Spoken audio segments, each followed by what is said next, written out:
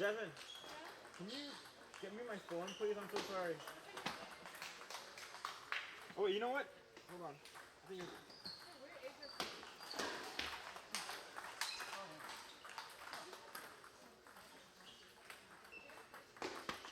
Jasmine, do you have your phone or laptop? Yeah, I do. Just check the screen for day 2.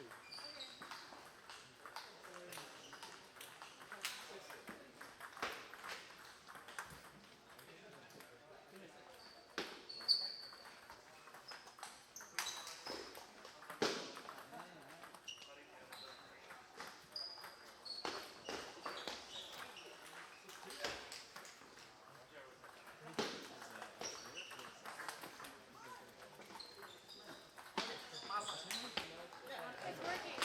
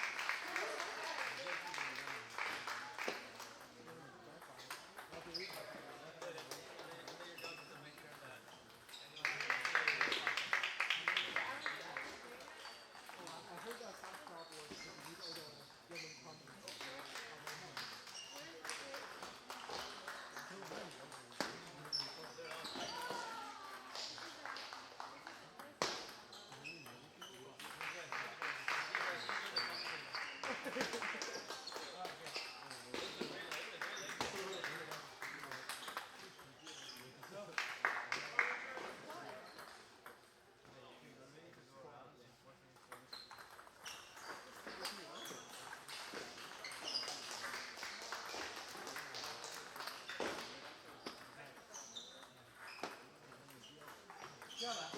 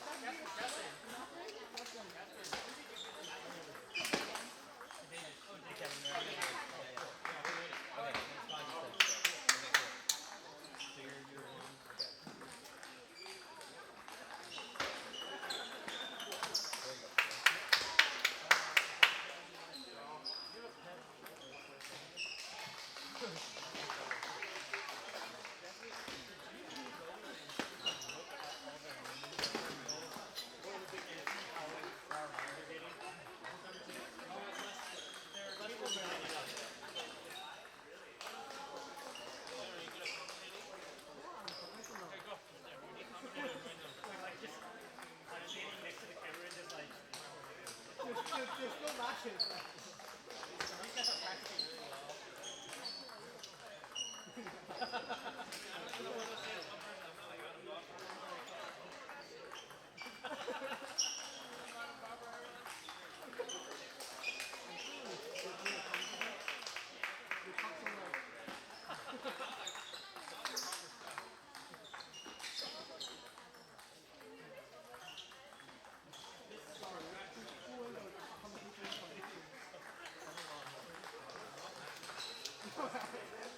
Yeah, I saw you sent it, didn't you? I was like, I feel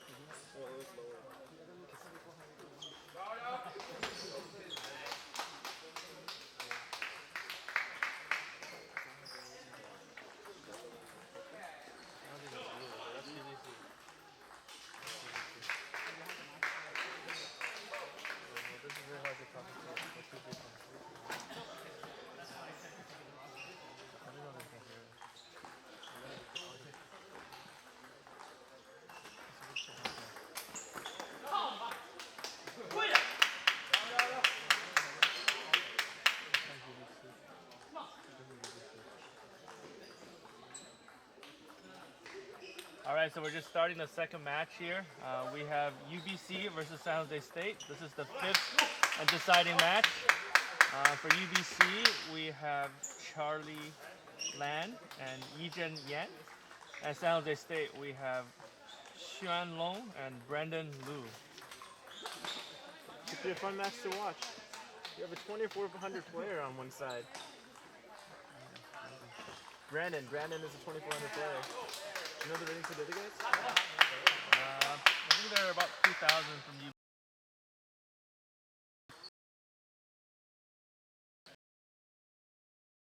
British Columbia won the first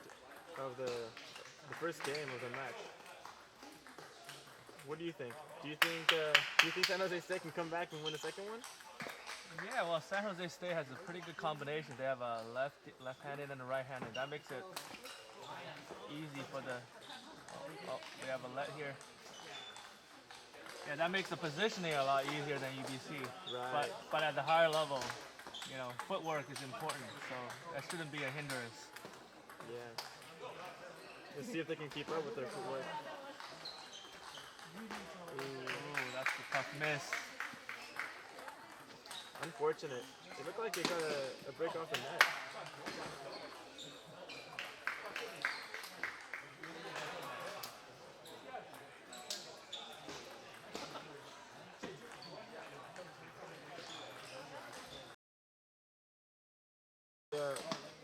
What's her name?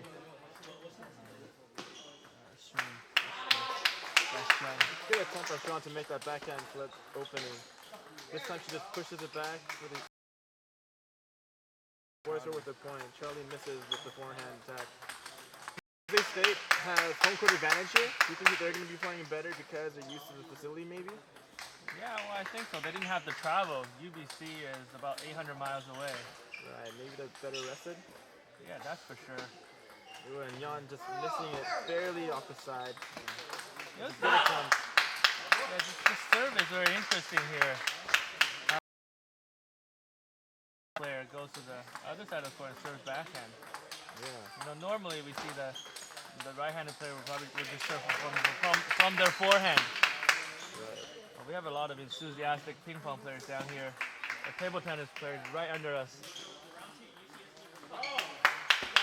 It looks like Brandon's just giving up on the match. That was a pretty poor attempt to return that serve right now. You have to know that he has to attack in order for him to score the point for his team to make up for the difference. Oh, and Tran is showing him how to make the attack. That was a great backhand attempt right there.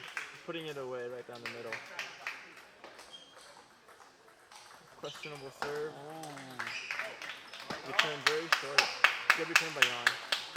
Oh, sorry. That was twisting fat. Nope, there was no earthquake. I know we're on the earthquake line, fault line, but no. That was not the earthquake, for sure.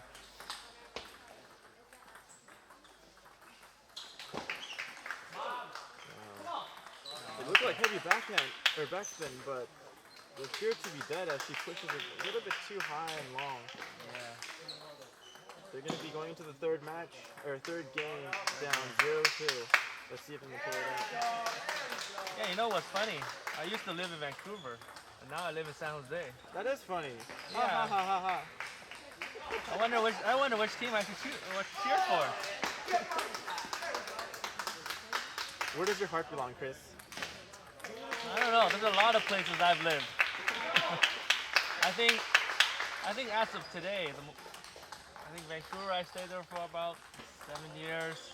I'm probably about the same here in San Jose. So it's really hard to say.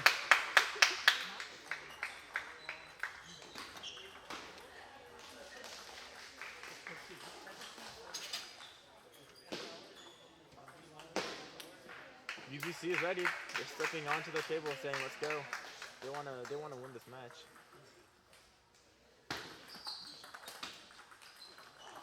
Alright, we're starting the third match. Or third game. Ooh. That was a good loop attempt. And a forehand miss.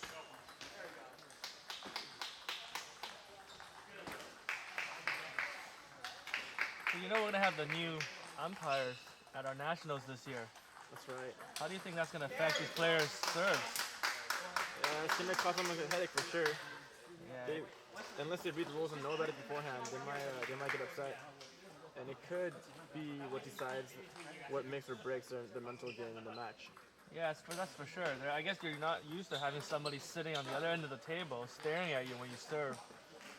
To me, that's just, it's just the peer pressure of someone sitting there and watching me. I'm sure it'll make me nervous. That'll be a good question to ask for the interviews. Oh, that's a nice banana flip. That was a great backhand flip. It was fast and aggressive, low, causing him to try to attack and miss that third ball. Wow. Great placement. Yeah, that was a good placement on that third ball, or second ball right now. He kind of faked it. It seems like he's faking a cross court and then went for the straight. Right.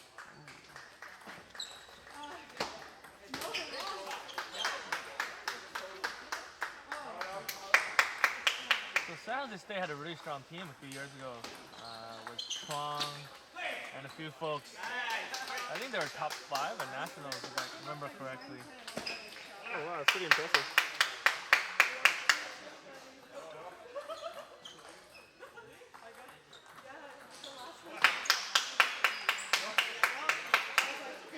They're telling us to go louder. They're saying louder. They can't hear us. It's okay. We're not worth being heard.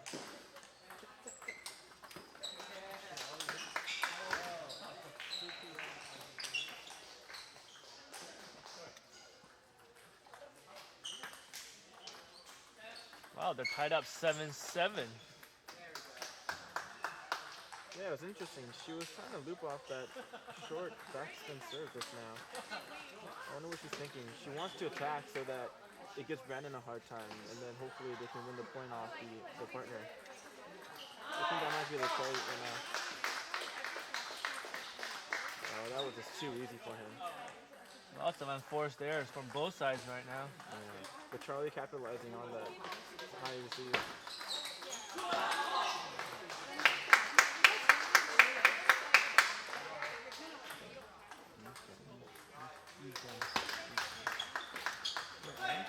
That was really good placement, putting it across court, making her stretch all the way, getting her off balance, unable to make a proper receive.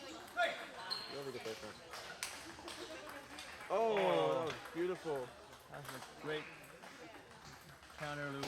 Yeah, the receive was high, opening UBC for the attack, but Brandon with a beautiful counter. What was that? Wow, that backhand flip, where did that come from? Down 9-10, just attacking it so bold. That was pretty impressive.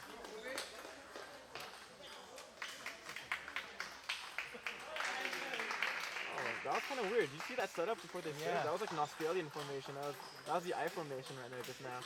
I don't know. That. Brandon standing right behind the server. Yeah. That's odd, and you don't see that very much in doubles. For table tennis at least. Yeah, it looked more like a volleyball setup. Yeah. The guy sets the ball up and the guy comes from behind. And that was really important just now. They almost had the game, but missing the backhand smash just now. Too bad. You gotta take those chances though. Good low serve. Oh, and a miss. Very good half long push, forcing them to try to attack and miss it. So that's San Jose State. Ooh, almost. He almost got the first game of the match. That was a really good serve though. It bent toward her and then stopped at the middle of the table. Well, that's the new doubles formation again. We should give a name to them. Should we name the formation after them?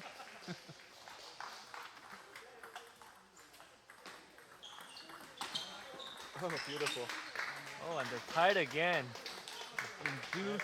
Brandon stepping out to try to keep the game alive. He's working hard for his team now.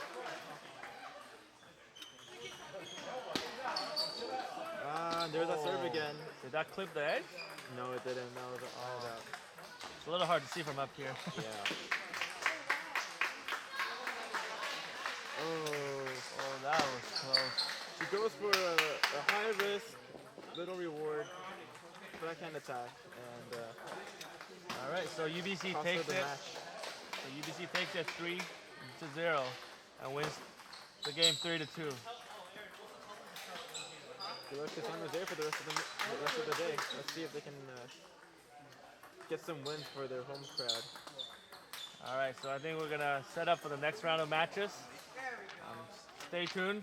We're live from San Jose, California at TopSpin Table Tennis. This is Chris and my partner. Willie. No, that was Tay.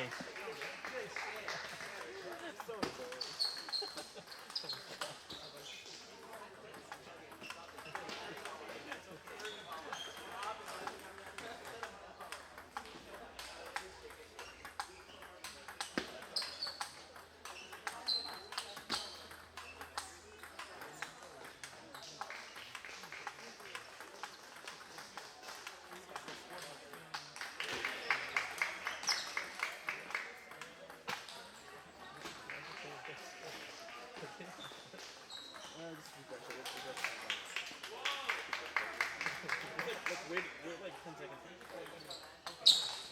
I would usually just do that.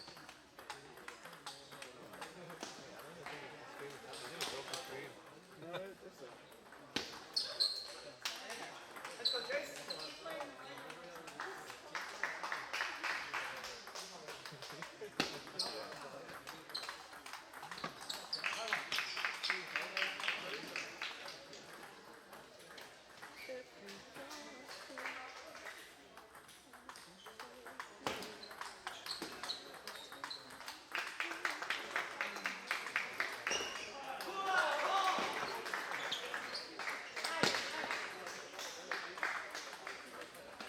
YouTube is getting better. It's just having trouble sending it to me.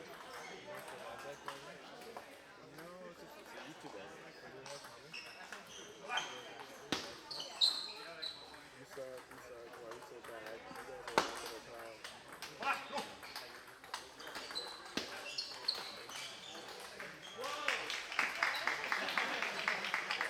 Nobody will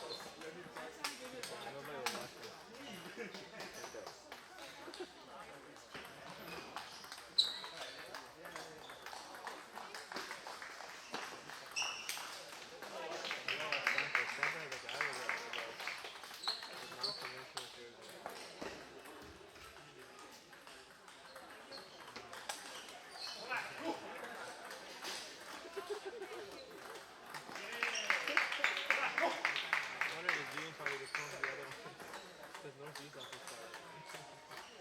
Oh yeah, I told him, I don't know if you saw the email, but I told him to just record him to Steve. So, You couldn't get working? we tried. You started working yesterday. Yeah, we tried many different methods. That's good. You have more viewership. Yes, yeah. Do I have the right? I don't have the right. Oh, that might be one of the First time we made that or. we changed it. Ours got killed. Our day one thing link got killed. What you should do is just upload this video playlist. And then that way they can just click on the playlist and all the correct ones are from my How is someone even gonna find it? just updated. You should just go to a NCTTA YouTube channel and then there's a playlist for regionals.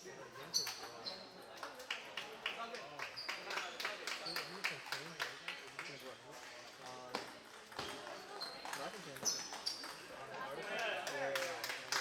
Go to NCTTA, it's better.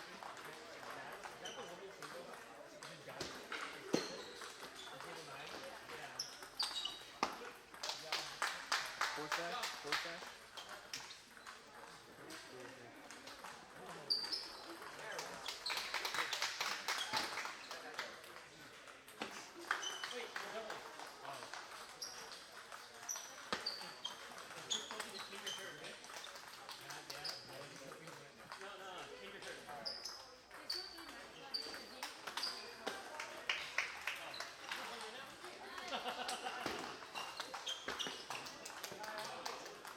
So what's coming up? UCSD and UBC?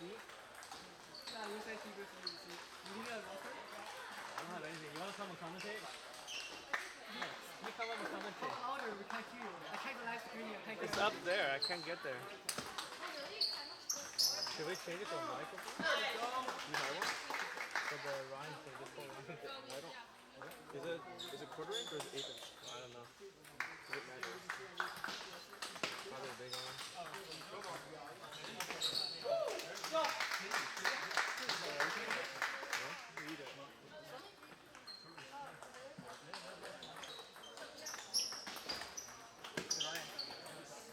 Hey, Ryan. Hey, what's your microphone input? Or output actually? Is it a quarter inch or eighth inch? Your microphone? Is it an eighth inch or quarter inch? Eighth inch or quarter inch? Yeah. Oh, wait. Okay, yeah. It's a quarter inch, never mind.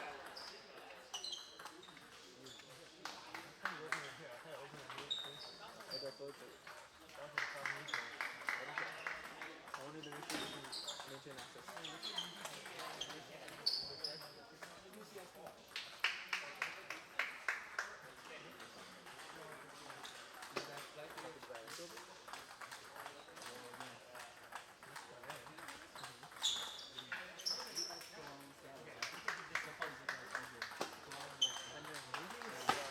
Oh, you didn't.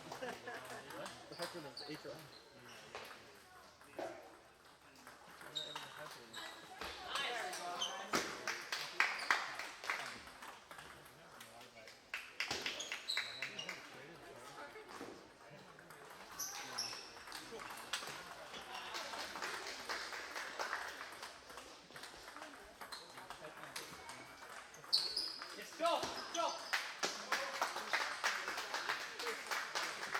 Okay, you're commentating. Hey, you're commentating with Tay. You at least know these players. I don't know any of these players.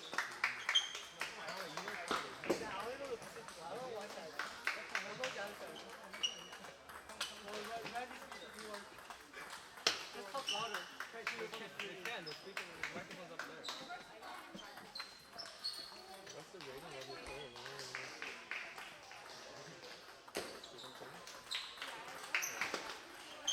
We have the access. Since we know the stream is working, I'm gonna close this one. Yeah. But you have to watch the close of it.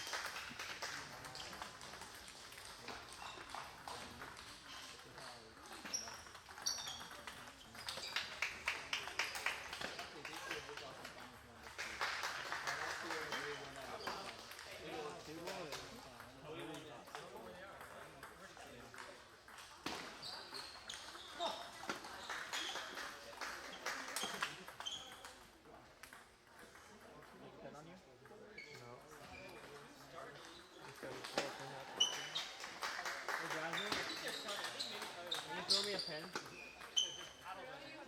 Yeah. Into his mouth. Into his mouth.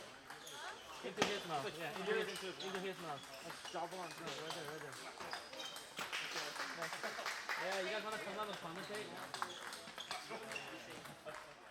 Who's the Guys, UCLA is your team, right? UCLA is your team, no, right? Berkeley. San Diego. San Diego. UCCJ is my team, not UCLA. Yeah, that's San Diego, right? On table one? So San Diego playing UBC. So you guys should come up and commentate because these are your teams. Okay, the names here. Okay. No, you guys come up and commentate. I can't do this.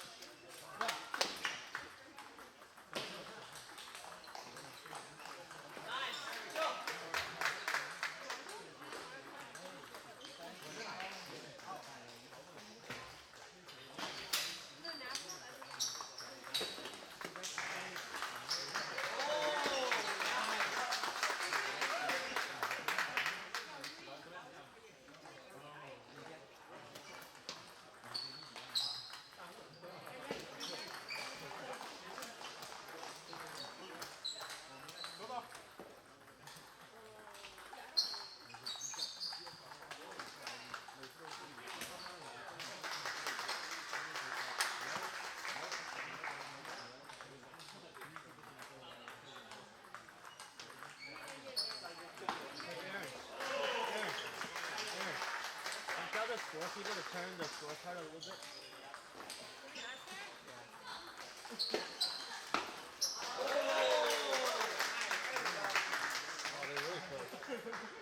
From the ready?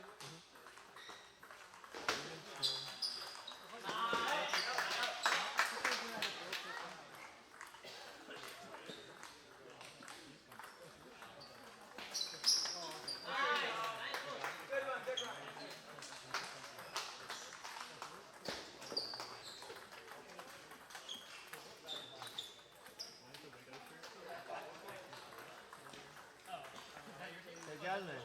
Jasmine. Jasmine.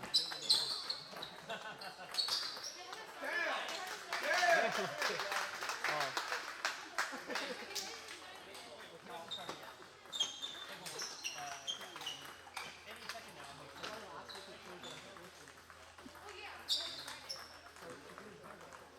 Yeah, so get them to start. Yeah. They're 45 minutes behind already.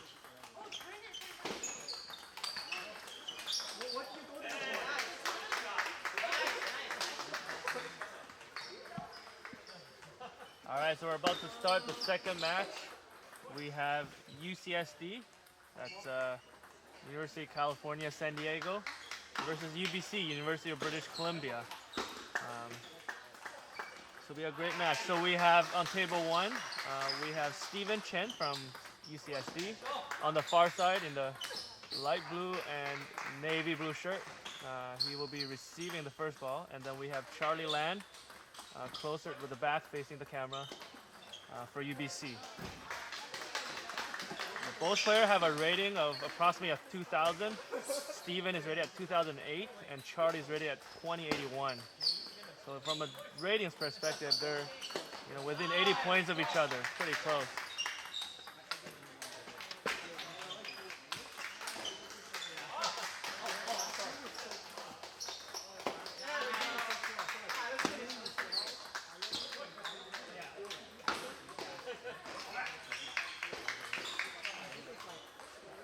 That's a fortunate hit or unlucky hit for the UCSD. The ball clipped off the top of the net.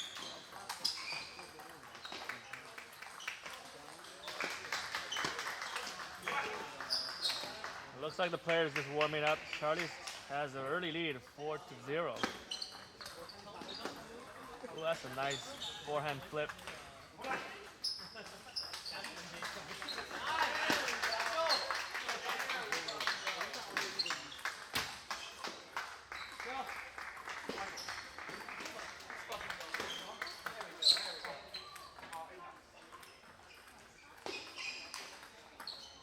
Ooh, that's a no spin ball. And Charlie didn't read that. Oh, and that's a heavy underspin. Good serving from Steven.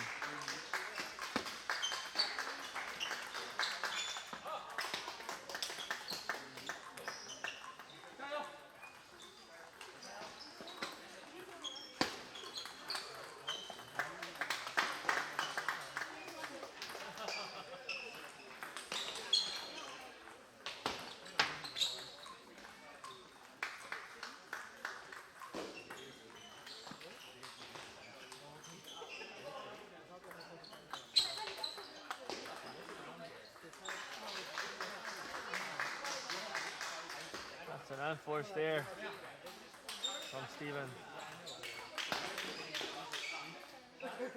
Oh.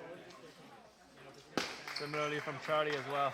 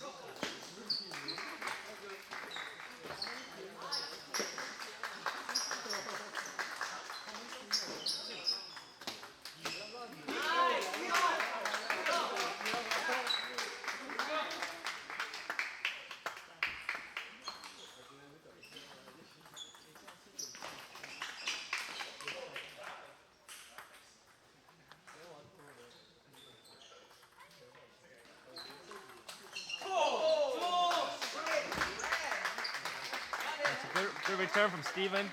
Pushed the ball right into the body and Charlie couldn't get around it in time.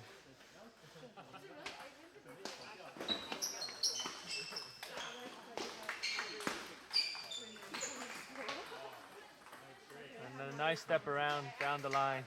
And Charlie takes the first game, 11 to 8. Like, that's just how it's supposed to be. Yeah,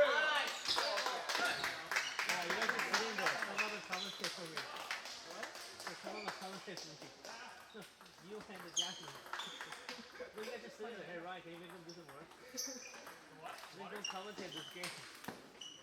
Commentate on these two. Oh, what about them? Come on the commentate. Oh, make him do it. No, I kind of do that. I'll do that. I'll do the other one. Okay, fine. Okay, both of them. Okay.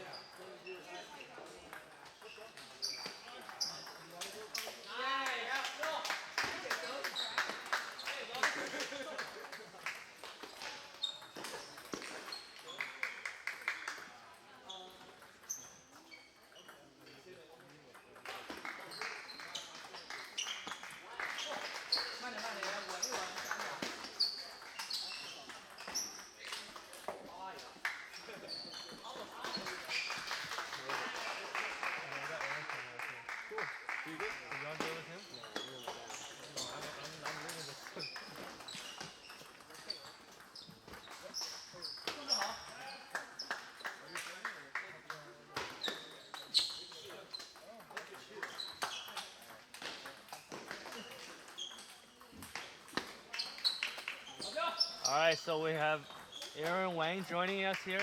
He is the Northwest Division Director. Hi, everybody. You gotta speak to this, and you gotta speak really loud. Can you make it lower?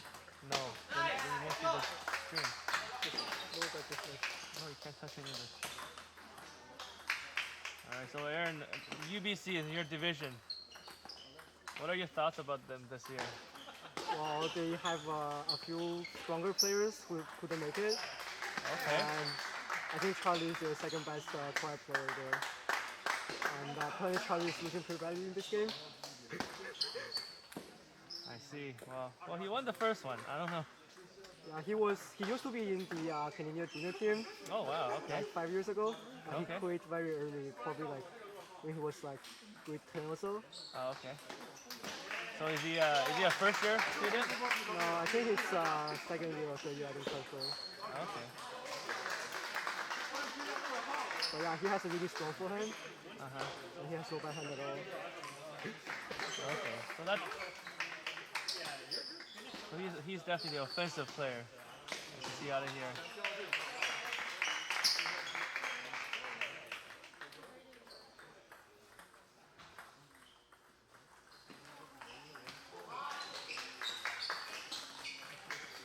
Hey, That's not bad, nice backhand receive. yeah, that's pretty good for a flip.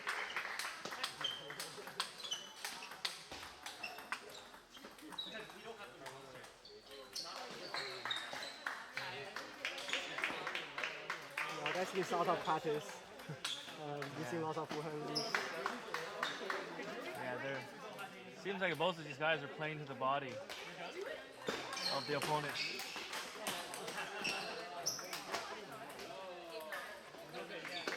So Air flew up here from Seattle. Okay, Seattle yesterday. So how's the weather in the Bay Area for you?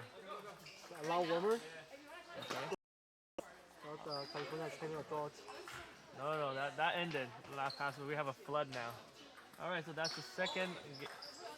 That's the second game. 11 to 3. So they're all tied up 1-1. So Charlie's rating is higher by 80 points. Yeah, it's about 80 points or so. Yeah, they're really close.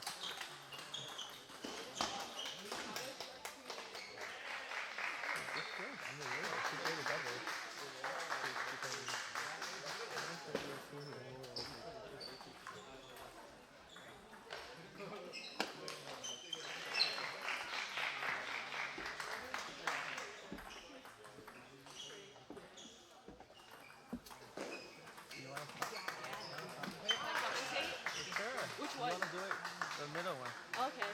All right, so we have. What's his names? What are their names?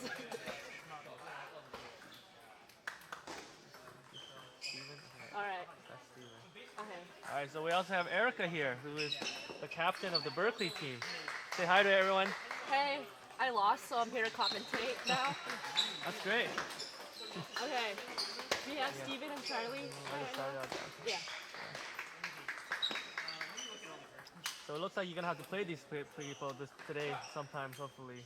Not me, because I didn't make the co-ed team this year. Oh. So I'll just very neutral commentating. Oh wow. Nice loop from Steven. Spinny backhand. The microphone's up here, so I don't know. Oh, really? You gotta speak Okay, up I'll to speak it. up. Yeah.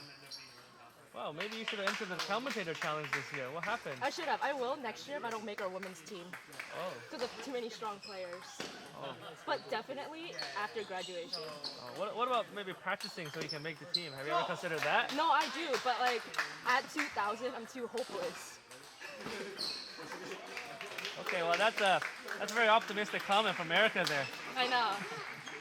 So it looks like these matches are kind of interesting. You know, Charlie won the first one. Oh wow, beautiful counter loop from Charlie. Cross court. Yeah, but all these other matches have been a blowout.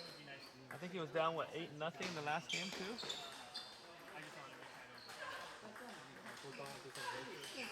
Wait, you wanna join me? Hey, no.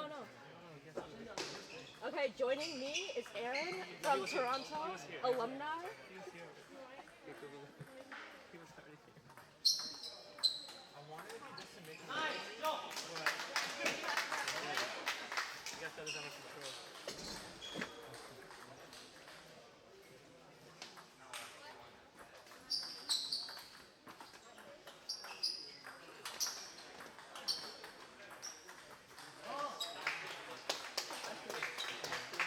Nice block from Charlie.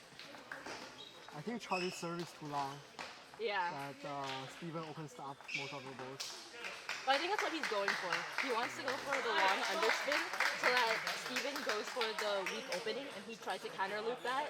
Right now it seems like he's making about half of them, but when he does make them, Steven has a hard time getting them down. Spinny serve from Steven. Charlie tries to flip. Doesn't make it.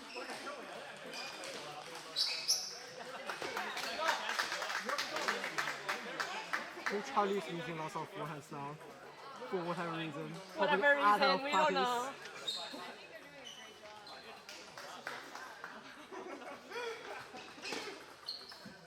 Nice opening by Steven. I agree with Aaron's commentary. I think Charlie is going for trying to counter Steven's attack, but that's not going very well.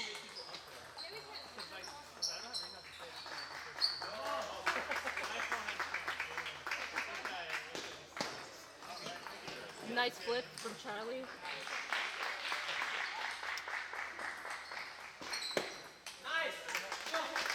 Oh. That Charlie was a tries long to rip it, but timing is off. Okay, so now Steven is up 2-1. See if UBC can turn this around. I think Charlie should work on trying to serve shorter and not letting Steven have the first attack. Because right now, he's trying to counter-attack it, but seems not successful so far, too inconsistent. I think Charlie needs lots of his forehand loops, Yeah. and that's one of the major problems when players don't practice for NCT game. Yeah, I don't know. We've been trying to get players to practice more in all of our clubs, but with our rigorous academics, it's been hard. I know our team, for example, we've been getting in more practice. A lot of our players practice with each other about 2-3 times a week now. It's pretty good, but yeah. Let's see. Okay, Stevens to serve, third game.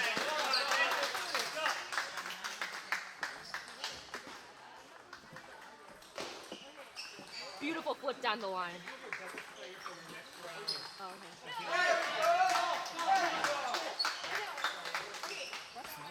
okay. Okay.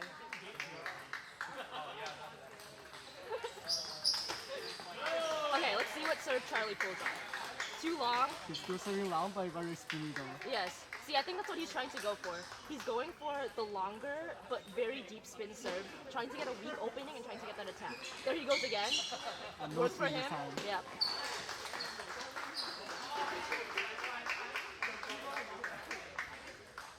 Okay, let's see see what serve Steven pulls up. Too long, but Charlie tries to go for too much power. Can't grip up the ball. Beautiful down the line loop from Steven. I'm not sure that's a light though, because the ball gets into the court halfway through. Oh, I the guess they umpire didn't call a yeah, light. so I guess so. well, the umpire is from UBC. Oh, what a biased umpire. I don't know if this is okay. Okay, let's see what serve Charlie pulls. I think he's gonna do a long serve again. Beautiful Ooh, backhand beautiful rip. backhand. Beautiful backhand. And he's smiling at his teammates. He gets their approval. Okay.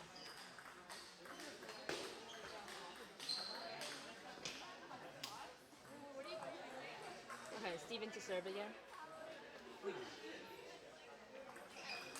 Beautiful forehand rip, right down the elbow. Perfect placement.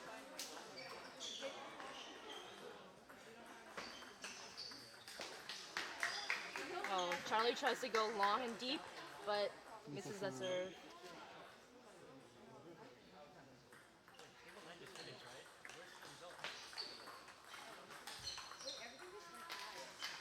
Beautiful flip from Steven right there. His game is getting tight. So 6-6. Oh, very deep and spinny serve from Steven. Makes Charlie push into the net.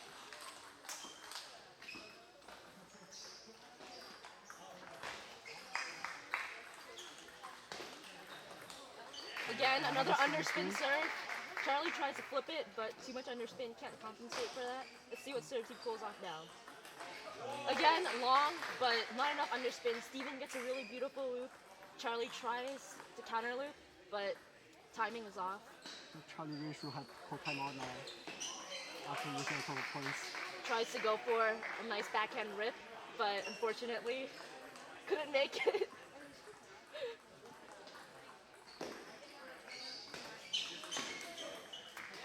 Tries to go for a forehand rip as a last resort, but yeah, seems like he pretty much gave up that game. Yeah. So first game goes to UCSD. UCSD is up 1-0 to UBC. How do you feel about your fellow Canadian school, not performing well? How do you feel? Yeah, I guess they play Aloney here, and I guess they don't practice often, so you can tell like he misses lots of his moves. And I think they, especially for UBC, they had like 4 tables in the entire club, and they had to move it every time they practice to a conference room. Oh man, And, I think that's a problem, right? Yeah, I think they only practice like once a week. I think this means that schools should provide more funding. I don't know how that's possible. I think all of these clubs are self-funded. Right. Also a problem in our sport, in many club sports, but more so table tennis, because we don't get much respect, yes, in our schools.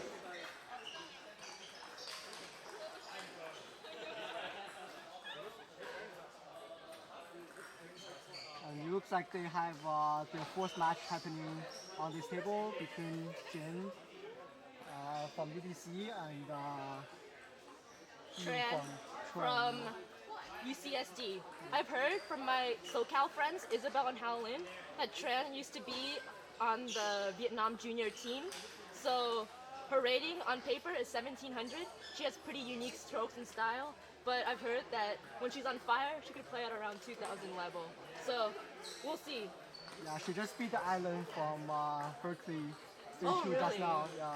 Wow, I didn't know that. Island is like 2100. Yeah, so right. She's at least 2000. We'll see how this match goes. Is Jen about 800? No, she's definitely underrated. Okay. She used to be the Canadian junior team member Oh, wow. back in the days. Okay. I think she didn't play any matches for NCTTA, and she's overly underrated at 800. Okay. I think her Canadian rating is around like 2000 as well. Oh wow, So so we have that'll be about a two exciting 2000 match, rating yeah. players. Okay, get ready for a match with lots of rallies, because these are girls, and girls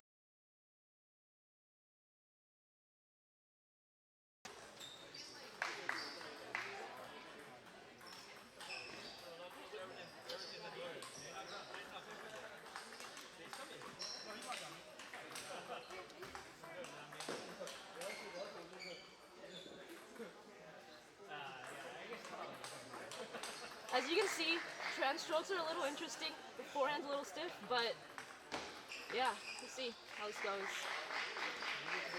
Why are they skipping a lot of the matches? Is it because they're playing singles right now? The second match is playing on table 2 between Cherry and Andrew? Andrew, yeah. Okay. And I think Michelle is playing for Oh, singles Michelle match. is playing Ellen. Yeah. I think they just had a very tight match over Yeah, there. that will take some time, I think. Yeah. I think they just finished, so well, they just finished. I wonder who won between those two.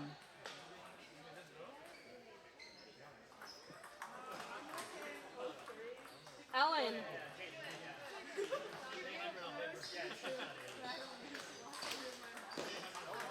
Louder.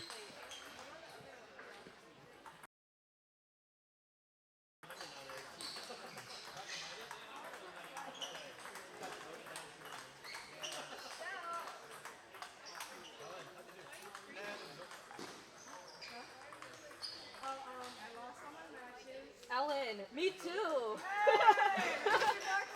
Now, you want to join me for commentary? Did you lose all your matches? I lost all my matches too. but I got close. 3-2, 3-1. But I had close matches, so I'm sad. I only had 2, yeah. Okay, they're probably about to start soon. See how this goes. Umpire from UBC seems very disinterested on his phone right now. From UCSD. Oh, never mind. UCSD. He just played his match, so. Yeah. Probably texting his friends about how well he played and how he contributed to the team. Okay, they're starting. Jen to serve. Nice serve. So complete no spin serve. Why isn't the umpiring changing the score? Okay, 1-0. Second serve. I think the umpire heard you. Oh, okay, cool.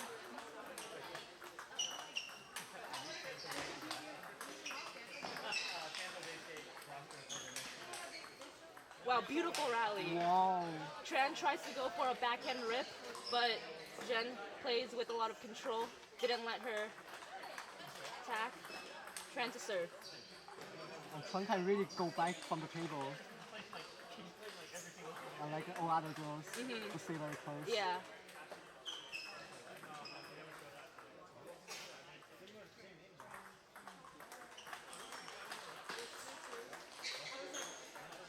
Wow, nice rally with a nice short loop. Oh no, now I'm nervous. I think I'm playing Jen in the women's teams when Berkeley plays UBC. So I'm gonna use this opportunity to analyze the matches. Nice underspin serve, controlled rallies. Are you playing the fourth player for Berkeley? Yeah, I'm playing the fourth player because I got degraded to fourth spot. Beautiful forehand loop. Misses on the second attack because she's too far away from the table. Game is tied at 3-3, pretty close. Ooh, that's Beautiful a very forehand nice loop down the line. Wow, I can't believe she's only 800. How is this possible? I have the same question here. Tran tries to loop it, but It's too skinny for her. yeah, Jen pushes it right to the middle. She doesn't get out in time. Very Beautiful skinny fast serve. Wow, nice attack.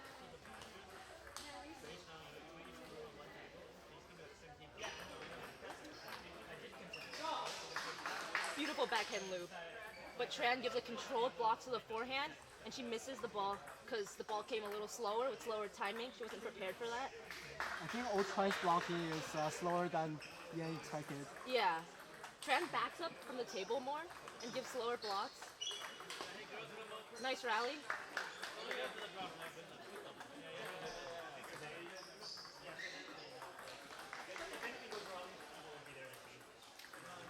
Nice fast serve. Nice backhand rallies. Tran changes it up, hits it to Jen's middle, and Jen doesn't move enough to get that ball, but good rallies so far. Underspin. Beautiful loop cross court. She changed it up, as you can see. I'm going to do the women's singles draws on table 10 right now. So if any of the women's players want to see the draw, then just join me on table 10. Beautiful underspin serve. Tran tries to flip it, but it's too much underspin.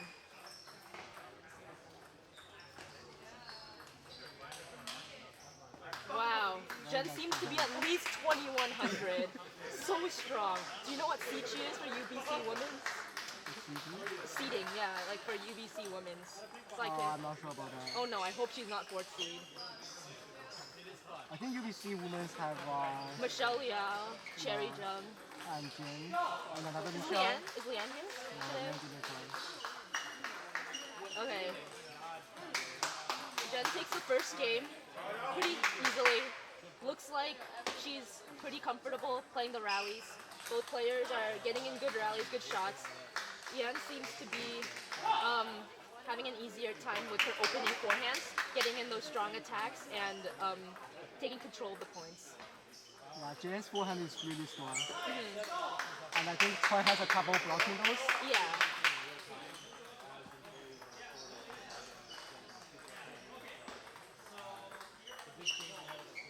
And we can see that their fourth player is coaching their fourth player now. Yeah. Like both Charlie and Steven are coaching. Wow. Good teamwork right there.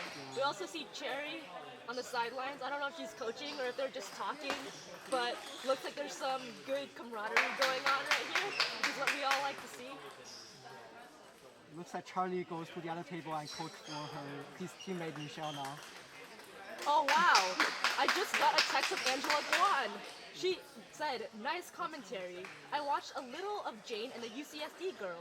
Jane used to be 2150 to 2200. Haha.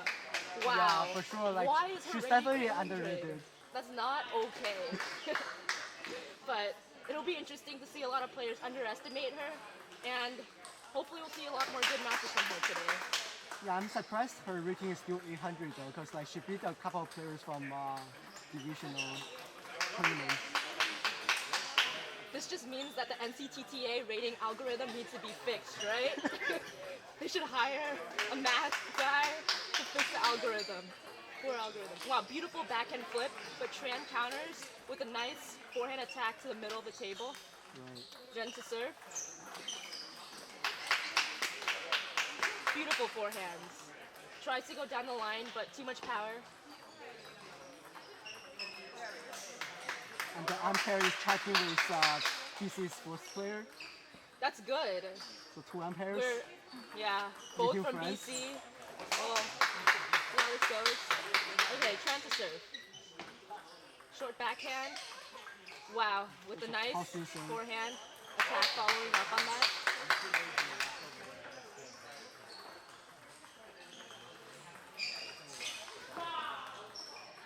Beautiful backhand loop from Jen.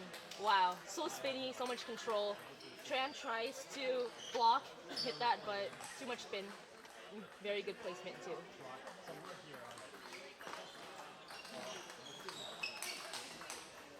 Wow, beautiful forehand. Tran goes for the counter loop, she gets it back, but Jen is ready and goes straight down the line. Beautiful backhand loop from Tran, very spinny. Jen tries to attack it, but too much spin, can't get it on. Nice controlled forehand loop. I think Tran still has some trouble blocking Jen's forehand loop. And that's mainly how Jen gets her points Yeah. in the game. Nice long serve, cross court. Seems that Jen wasn't ready for that, so that was a good serve to surprise her.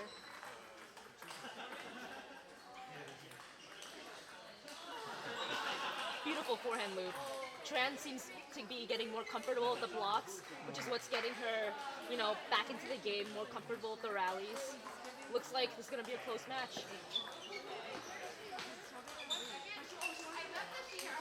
Wow, so many strong forehand loops and attacks from Jen.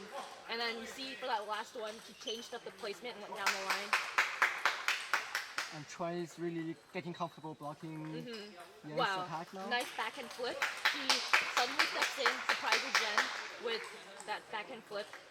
8-5.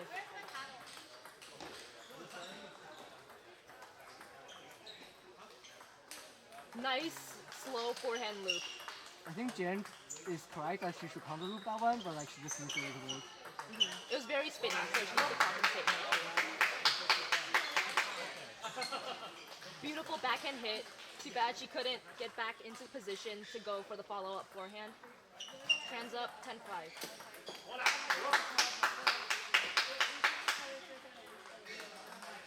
Jen got a lucky light from backhand loop.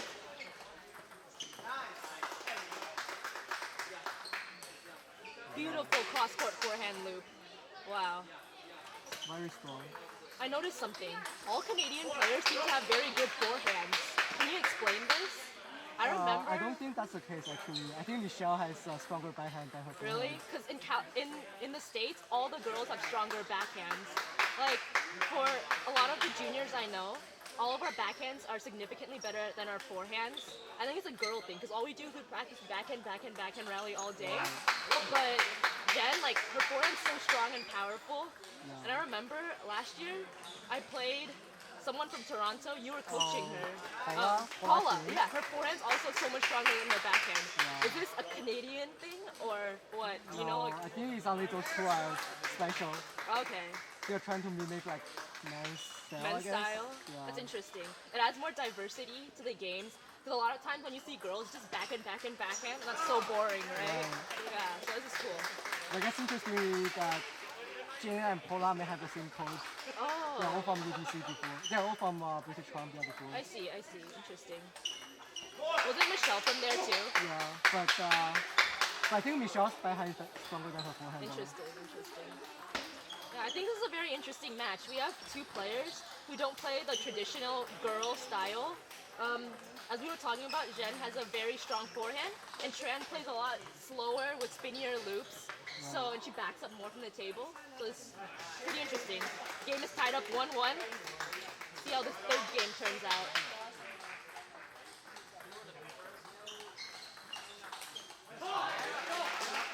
I think they start backhand rally in this game, and I think Yang is not getting advantage in that. Oh, nice spinny serve. See, we can see Jen stepping around for the forehand, which just shows like how much she's forehand dominated. Wow, super spinny serve from Tran. Forces Jen to push that into the net. Beautiful forehand loop. Again, very strong. Okay, if I end up playing Jane, I'm not gonna hit to her forehand. It's way too strong. I can't compete with that. So she previous a lot as well, like that one, for example. Like, I think she's using her forehand for most of the balls, even if it's used for her backhand side. Yeah. And as you can see, Tran is getting very comfortable with the blocks. Yeah. The rhythm is there. I Beautiful think backhand loop. Tran goes further from the table, so it's Yeah. slower for her to block those ones.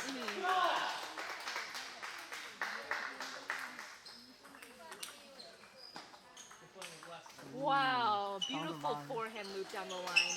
Catches Tran by surprise. Tran expected it. I saw her forehand was ready to block at, but then just goes down the line.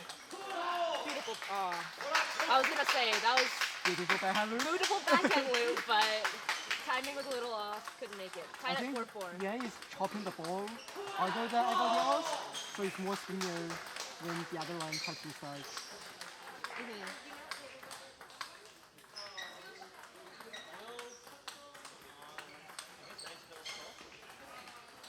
Yeah, like you can see when like Jen chops, she puts actual spin on the ball, I see. and it's harder for the other one to like start that underspin loop. I think for Tran, her forehand opening with underspin is not very controlled.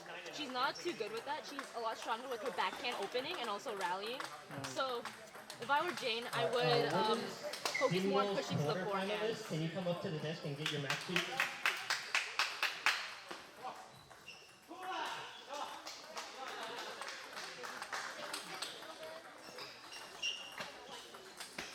Nice long deep serve. We usually see Jane serve short, spinny backhands, spinny backspin serves, but that one went long. Then again, short backspin. Ready for the forehand attack, but Tran pushed it back pretty spinny, so couldn't go for it.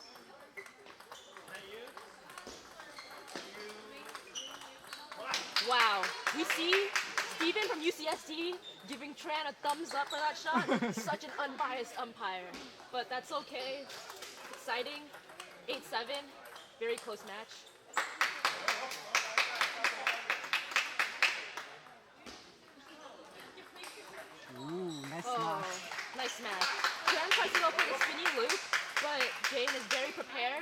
and anticipates that, smashes it cross court.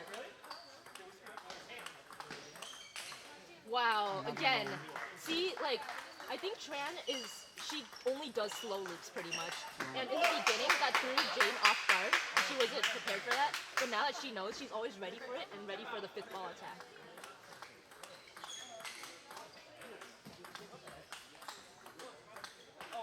9-0. See what serves Tran pulls off. What do you think she'll do? I don't know, maybe long. Nice placement to the center. Jane was not prepared for that and completely missed the ball. Yeah, I think Tran's block is like slower than Jane's block, and that's why Jane needs a lot.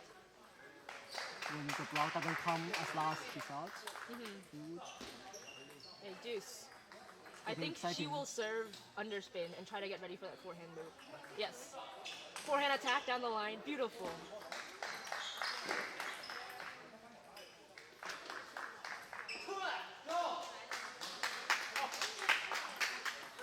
Nice backhand attack down the center. Jane was not prepared for that.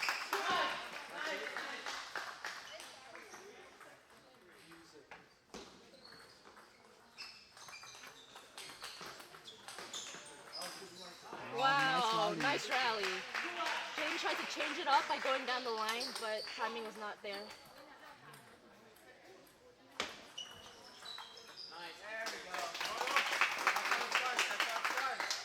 Oh, Close game. close game. Do you think we'll see a fifth game here? We might. It's hard Yeah. to say. Yeah. I think Tran is get better at like playing rallies. Like when they play backhand to backhand, Yeah. Tran is having advantage there. So like Jane is better at like hitting the ball with her forehand. So I guess depending on like whether they play more rallies or like Jane can kill the ball with her forehand more, it's hard to say who's going to take the trophy back. I agree. I think they both have their strengths, and right now they're fairly comfortable with each other's game. Tran is very ready when Jane loops, and for Jane, she's always prepared for that forehand attack, and they're pretty comfortable, so that's why we're seeing a lot of good rallies right here. And we can see both of their first player coaching again. Good teamwork right there. Good teamwork, good teamwork.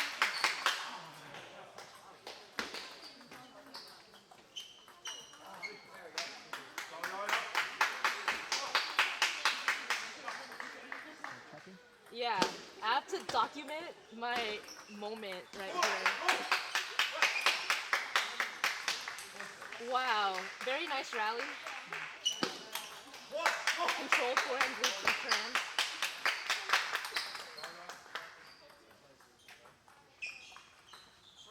Again, nice and slow forehand loop from Tran. I think Jane is prepared for the slow loops, but the timing just wasn't right for that one, so she completely missed the ball. Right. See what she does now. See, that's a good serve. She goes with a short serve. Tran tries to open it up to prevent the forehand loop, but didn't grip the ball enough. Very strong forehand. And the thing about that shot is it was also into Tran's body. Perfect placement. She couldn't do anything to get it back. I think Tran start with underspin this game. Like she's trying to like prevent from like chopping and let Jane attack. So she's trying to like start right off Jane's serve. Let's see. And she's gonna serve short and try to open up. Oh, never mind.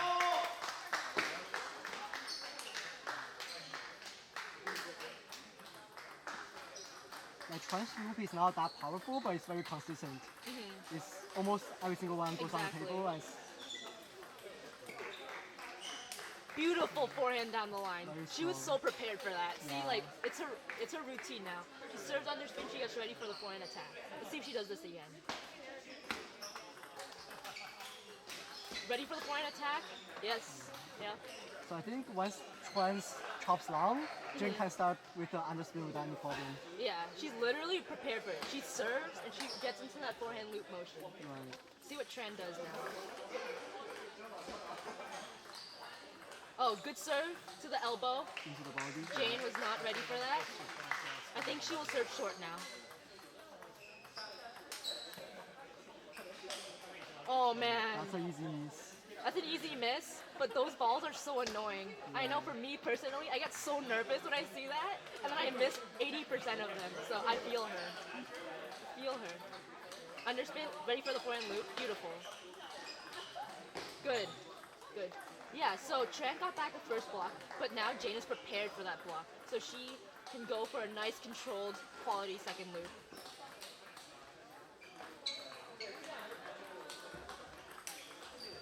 Good rally, good rally. As you can see, Tran clearly backing out of the table. She's more comfortable from afar, but when you're that far, you're letting the other person dominate. So Right. You cannot put power that far from the table. exactly. This is blocking. As you go back.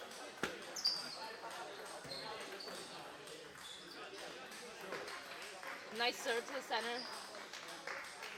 Wow, we see the umpire clapping right there. Interesting. I think we're gonna see a fifth game right here. If the ball gets into the court.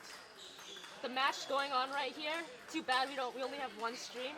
But Wesley Wei from UW versus Kevin Korb, pretty good match also. Wish we had another camera. Let's see. Wow, beautiful slow backhand from Tran. Again, Jane tries to go for the attack. She's prepared for it, but it's just too spinny, so she can't do it well. I don't know.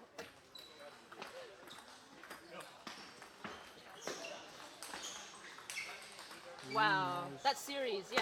Yeah, She's it's so like one prepared cross for it. court, one down the line. Exactly. Very good combination. Good combination. Very prepared for it. Seems like Jane's dominating this game. Good serve.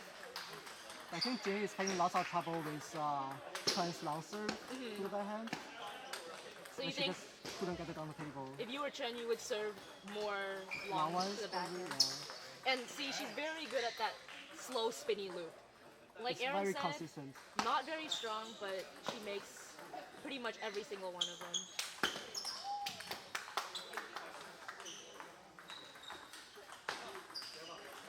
Wow. Getting Interesting. close. Interesting. Let's see if we see a fifth game here.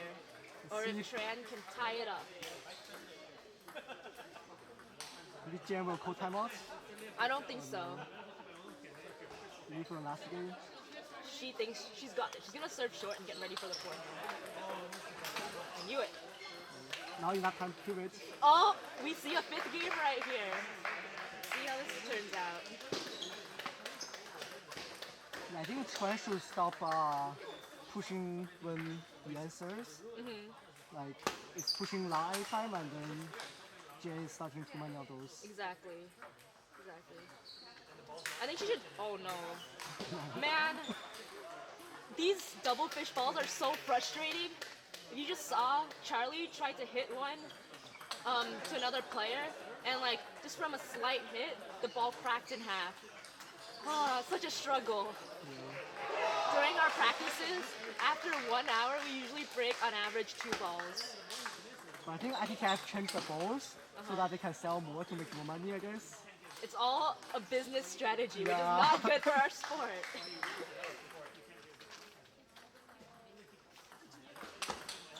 You can see UCSD is getting some serious coaching there. I know. Steven looks super intense. Yeah. They want this win, put themselves up 2-0. I think looking from this, I don't know, both teams are pretty tied. Yeah, it's A lot very of- close team, I think. A lot of underrated players. This is weird, but we'll see. Okay, Jane to serve fifth game. forehand loop. Oh, lucky point. But yeah. Wait, what happened?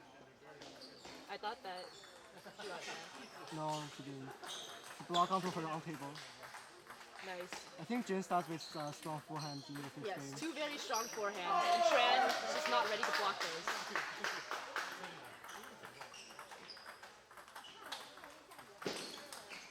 Wow, very controlled point from Tran. As you can see, she's back up far from the table, trying to, you know, keep the ball on the table with her spinny loops. Wow, really spinny loop from Jane. And tried to attack that, but she's spinny. It's high but very skinny. Yes, yes. How to block those ones. And very strong forehand stocks. Oh, that's her signature. One Yeah, down the very line, good one cross combination. court. Very good combo. I think it's a Canadian thing, like Canadian girl thing. I don't know. I know, so. It's a very beautiful style. I like it a lot. And we see Tran calls timeout here after losing 1-4 in the fifth game.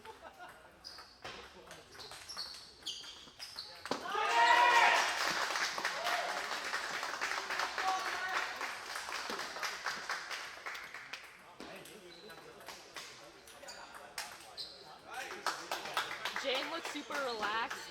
Charlie is kind of coaching her, but not really. He's watching the more exciting match on the other table. Davis is getting pretty hyped, as you can see. I wish you could bring the camera over there, but this match is good too. You can see part of the game from the camera there. Not really, like you see that. Okay, they're getting started. Let's see. I think Jane will go for the underspin and the forehand combos again.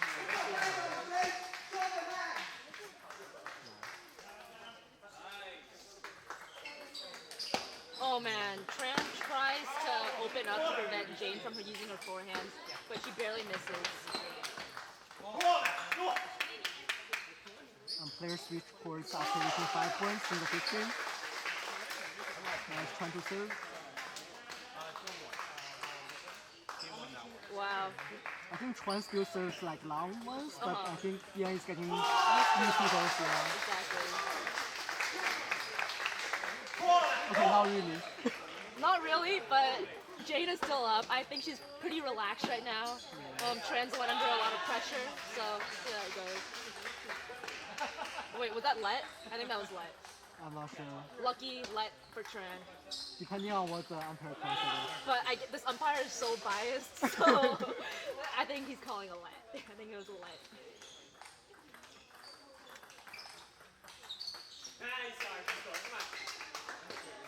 Wow. That was a longer serve, but I guess Tran needs a lead. I think it was really interesting placement. It was right to her elbow, and she didn't move in time to open up. Yeah. Yeah, I don't think Tran has a really good solution against just Yan serving short and has the second one. Like Tran is chopping every single serve back, so. Yeah, I think she's rushing right now. So she went for the fast serve, and Jane gave her a pretty weak return, but she couldn't keep her control to get back the next ball. Nice That's a nice loop. loop down in the middle. Very good placement. Seems like Tran is loosening up, just trying to do whatever to see if she could get back the game. But we'll see if, her change in tactic works. Nice backhand loop, spinny, good quality. Hopefully she doesn't pull an Erica. So like, I was down 3-9, I got up to 8-9, and I lost. We'll see if that happens. Who are you playing with? I was playing with Isabel, one of my very good friends. But I'm still sad that I lost. Isabel, I hope you watch this later. Just now or? Yeah, like 20 minutes ago, like an hour ago. Oh wow. Okay, let's see what Tran does. I think Backhand serve. Jane really should have called timeout now. Oh, wow. A good, yeah. Oh, you called it. You called it. Well, Let's she see called it. if Tran can catch up. Or if she pulls an Erica. Hopefully, that would be very sad if she caught up from 3-9 to like 8-9 and lost. Yeah. That's just disappointing. I think it was 3-8 actually, but close there. I feel that overall, I would say Jane is a stronger player, just because her shots are more quality. Tran's has an interesting, slower style, so that's changing up the timing, but I don't know. We'll see how these points turn out. Yeah, but I feel Tran is more consistent than Jane though. Like, she stays farther from the table and getting more balls on the table as well. Oh, super spinny loop from Tran, but Jane gives a controlled block back, and Tran seemed to not be prepared for that ball. Let's see what she does now. With match point. Beautiful Very nice forehand to forehand. end the match. Now, I think we are tied 1-1, UCSD and UBC. Michelle just finished her. Yeah. Actually, I think they both all 4 matches finished. at All this 4 point. matches finished. I'm not sure who won between Terry and Andrew, but I think they played already on the second table. Okay. I guess you can see after. Oh, we here. see UBC giving high fives. It seems that they have won. Wow. Or they just give high five to Jin because Jin won the game. Yeah, well, we don't know.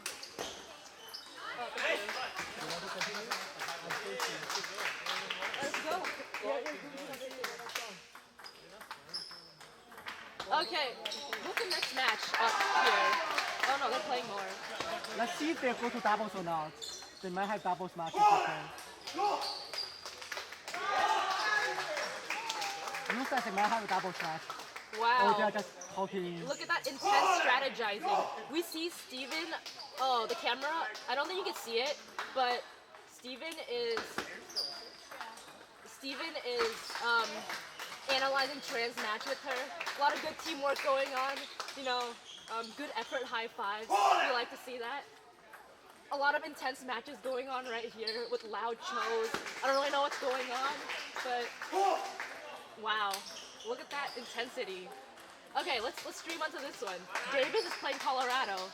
So we have Jace on the side closer to us. He's a very controlled player with a lot of controlled loops. And we have Colorado on the other side. Not sure what his name is. Seems to be, you know, more power but less control. So it's a good combo. See how this match goes.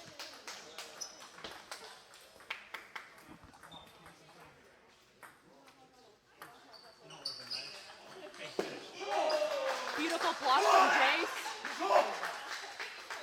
But we hear the chose from the other Colorado player who's playing right here against Arsh Vias from UC Davis.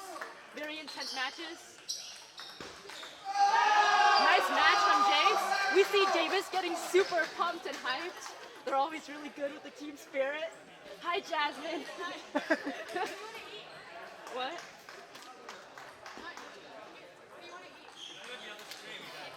Me? Okay.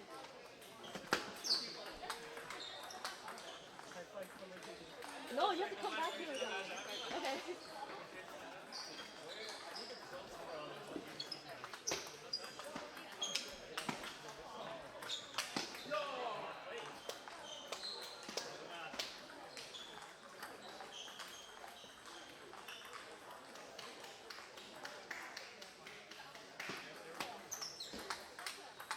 Okay, Aaron left me to get lunch, so now I'm all by myself.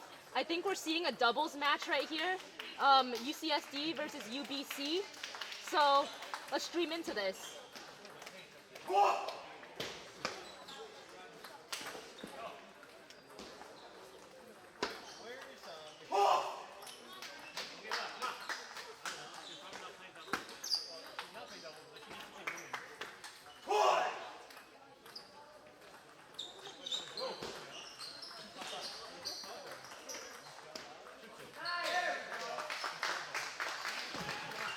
Michelle, Al, get over here. Okay, to the front, so please. from UBC, looks like we have Charlie and Jane, both solid 2100 level players. And from UCSD, we have Steven and I think that's Shin Yu, so also about 2100 level players. This will be a good doubles match. See how it goes. I'm gonna turn the stream back to Davis versus Colorado. That seems super intense, but I'll turn it back once they start. Beautiful attacks from Jace, but he couldn't, you know, continue the point and get that last shot in. What? Oh, okay. They're playing, they got the double.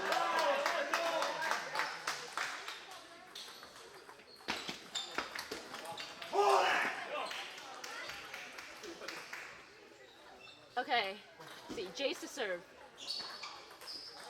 Nice serve.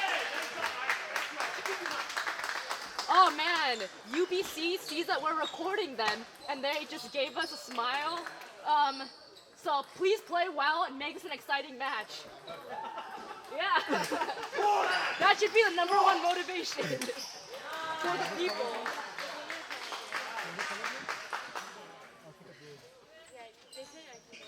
Okay.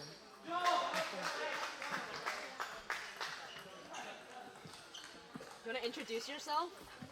Oh, hi, this is Jasmine. Hi, this is Jasmine. I'm the SoCal director. And UC San Diego was my school. UC Berkeley.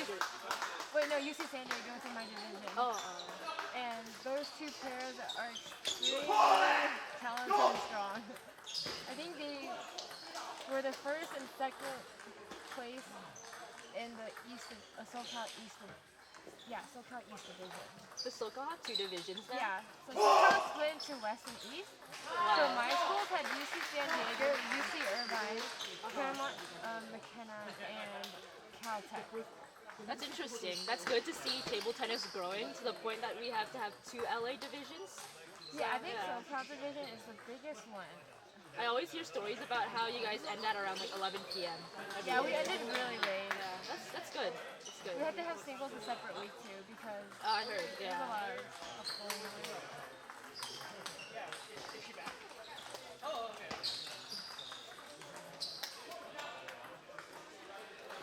It looks like Charlie is having a lot of fun. He's kind of, doing wild loops right there, enjoying his time. Well, So does UBC, are those our top 2 players? yeah. So Jane, the girl for UBC, her rating here is 800, but she's actually about 2100. Oh, really? Yeah. So this will be a good match. See how it turns out. Okay, UBC to serve. Charlie serves first.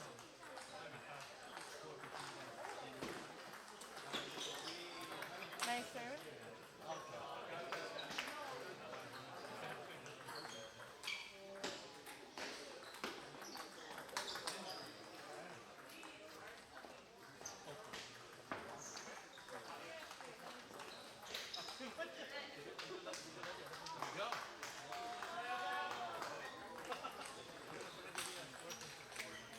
And what's Charlie's rating?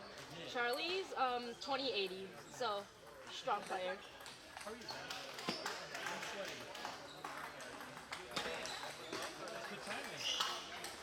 From the vibes I'm getting, the UBC people seem more chill, while the SD people seem to get pretty pumped.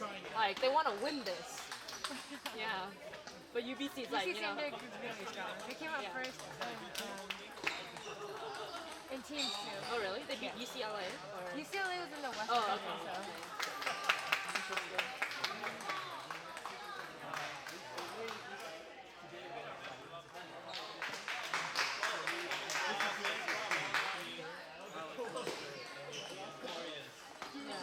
Should you? Ying does not look like he's warmed up yet. Take some time.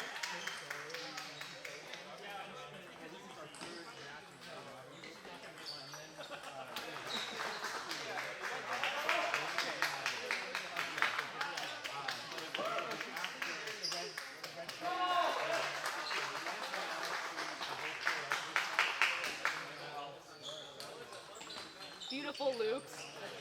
Nice, good combo from the UCSD players.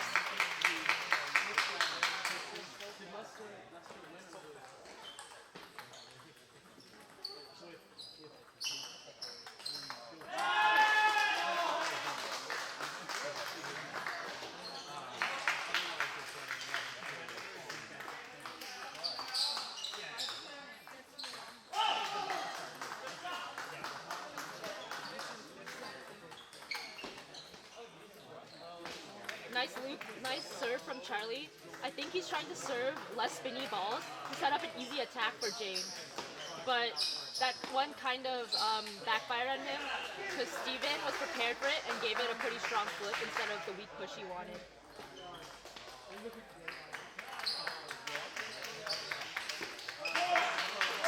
Unlucky serve. So what happened? Unlucky serve he missed. Oh, okay.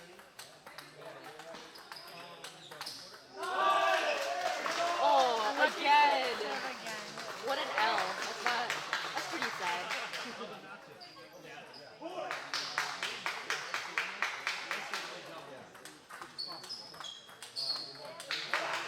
We see some teamwork and communication going on. It's good.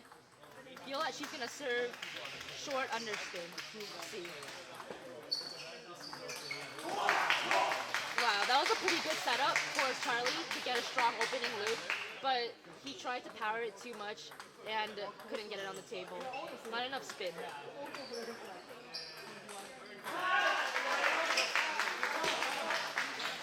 Nice try. Again, same thing. Good idea, good placement, but couldn't execute it.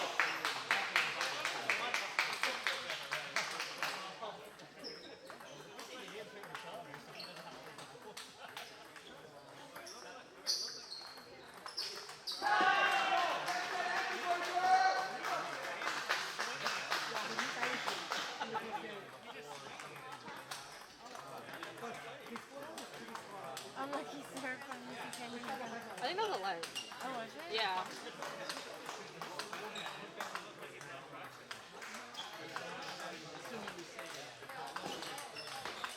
Wow, beautiful attack from Charlie.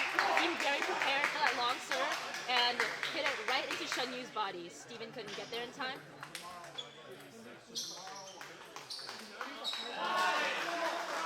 Oh man, another missed serve. That brings up the count to 3 for UCSD this game. Seems that they haven't really practiced doubles together, but that's okay because no one really practices doubles together. So, yeah. Nice serve from Charlie.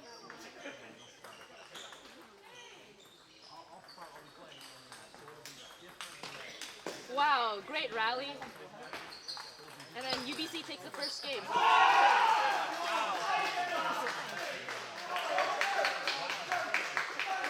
Wait, is the other divisions like Jake? Is he Jack? Jack. Is he here?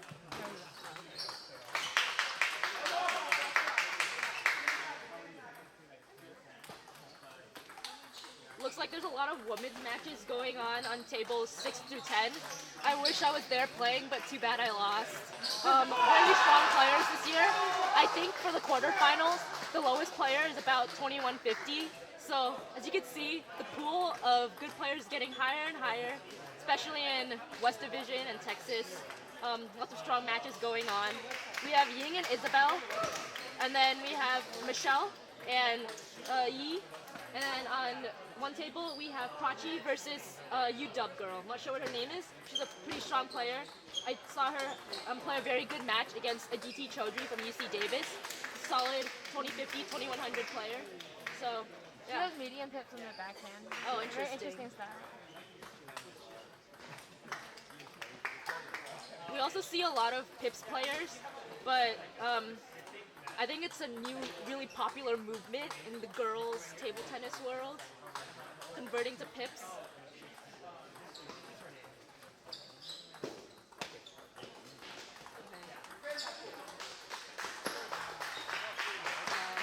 Very strong loop from Charlie. Seemed very prepared for it, and I think he's always trying to go cross court to catch these two players bumping into each other.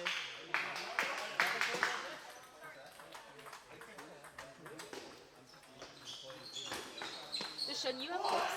No, Shen Yu doesn't. Oh, okay. That sounded like Pips.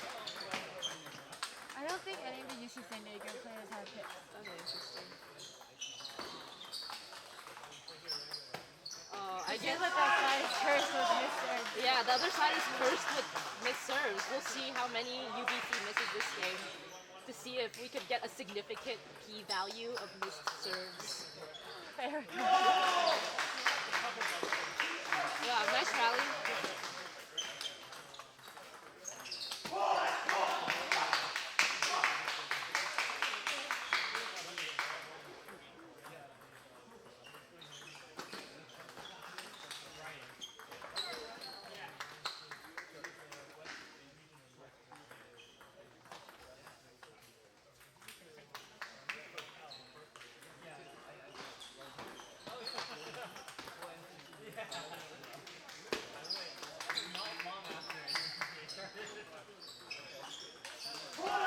Nice short serve.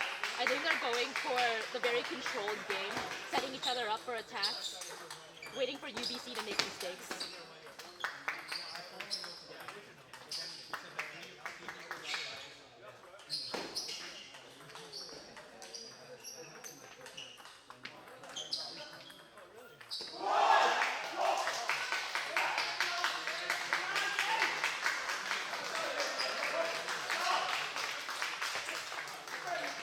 from Steven. Charlie tries to go for the counter attack, but he goes for too much. Couldn't execute that.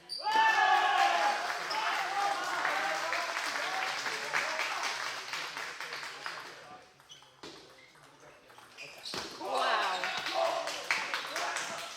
Good rally. I think I forgot who tried to go for like an inside out loop.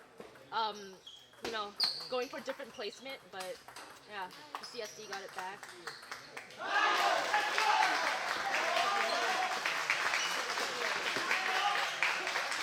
Nice serve.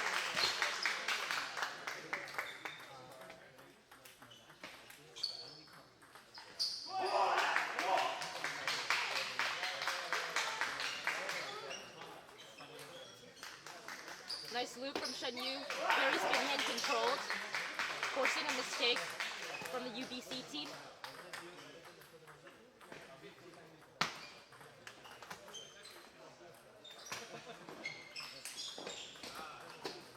Very strong loop from Jane. We saw that in her singles match also. Very comfortable with the opening forehand loop, making very strong and, you know, loops with good placement as well.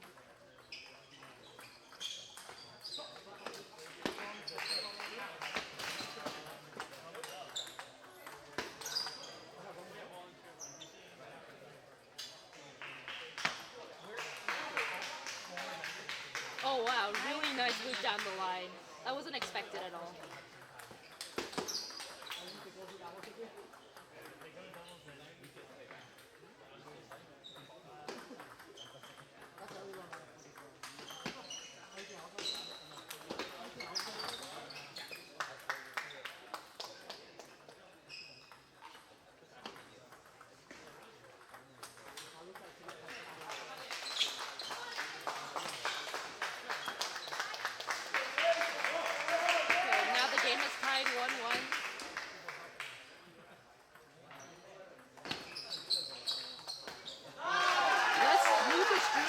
UC Davis versus Colorado. Seems like a very exciting match right now. Both teams very pumped up.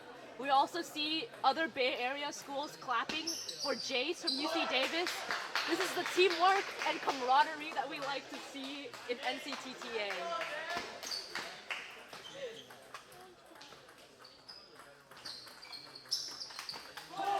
Controlled loop from Jace, but couldn't follow up when Colorado blocked the ball.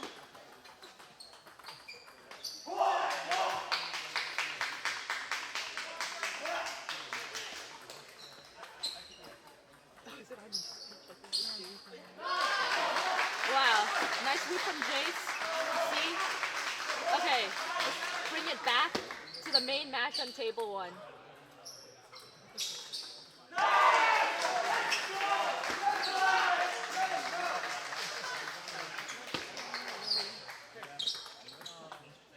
What do they say? I think there was any upset in that game. This game? No. Yeah. I feel like all players are about 2020. Like, not really any. All of them were very similar levels. Okay, Charlie to serve. Steven tries to go for a backhand flip wide to the corner. Good idea, but couldn't execute. Again, Charlie to serve. I think he's gonna go for an underspin again to set Jane up for her forehand. So let's see what he does. Perfect, Jane set up for the forehand. UCSD gets a nice block back. Charlie tries to follow up with the pitch ball, but couldn't execute.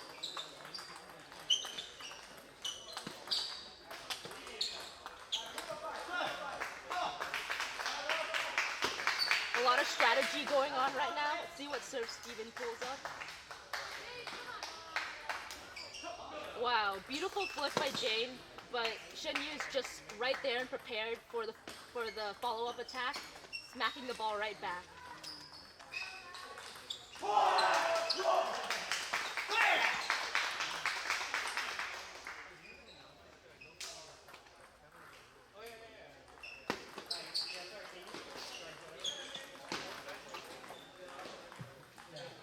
Hey, everyone, real quick, there's Oh, wow. no food allowed in this area. If you want to eat, please eat in the area back there where the tables are.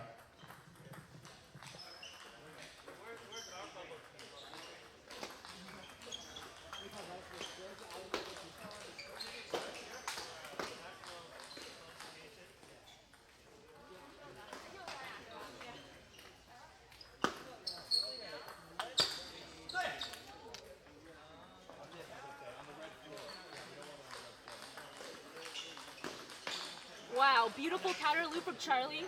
I think they planned for that. So Jane served a long underspin. Shinyu gives a pretty nice loop, but Charlie expected that and followed up with a very nice fifth ball.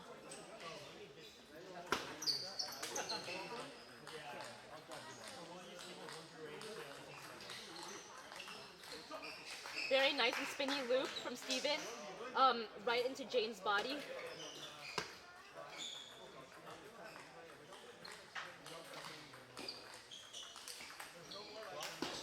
Oh man, beautiful backhand loop. UBC got back the block, and I think they were just rushing that one a bit. They were right there, but didn't have like the patience and the timing to make that shot.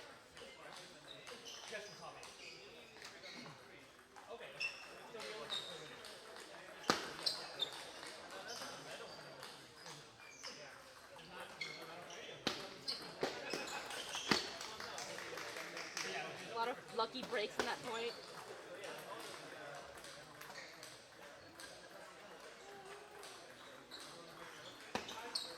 Nice topspin serve from Charlie to change it up.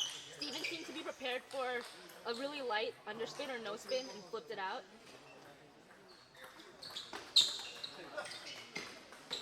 Oh, nice. Nice return from UBC. They seem to be more comfortable with, their doubles players coordinating the points.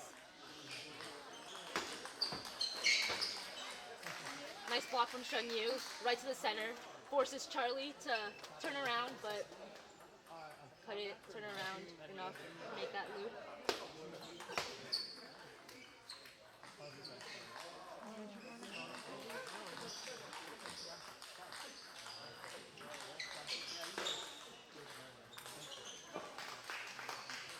Lucky break off of Steven's finger.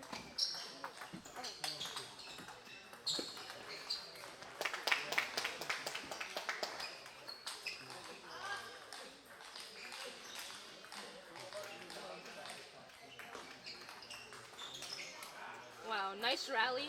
Again, we see UBC having very good coordination. Jane and Charlie seem very prepared for each other's shots. SD tends to back up more, but yeah, game's tied up at 7-all. See what serves Shenyu pulls up now. Right there, Steven was ready for the backhand loop. Would have been a great one, but just mistimed it. Mistimed the spin, the timing. I think he will go for the same idea and try to go for, the same execution.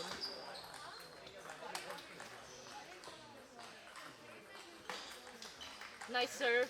A little lucky there. The serve went long. Charlie tried to loop, tried to go for too much power. Couldn't find the right timing for that. Wow, beautiful follow-up right there.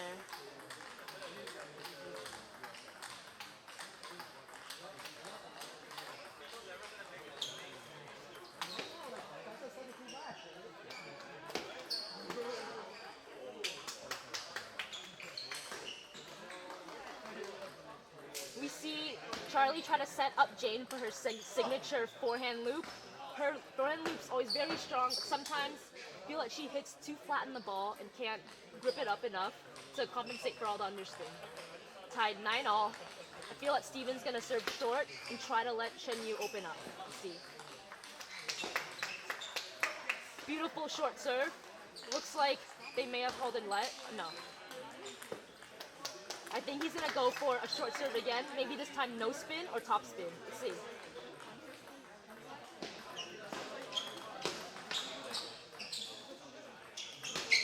Wow, beautiful rally from both teams. Getting back really difficult balls, throwing in some chops in there. But see the UBC team winning that point. Now we have it tied up at deuce. Jane to serve. I see that Charlie signaled her to do a top spin. Let's see how this turns out. He got what he wanted. So Jane served a very light spin serve. SD gave them a weak push, but Charlie couldn't execute that loop, even though he was in perfect position for it.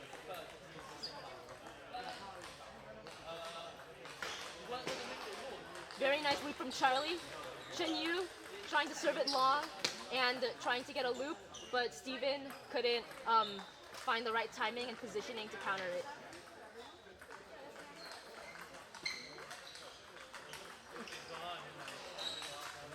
Wow, beautiful attack by Jane right there. She hits it right into Shun Yu's body. Nothing he could have done. Seemed like he was expecting it more open to his forehand, but she saw that and hit it to his body. Okay, now UBC has advantage.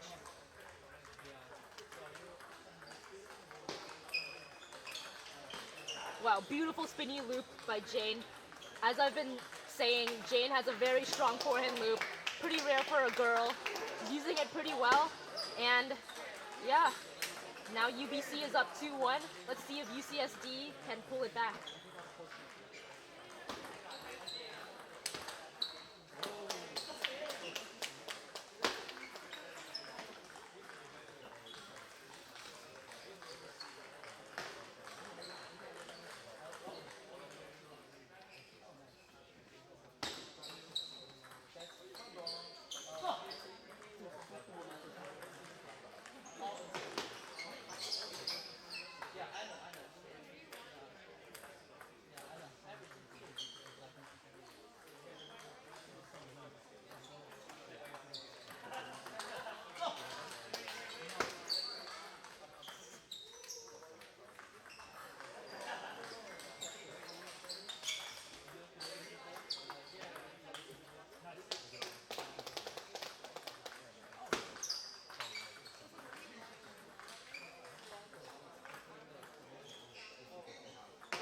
Okay, UCSD to serve. Fourth game. Wow, very nice flat hit from Jane. She anticipates that loop, goes for the hit. It seems to be coming very dead. UCSD didn't expect that and brought it into the net.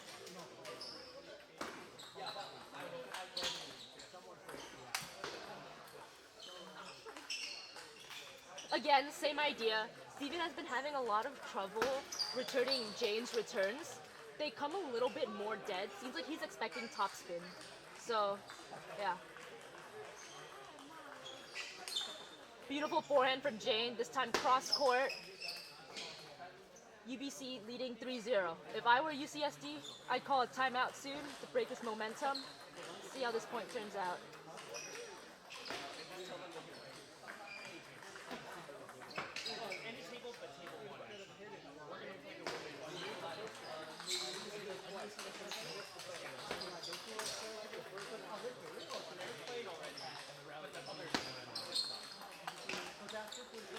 Nice push from UBC. Steven didn't seem prepared for it. Seemed to catch him by surprise.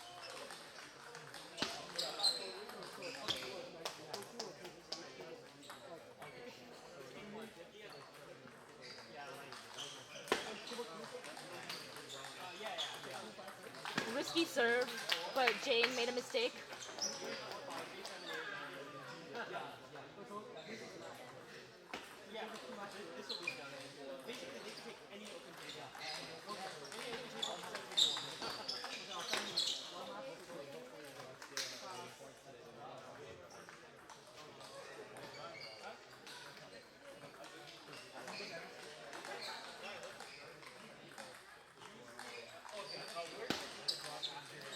Okay, Jane to serve. See what she does. Good idea, good idea. But like we said, that side is the unlucky side. Who knows why?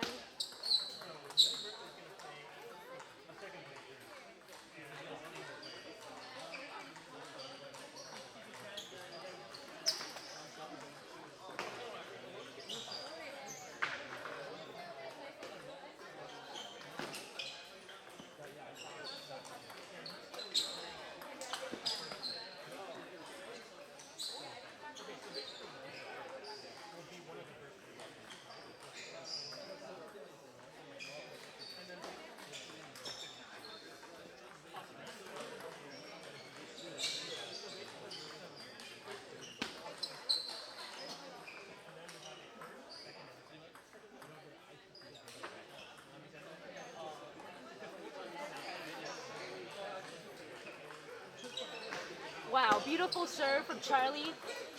He purposely went for that light topspin serve. And Yu popped it up just like you wanted. Nice. Seems like Steven's getting used to Jane's softer, more dead blocks. As you can see from that one, he kind of lifted up the ball to get it over, and that control paid off. So, tied at 6-6, Yu to serve.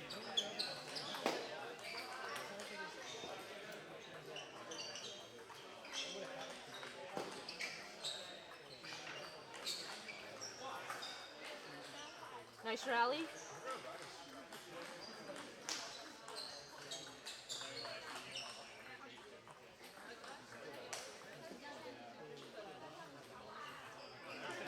Yu to serve.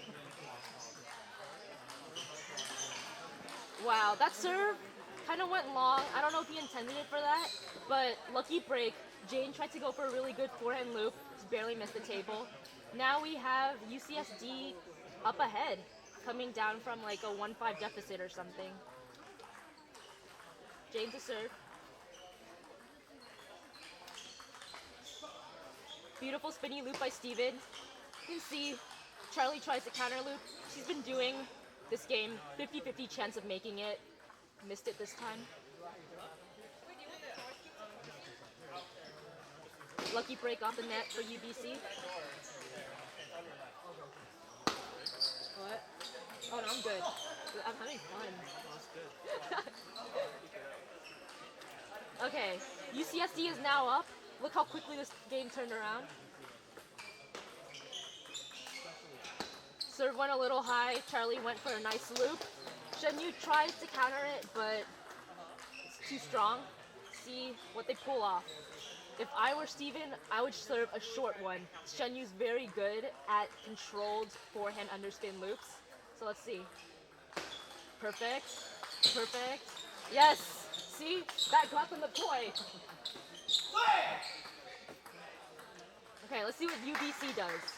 I hope, you know, if I were them, I would serve short. Because, as I've been saying, Jane's forehand is so beast. See, that was a mistake. They served long, let UCSD have the attack, and now the game is tied up. We're down to the 5th game, 2-2, 2-2. Let's see how this turns out.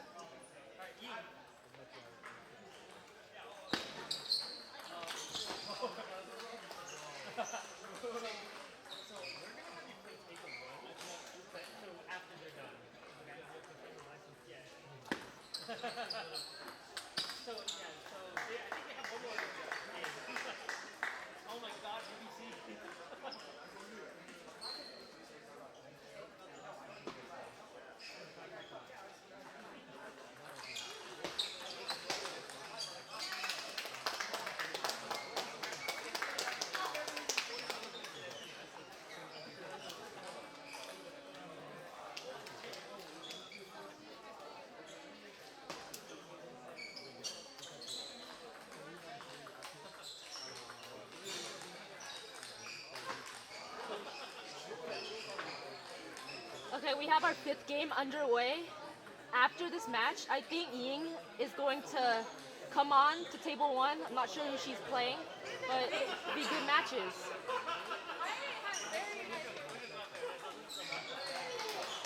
Wow, beautiful execution from the UCSD team. They seem very ready for the balls, anticipating it.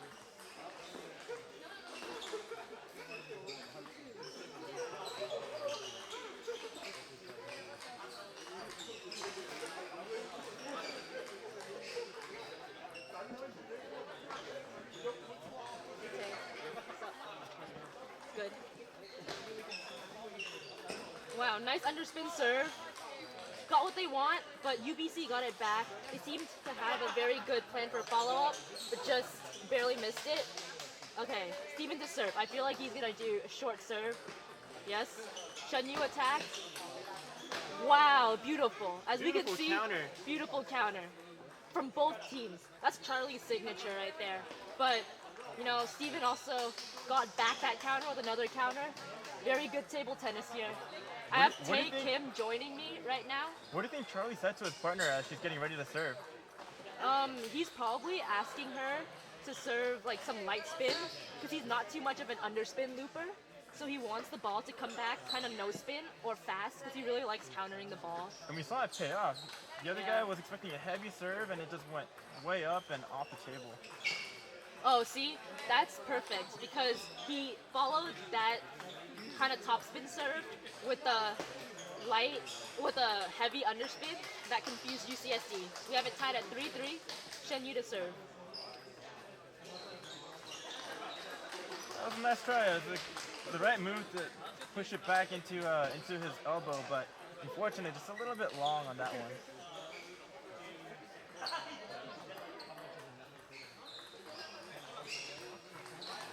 Wow, beautiful counter by Jane. She seems right there, countering the ball super fast, catching them off guard. Yeah, that was a really good opening by Steven, actually. Good form, good positioning, but just a little bit too slow. Made it easy for a kill. Wow, There we go. beautiful loop. With the 360 after the swing. Just going all in for that.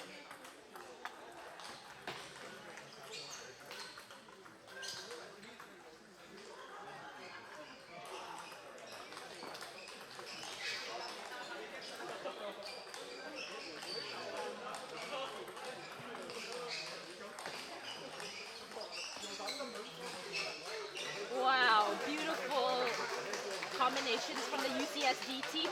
We see that they're playing very controlled shots, spinny shots, just going for the control and the placement. It's paying off. Yeah, it was interesting because he actually hit that down the line to Charlie's forehand.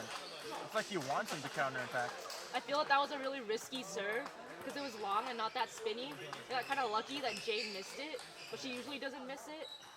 But yeah, now we see the UCSD team up. Let's see if UBC can tie it up. The girl playing with Charlie. She used to be like around 21, 2200 level. But now she's 800? No, I don't know why her rating's 800. This just means that the NCTTA rating algorithm needs to be fixed. Yeah, calling out shots on the screen. No, I'm just being real. Okay.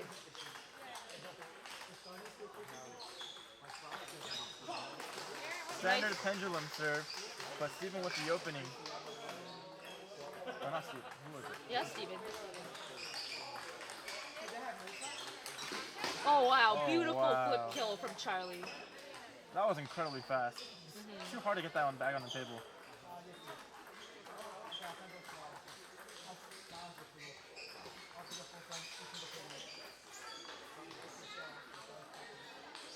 So what's the play? What's the strategy? Is Steven going to try to counterattack, or are they going to let him No, I open, feel or? that they're gonna let Shen Yu open and go from there. Oh, never mind. It worked. I think they tried to change it up. Go for a little, light side spin serve, anticipate a weak response, and go from there. Yeah, I feel like the placement of Steven's ball was really good. He put it right in the elbow, forcing Jay to move as she tried to swing. Not enough time and not good enough footwork.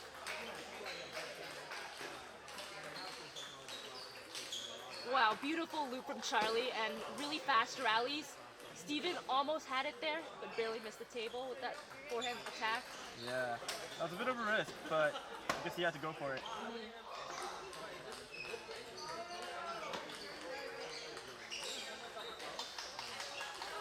UBC is trimming down the lead. They caught up. They're only down 2 points now. Let's see what they do here. Very good control from the UCSD team. Now UCSD has match point. Yeah, Charlie should have had that, but I think he got a little bit too I tight on think that he's swing. very He's under pressure. 50-50 with his counter loops. He's a strong player, but probably out of practice, so missing a lot of them.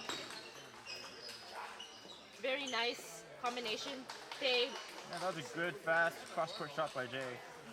Pinning him to his backhand. Difficult for a penhold player.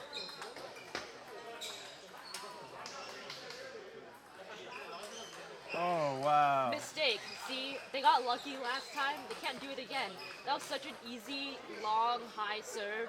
And Jane's forehand is super beast, like I've said. They can't do that. Too good, too good. They should serve short. Let's see if they do that.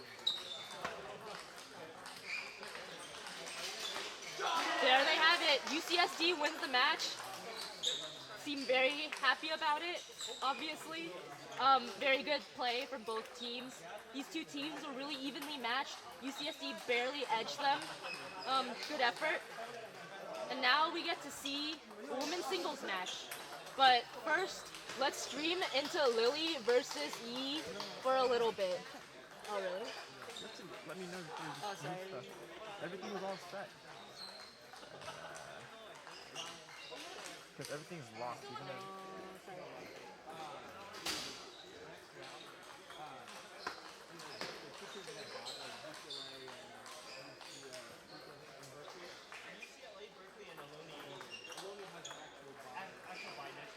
Wow. That's how you say. Wait.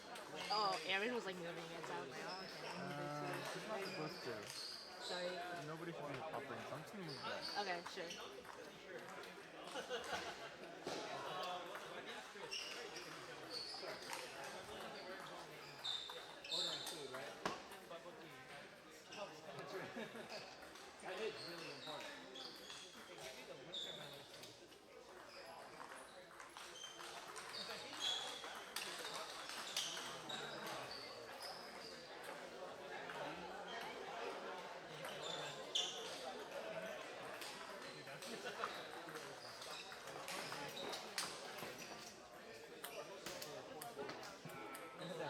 Okay.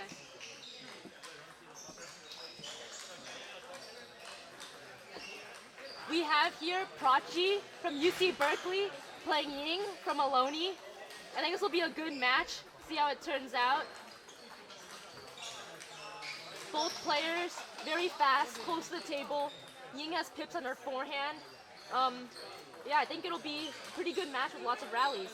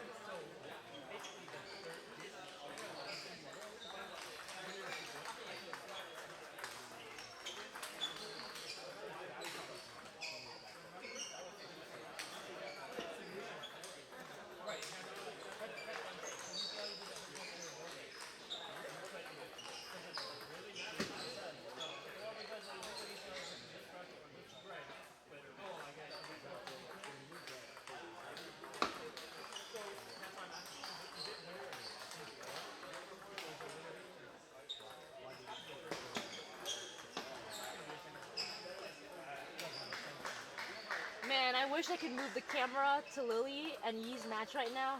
A lot of very good rallies, very fast, very intense.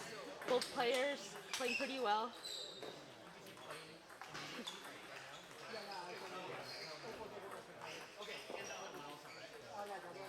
But hopefully, everyone who's watching this at home is enjoying it.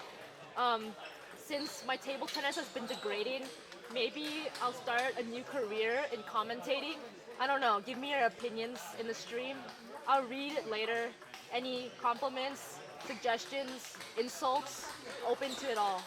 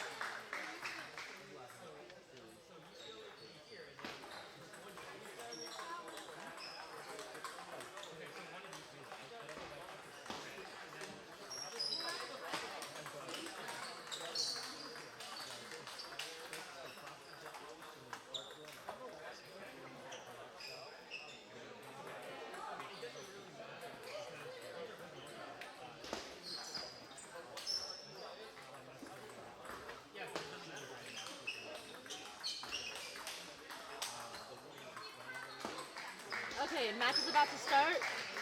Ying is serving first. 0-0.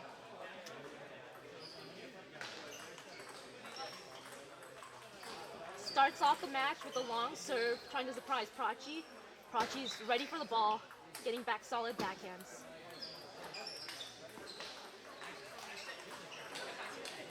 Beautiful flip by Pachi right there, but Ying played her wide.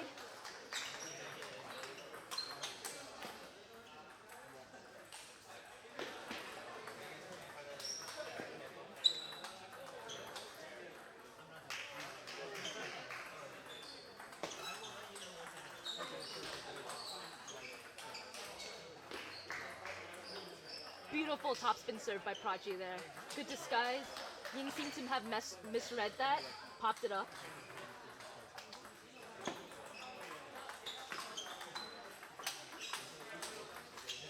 Lucky break off the top of the net, but couldn't execute following the ball.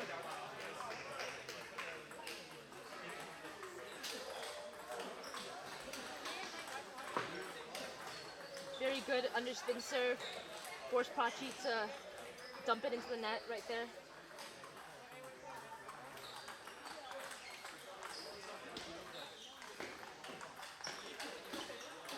Very good placement down the line by Pachi.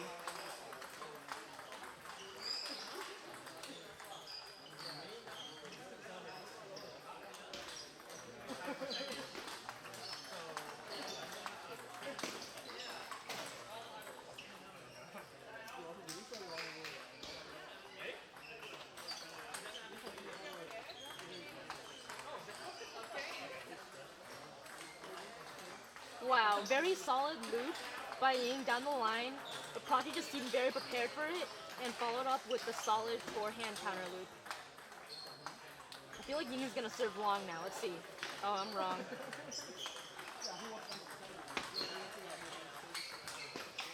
Excellent rally. Both players giving each other very quality shots. Pachi edging Ying out for this point.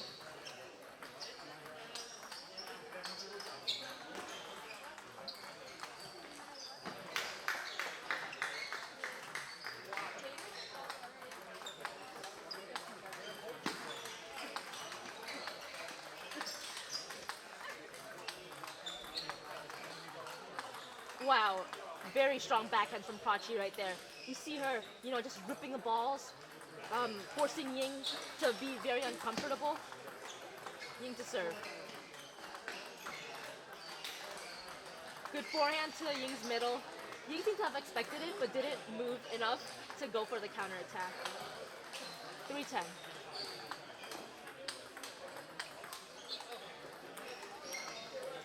Good loop down the line, a little lucky break from the edge right there for Pachi. Seems that Pachi is feeling pretty comfortable right now. She's taking good control of the match. She's, her backhands and her forehands are pretty consistent, very powerful. Ying seems to be doing okay as well, but I don't think she's used to Pachi's speed yet. So we'll see if she adjusts to that in the next games.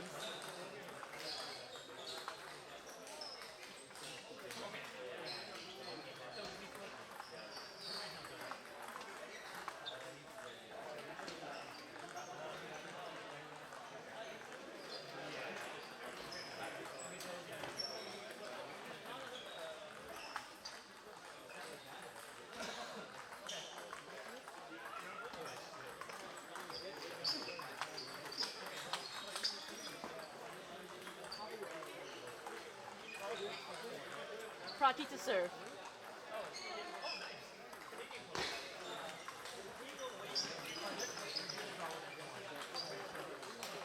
Very good rally. Both players firing shots back and forth.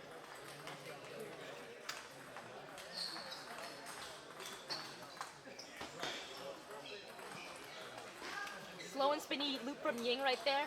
Threw Pachi's timing off a little. Tried to punch that ball, but it came way too slow. Ying to serve.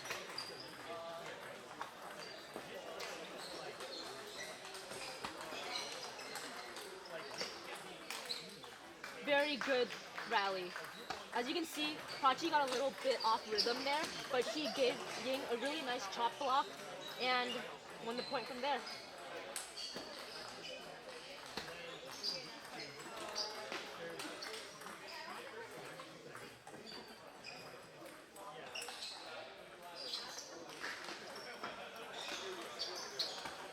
Good attack from Ying. Quality ball to Pachi's backhand. Pachi tries to get into the rally, but dumps it into the net. Pachi to serve.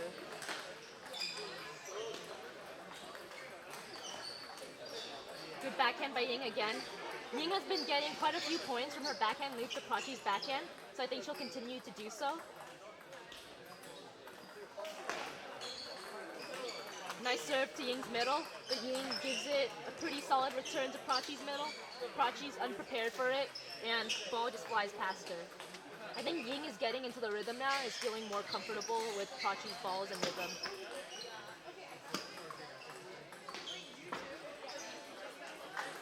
Good long and deep push from Pachi.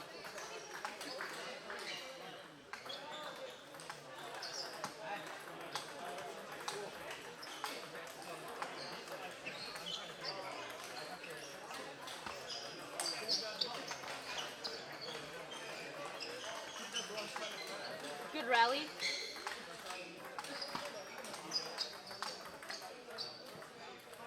Ying is getting more used to the fast rallies. I think in the last game, Pachi was edging her out when it came to like the rally situation, but it seems like Ying is getting more warmed up and used to that very fast pace. Yeah, I think this has been working really well for Ying. He's going for really slow loops, both on the forehand and the backhand, forcing Pachi to feel uncomfortable.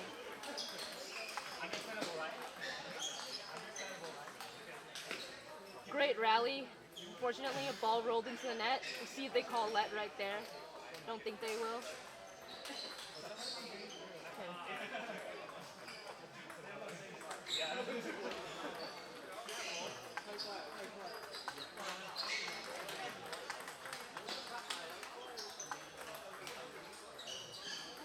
Wow, that was kind of strange. Ying seemed like she was unprepared for that. Pachi gave a really nice loop down the line. Ying kind of stuck her paddle out there, gave it a forehand smack cross court.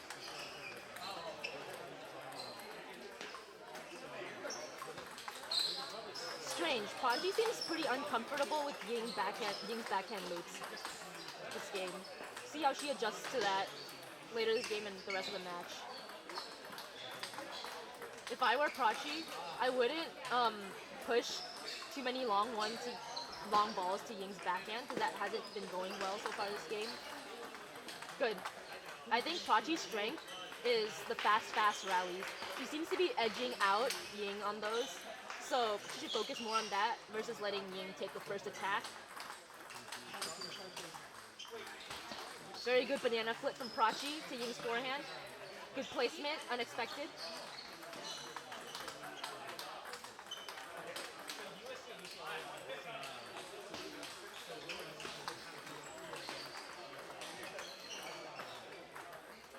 Good forehand loop. It's strange. A lot of both of these players are dumping each other's loops into the net. I think they're overcompensating for the spin.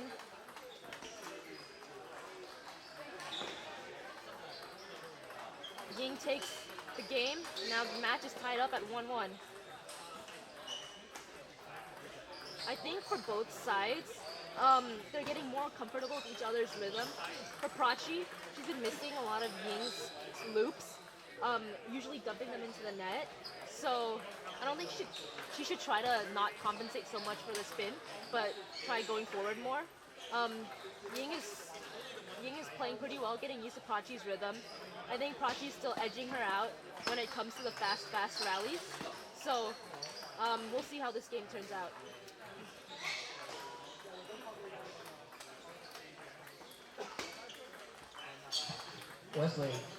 Wesley, come over here.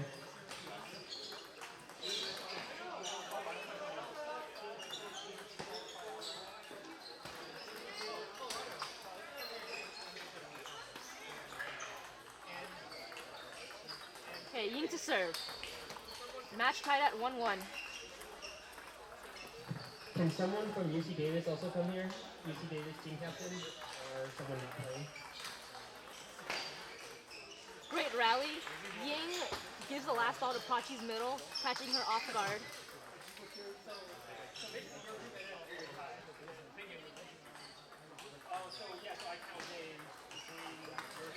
Wow, beautiful loop down the line. Good combination with one cross court, one down the line from Pachi.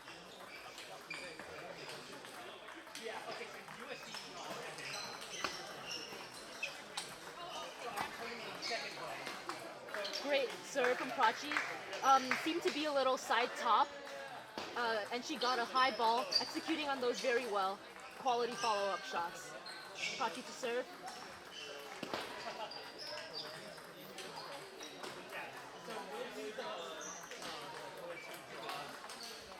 Good combination play. Deep push from Pachi. Ying got back a loop. I think Pachi tried to execute on that and try to pounce on the ball, but she missed the last ball. So, game is tied at 2-2. Good idea. Unfortunate miss.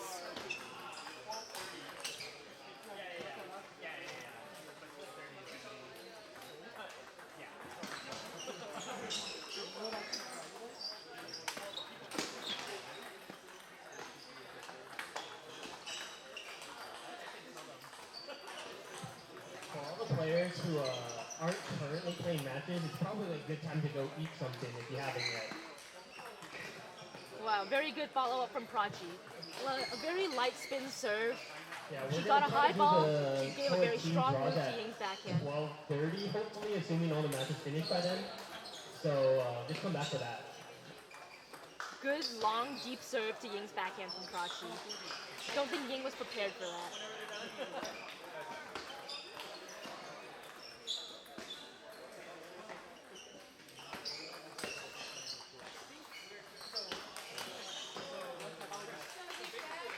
Wow, very good rally. Ying seems so prepared for it.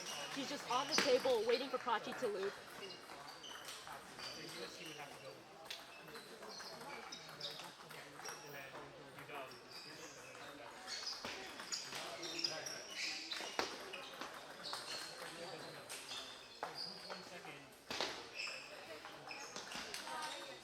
Great fifth ball from Pachi. She seemed to be ready for that slow forehand loop and just, took advantage of it and gave a really strong counter attack. Light ball.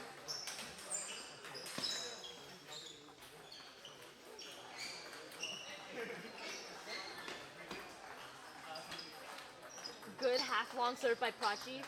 Seemed to confuse Ying a little, who is kind of in between doing a push or a loop. Pachi's up 7-4.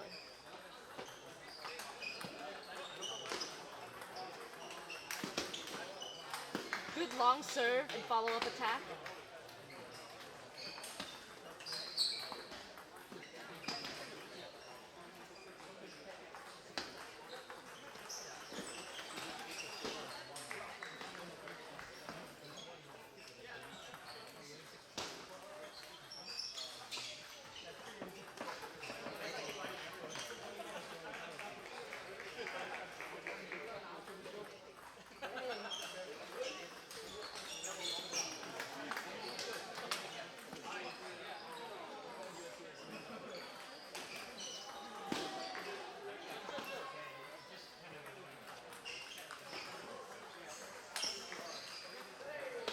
Nice push from Pachi to Ying's backhand. Ying seems a little bit more inconsistent with the openings this game. I think it's because Pachi has been giving her, more quality pushes, a lot of deeper ones, more difficult placement. With the last game, Ying seemed to be very comfortable with the openings, but Pachi's making it harder for her now. So let's see if Ying can adjust to that.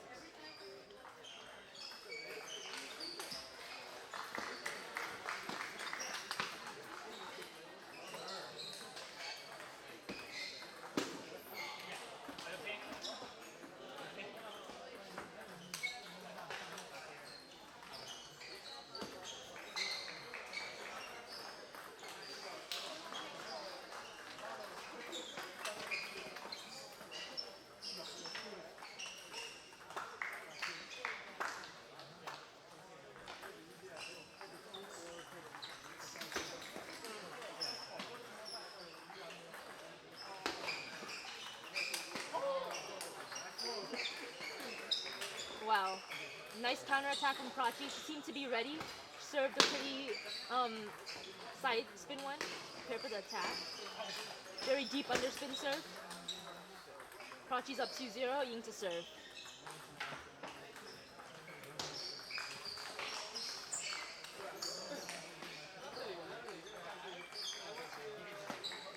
Good recovery. Ying calls timeout. Seems like she wants to break up the momentum. Let's see what she can do. Like I've said before, Pachi is really dominating in a lot of the longer rallies, whereas Ying was having a lot of success in game 2 with her opening loops.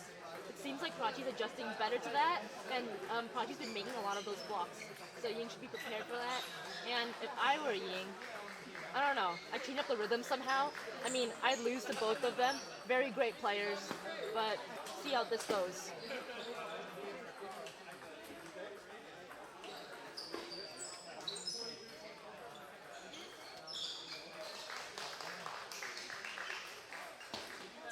Wow, good serve, changing up the rhythm, giving Pachi a light side top serve. Pachi flips out.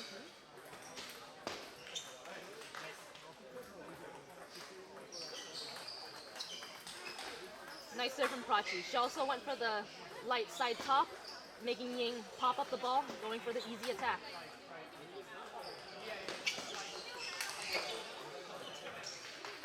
Good rally.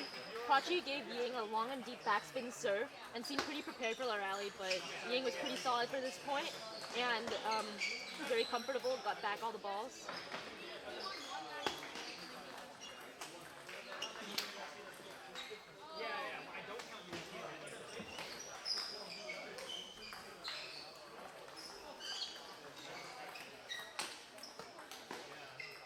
Good idea. Ying serves a long and fast one to Pachi. Pachi opens up. Ying seemed pretty prepared for the forehand, but she was jumping on it a bit too much, leading her to, not really get good timing. Good serve from Pachi. Up 6-3. Pachi seems very comfortable in this match.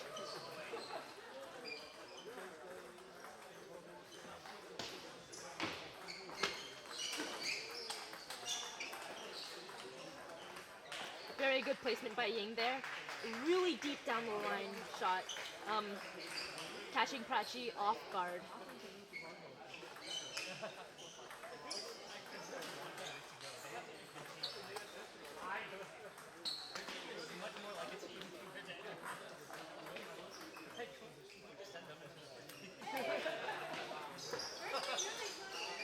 Oh, lucky break off the edge for Pachi right there.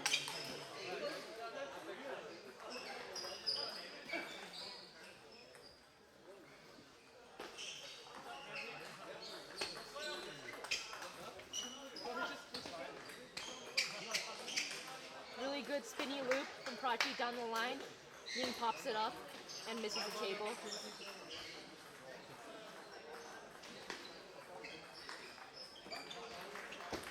A nice long and deep push from Ying right there, catching Pachi off guard.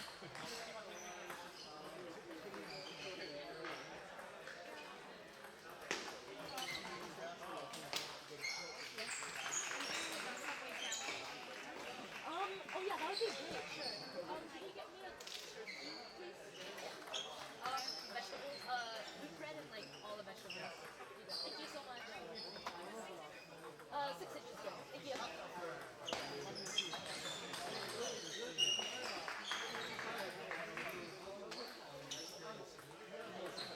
Tuned out right there, because one of UC Berkeley's moms, so Jordan Yee's mom, is an MVP and asked me what I wanted to eat from Subway. It's really nice to see a lot of players bring their parents to these tournaments. It's really cool because a lot of the players from the Bay Area, the parents stop by. It's good to see the family still involved in the sport even after the kids go to college. So it's a really good spirit to have. Yeah. Okay, back to this match. I see that Ying tied it up, or not almost. She's down 7-8. So looks like we have a very good match. See what Pachi does, or Ying to serve. Yeah.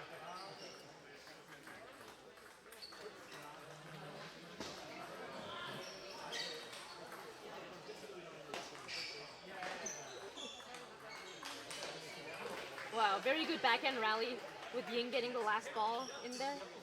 Game is tied at 8-8. Pachi to serve.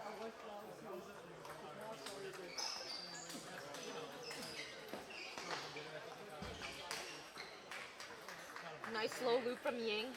Again, Pachi seemed to jump on that a little, dumping it into the net. 8-9.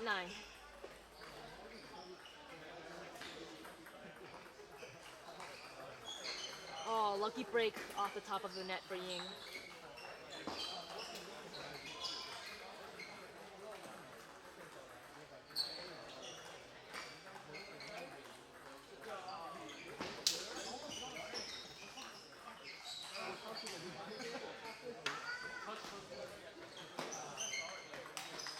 Wow, great counter hit from Ying. Seemed to anticipate Pachi's forehand loop and followed up with a very strong hit cross court. Now we have the match tied at 2-2. Seems like a very close match. See who takes the fifth game. On the Berkeley corner, we have Jordan, Brian, and Arsh all helping coach Pachi. Also Pachi's dad, who's a big member of the table tennis community, is also here to support her and our team. Really nice to see. The venue's a bit more empty now. All the players are on their lunch break.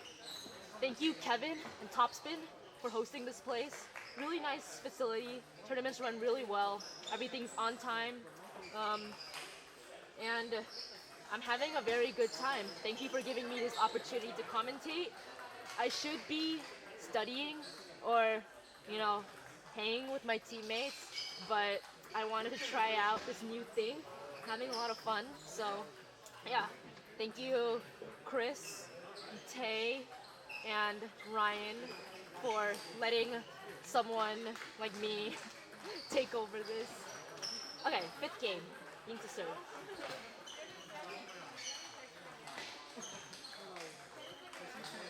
Wow, beautiful loop by Pachi.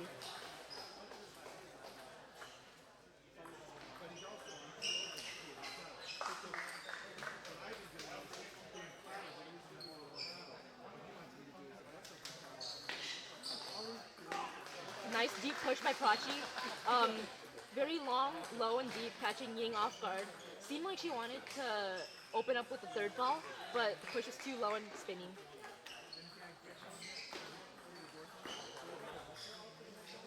Good placement loop by Pachi, but Ying was just right there, prepared for it, and returned it with a really nice backhand.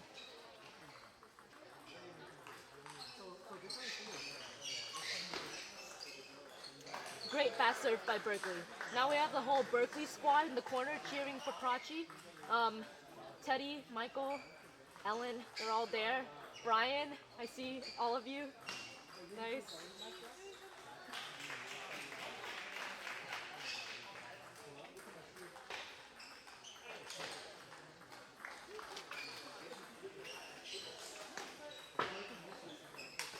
Wow, that was such a good combination. A really deep, long push from Pachi made Ying loop a slow ball, and she was there and just prepared to pounce on that with a counter attack. Great underspin loop. Ying thought it was less spin than it was, tried to flip it, dumped it into the net. Switch sides, Pachi's up 5-2.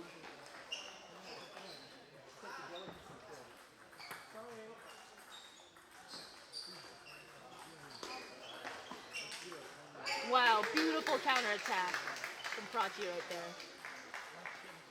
Good anticipation and response.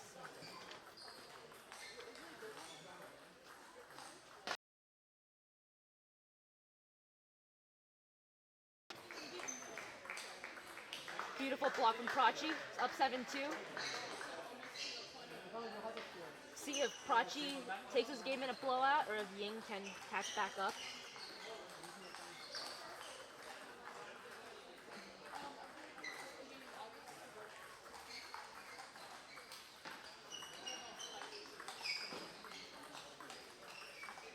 Wow, great rally, great rally.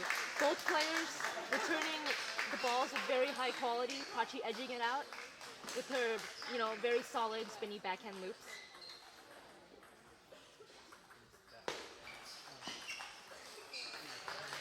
Spinny spinny loop from Ying. Pachi seemed a little unprepared for that counter attack.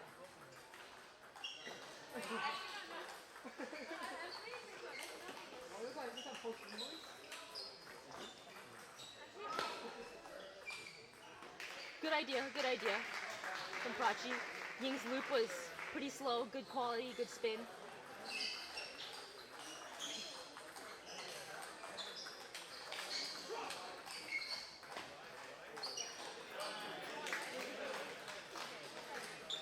Now we see Ying dumping Pachi's loop into the net. It's been a common theme for both players this entire match. 4-9.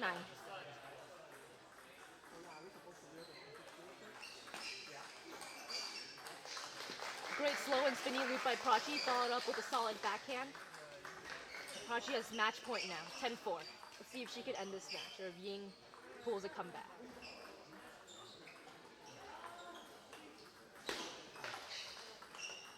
Wow, great block by Ying. Deep forehand side. Second match point.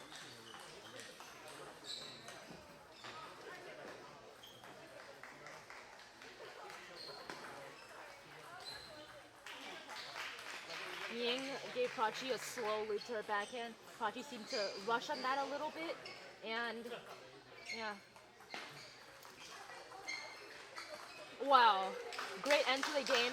Pachi changed it up, gave Ying a slow loop. We could see Pachi celebrating.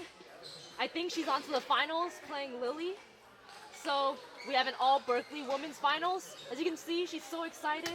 So I'm gonna leave now and go celebrate with them. All right, I'll be back later, hopefully.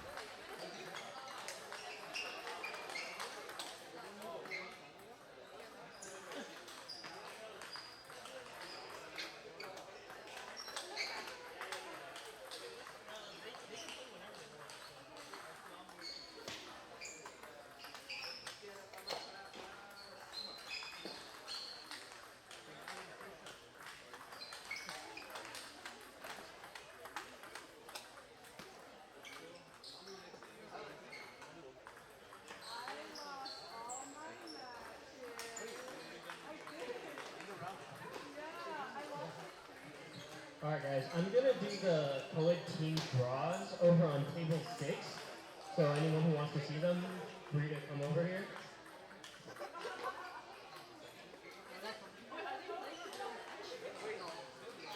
I'll do it for a real match.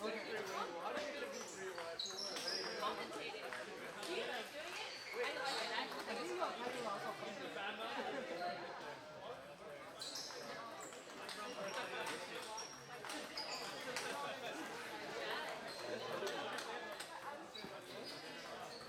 Oh, I was just like Pachi yesterday.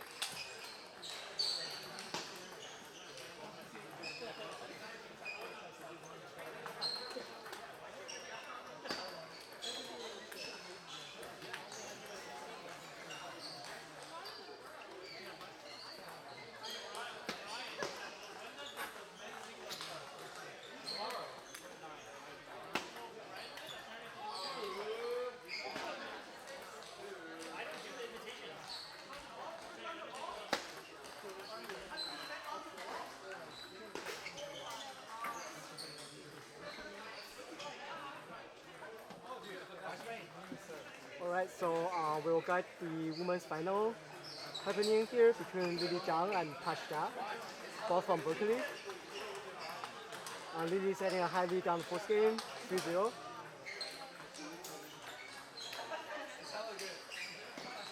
And I see that Lily is chopping far from the table. Very impressive. Both of them used to be like US national team members back in the days.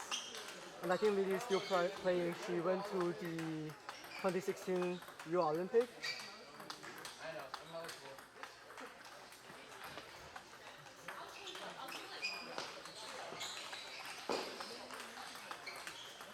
And Lily is getting a 5-1 lead in the first game.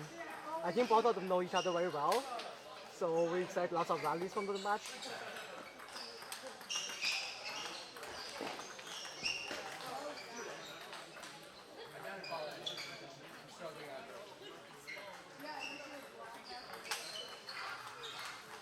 And we can see Lily chops a very short receive and Pachi misses. I think Lily is really good at keeping the ball short and playing short games.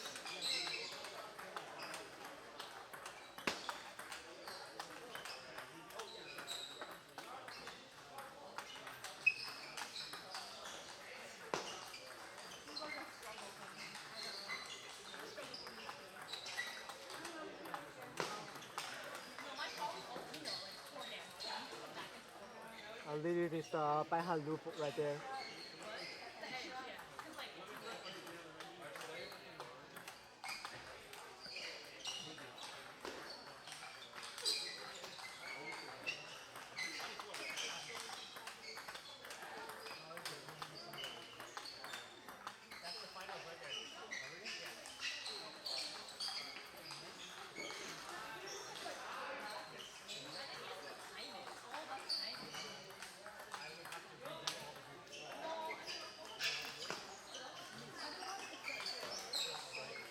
Oh, nice rally there.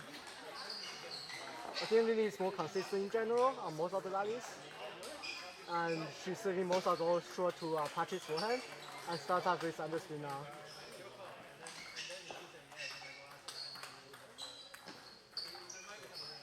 And looks like Lily is taking the first game very easy, 11-3. And I think Pachi has to change something instead of just like chopping back on Lily's serve. She needs to more variations on the receive.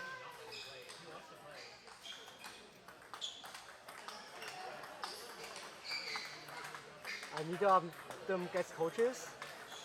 They seem to know each other very well. And here's the second game. Pachi's to serve.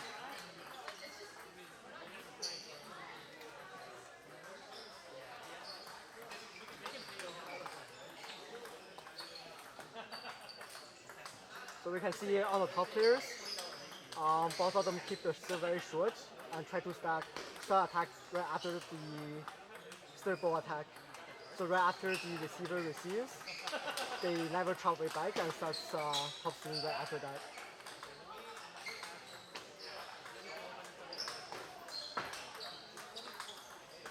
Nice chop shots from Lily, and Pachi misses a flip.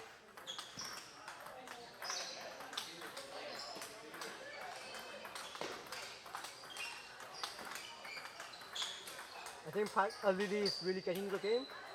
Like she's having like a 4 or 5 points lead in both games, and looks like she's dominating the game very well in this match.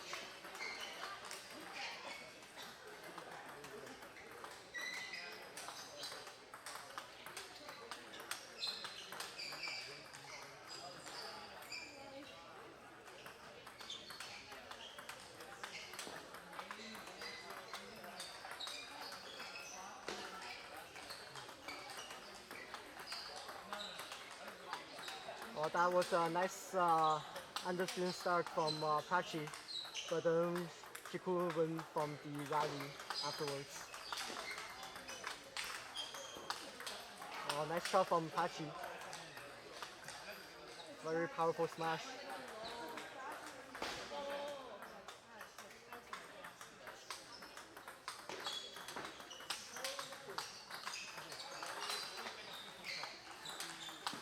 I think Pachi is starting to get catch up on the game.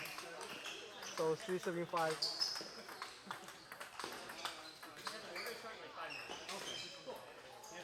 That's an easy miss from Pachi.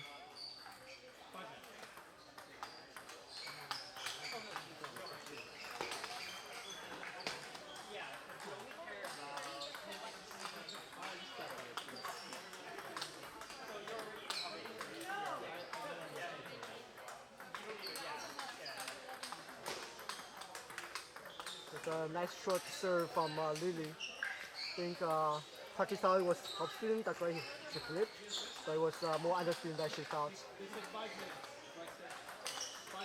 That was definitely TopSpin serve, short to Pachi's forehand. And Lily missed a flip there. Another easy miss from Pachi. I think Pachi missed like 2 high balls in this game already. If without those, it should be pretty close at tied up. And Pachi changes to long serve, but could get the next one.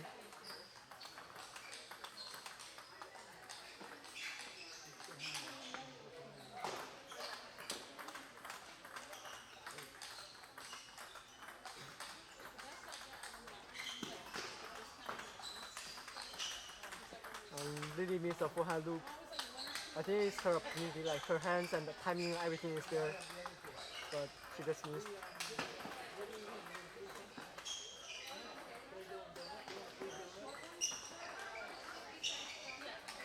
That was a nice flip from Pachi, but then when it gets to rally, apparently Lily has an advantage there.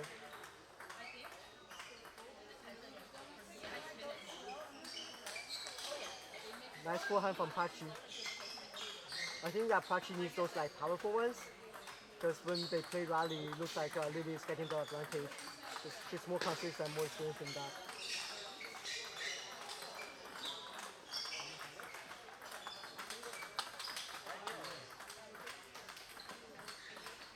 It looks to me that Lily knows the button very well, and she's just like chilling at the end of the game. Goes far from table and chop. And the umpire for the match with Desmond, who is also a Berkeley alumni, who's currently the South Pole Divisional Director.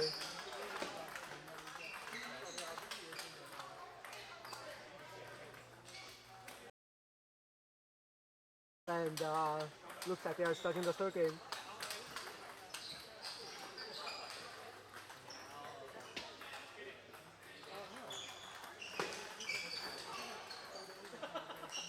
See that Pachi has a variation here that she doesn't chop really serve anymore and she starts to flip with her backhand. That looks pretty effective.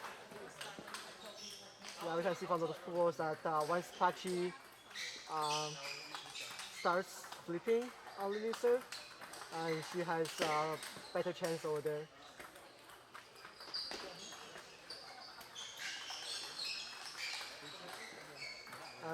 Nice rally, but Lily definitely has something to We're going to go ahead and start the co-ed team quarterfinals. So can all the teams who are playing in the quarterfinals come up here to get your match sheets?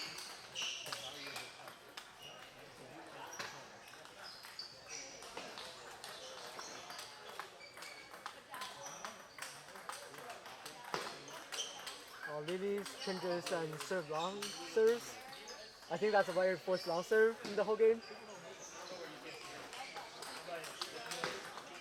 Back to short again. And chopping, that's a nice smash. I think Lily wasn't ready for Pachi's short chop. Like, he was ready to for Pachi to chop long and start with that Anderson one. It looks like execution time now. Chopping and missed.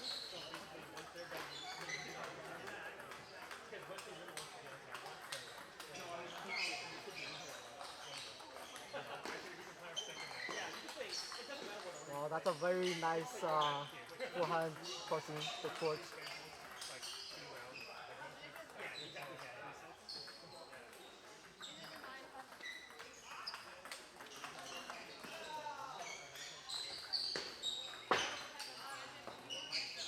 A no spin serve and Pachi chops long, but goes longer than the table.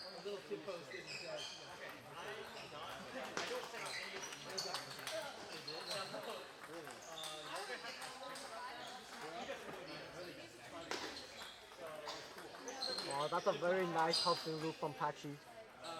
It even for, oh sorry, that was a nice serve actually.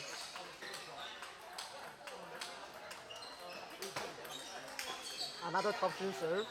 Lily chops high and Pachi misses a chance.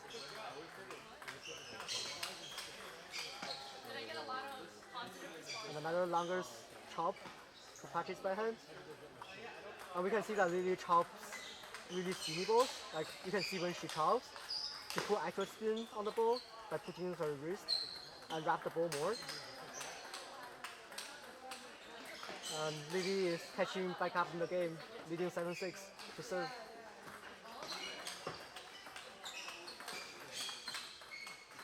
That's a very soft loop from Pachi, and Lily fails to block that one. Guess it's not as skinny as she thought.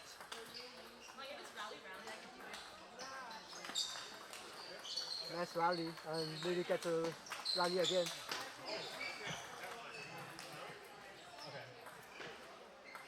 UCLA, where are you? All right. Okay. Lily tried to counter loop and missed. You know you guys are playing right now, right?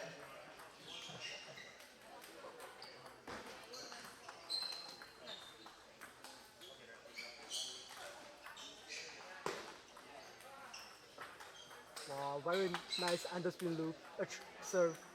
I think Pachi thought it was underspin, but it was skinnier than her thought.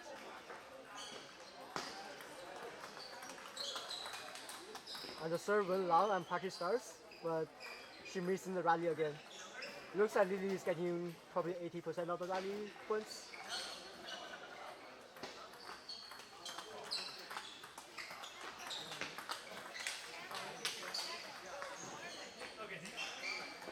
Very nice rally. That was a very nice execution. And looks Lily takes a game, so Lily wins 3-0 against Pachi. become the West Regional Champion. And Pachi is the second runner-up. Later in the day, we'll have co-ed team quarterfinals. Stay tuned for that.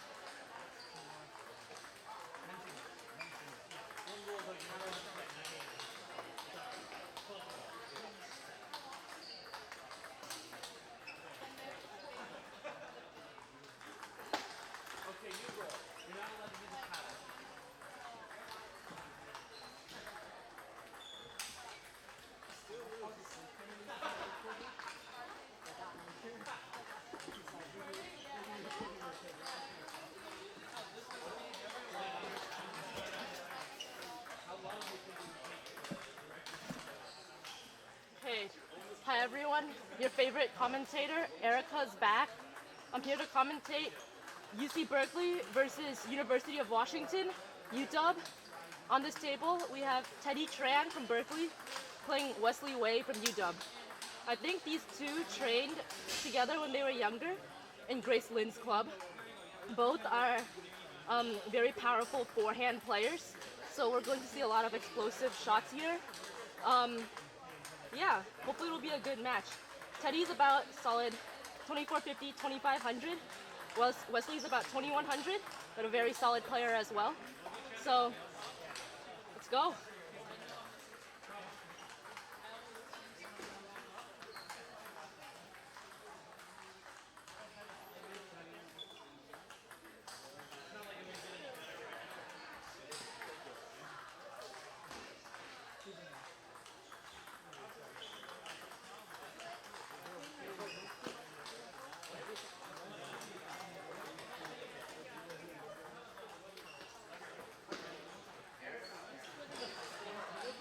What? The score is 0-0 right now. I don't know why, but our Shaw from Berkeley, who's the umpire, told me to say the score out loud. I think it's kind of obvious because they're warming up, but I don't know. Arsh is a silly person. And also, again, we have a biased umpire. Arsh from Berkeley is keeping score.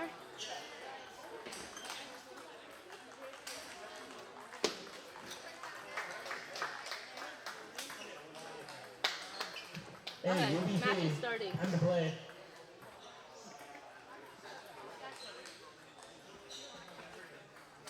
Okay, both players getting ready to play. Wesley to serve.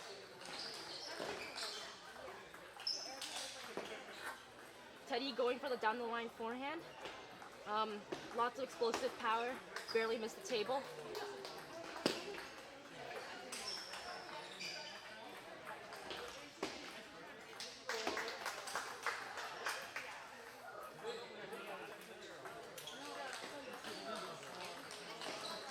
Wow, interesting reverse serve from Wesley right there. Seemed pretty sudden. Seemed to catch Teddy off guard, but he recovered well. Little lucky break off the net right there. Good forehand attack from Wesley. As you can see already from the first 3 points, both these players have very explosive forehands. We'll see much more of that later. Teddy opening with the nice and spinny backhand loop. Lots of control and spin. Wesley trying to go for the counter attack, but it was too spinny, he couldn't compensate for it. Again, Wesley trying to go for that forehand rip, but Teddy's push too spinny, couldn't get enough grip on that.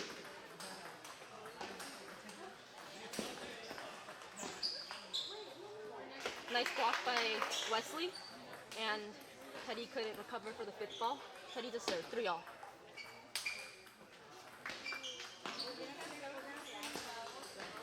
Wow, really nice explosive counter loop from Wesley right there.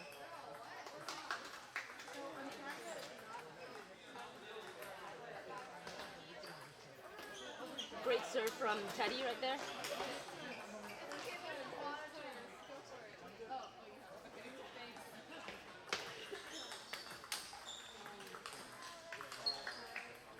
Good control from Teddy, keeping the ball in play, keeping that backhand consistent. Wesley seems to be going for too much.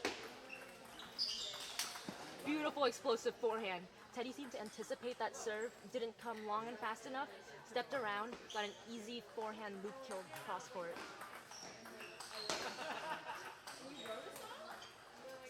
Half long spinny serve from Teddy. I think Wesley tried to scoop that, but he wasn't too sure, so it was like half long. Wow, great flip by Wesley, but Teddy was just ready for it and countered it with really smooth and powerful forehand counter attack. Nice 3rd ball by Wesley right there.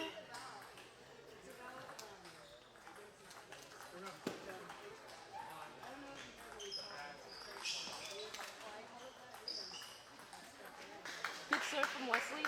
Teddy playing very controlled, but Wesley's taking that point.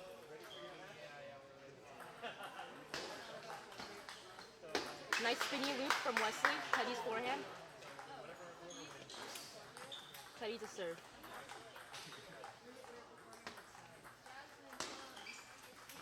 Beautiful underspin serve from Teddy. Mixing it up and making Wesley dump it into the net.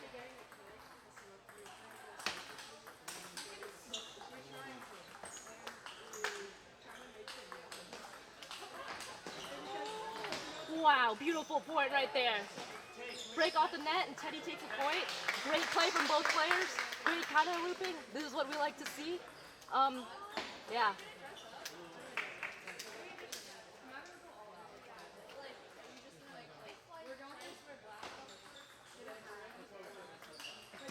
Good short play from Teddy. Teddy takes the first game, 1-0.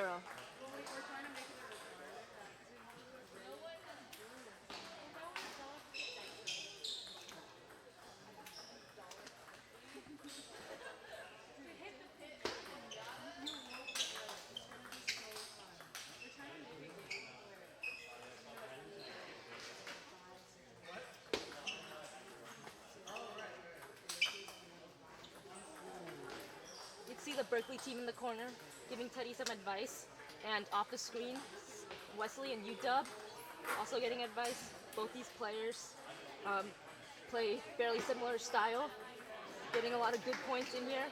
For those of you watching at home, you want to improve your forehand, watch the timing of Teddy and Wesley. Both have great forehands. I think it's a Graceland Table Tennis Club thing. Everyone from there has textbook perfect, super powerful forehands. So very aesthetically pleasing style to watch. Starting the second game now, Teddy to serve.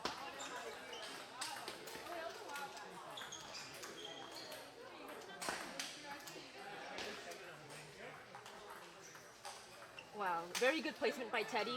Faking it down the line. Wesley didn't prepare for that. Seemed like a really deep underspin serve, but Wesley got a really nice banana flip there.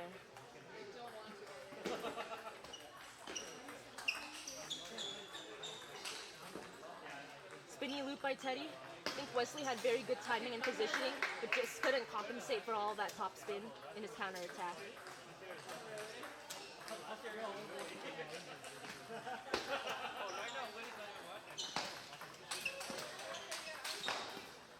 Explosive loops by Teddy right there.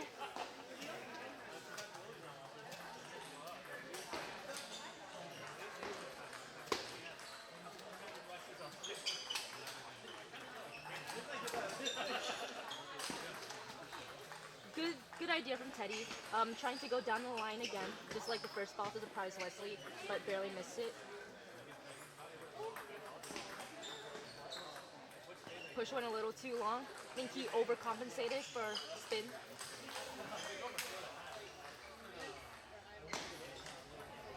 Good fast serve from Wesley. Seemed to jam Teddy and catch him by surprise a bit. If I were Wesley though, I wouldn't serve too many long ones, since Teddy's a very consistent and strong player. So I would try to minimize the chances of Teddy attacking as much as possible. Great forehand leap by Wesley, right there. See, I think that's what Wesley needs to do. He needs to play shorter and wait for opportunities to attack. Because if he serves long and lets Teddy attack, then Teddy's pretty unstoppable. Great serve from Teddy. Seemed like it had a lot of underspin from here too, but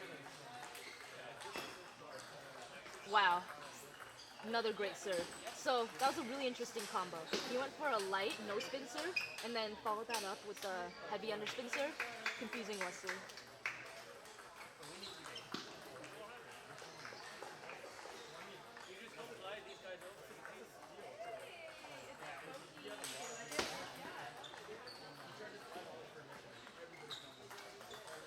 Cool reverse serve from Wesley. Again, that seemed pretty unexpected. All of Wesley's reverse serves have been very effective so far. Yeah, that was not a very good push. It went very high, long, easy for Teddy to attack.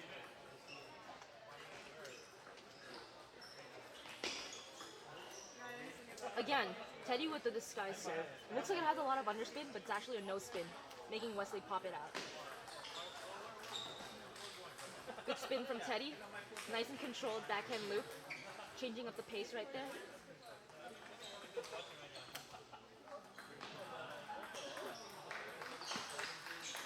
Good reverse serve from Wesley as well.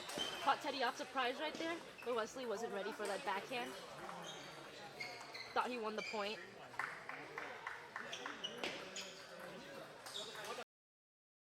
Forehand loop.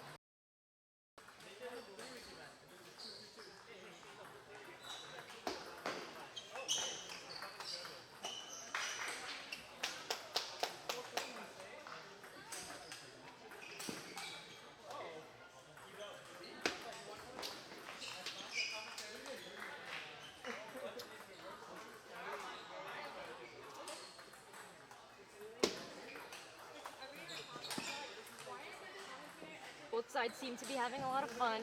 See smiles from UW and UC Berkeley. Good to see that. Starting the third game now with Teddy up 2-0.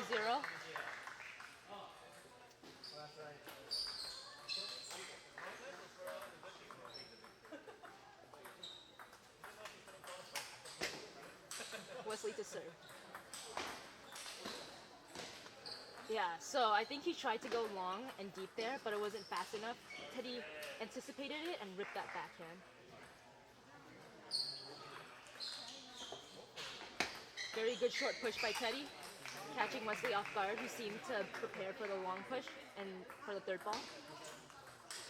Good underspin serve by Teddy. Wesley trying to banana flip it, but not able to compensate for all the underspin. Again, like we've seen so many times in this match, another great forehand loop. Super clean, super powerful.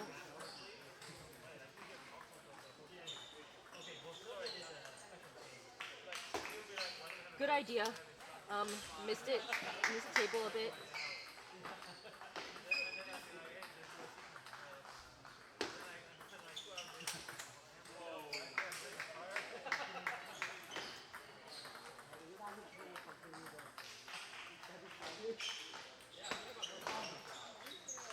Nice and spinny loop by Teddy again. That has been really successful for him so far this game. Just like waits for the ball, grips it up, nice slow and spinny, catches Wesley off guard a lot. Mistimed that really long push. Good push by Wesley right there.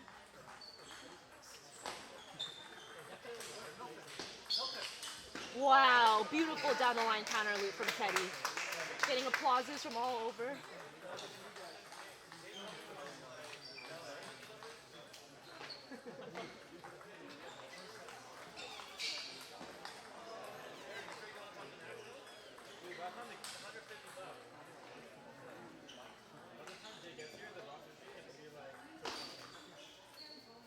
Let's serve.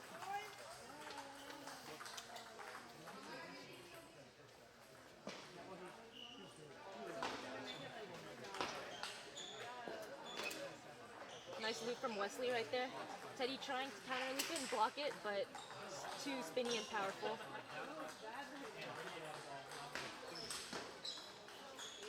Nice and controlled by Teddy again. Wow, beautiful backhand counter loop from Wesley, ripping it cross court from far away from the table.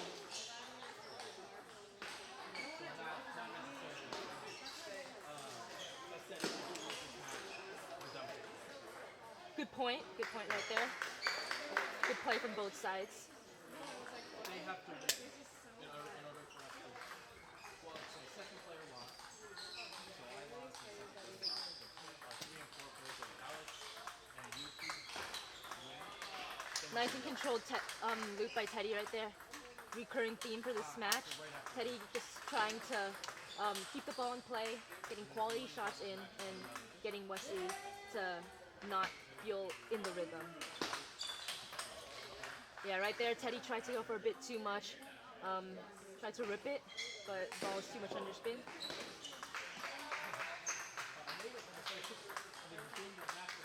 A lot of interesting pushes right there. Seemed like both players wanted to attack, but none were in a good position. Oh, spinny serve by Teddy.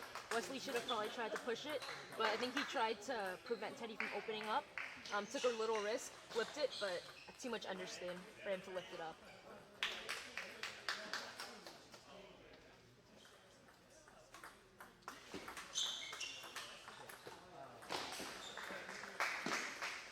Good placement and loop by Wesley right there. Going down the line, mixing it up a little.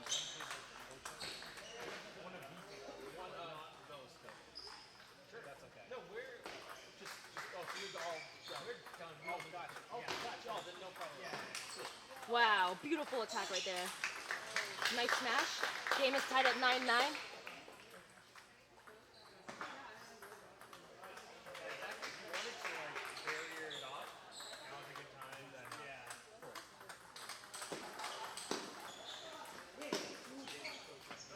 Good counter loop from Wesley.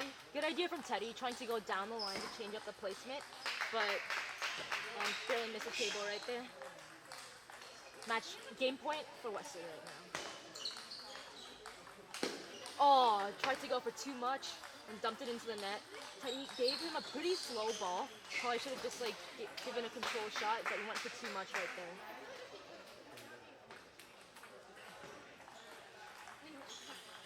See what Wesley goes for. If I were him, I would probably serve a short side spin. I wouldn't risk any long serves right now, because long serves means that Teddy can easily just rip it and take the point.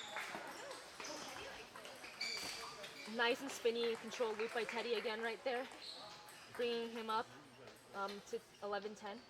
Teddy to serve, match point. Nice loop right there by Wesley, but Teddy's block is just too strong.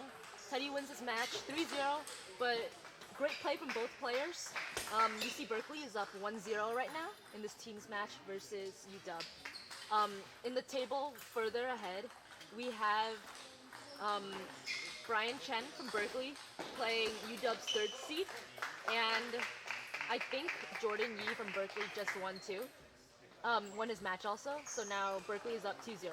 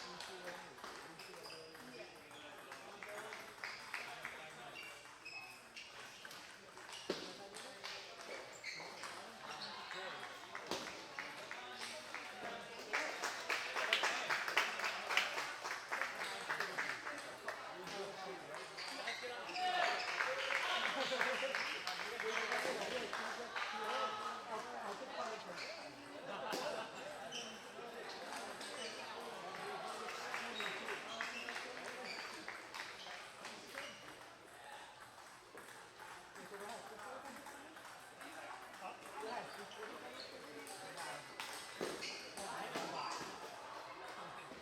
have one finish. I guess two finish. Three total, yeah. One finish, two still going. 3-0.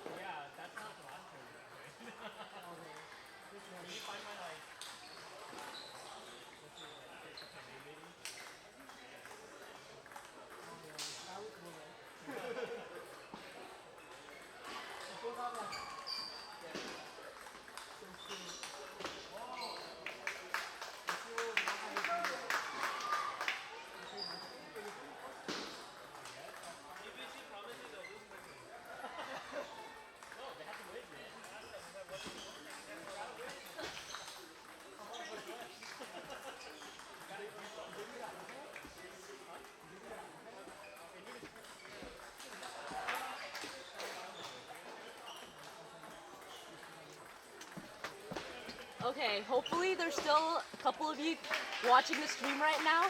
I'm Erica, and I'm back here commenting on UCLA versus UBC doubles. We have Charlie and Jane, who I commented on before.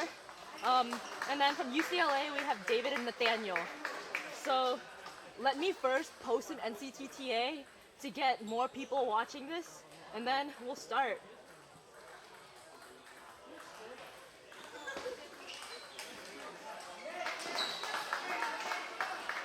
So for the UCLA side, we have Nathaniel, who's a very fast off the bounce player. He's really good at, super spinny, super fast loops. David is more controlled, very smooth all around. And from the UBC side, we have Jane. She has a very strong forehand, especially when it's opening third ball. And Charlie, who's a pretty strong player too. He enjoys counter looping the ball.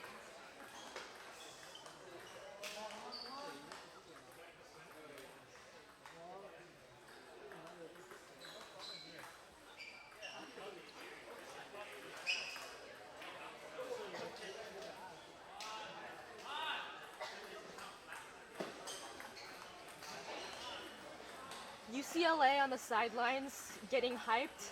I also see Isabel and Howlin. Howlin's right there recording a lot of matches as well because she's doing it for a school project. Pretty cool that she's bringing ping pong into, her academics and bringing more awareness to the sport. Okay, Charlie to serve. Good serve. Barely makes it on the forehand side, catches David off guard.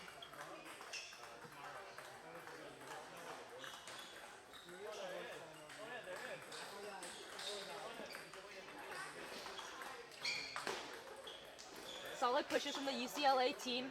Charlie going for the forehand loop, but going for too much, trying to power it instead of gripping up the heavy underspin ball. Good push by Jane. We see Nathaniel trying to loop it. He's a very off the bounce player, so he tries to pick it off the bounce, but a lot of times that results in inconsistencies.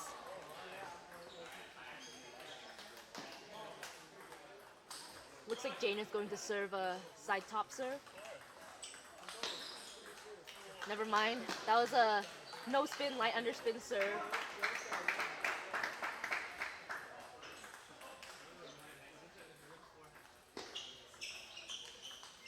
Wow, very good and smooth play from the UCLA team right there. Nathaniel setting it up for David to execute a nice strong backhand loop. Again, good setup. David with the third ball, but UBC gets back a nice block and they block it wide, making Nathaniel scramble for it. Good idea from David right there, but just barely missed the table. Good half-long serve from Charlie. Caused some indecision.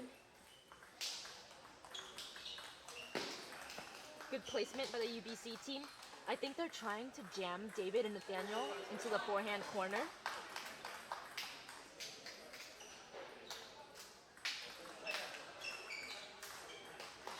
Good push right there. Jamming Nathaniel into the backhand corner. Couldn't find his positioning to open up that ball.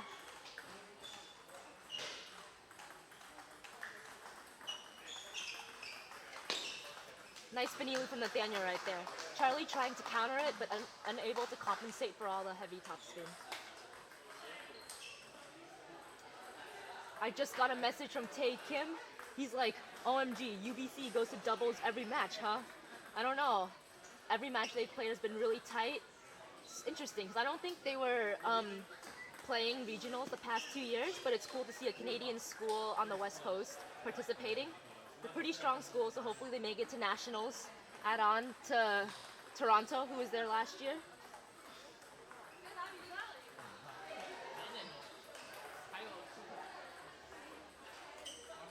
Nice side spin serve by Jane. Nice half-long serve. Nathaniel couldn't exactly read that and missed his forehand loop. Good deep pushes. Jamming UCLA right there.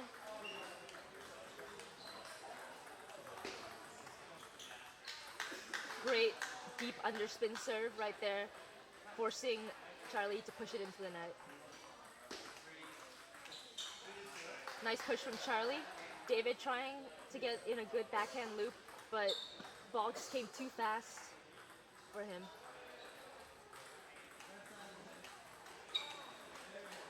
Good flip down the line from David. UCLA team doesn't seem too pumped up yet. Only Isabel clapping, but we'll see how that goes as the game progresses.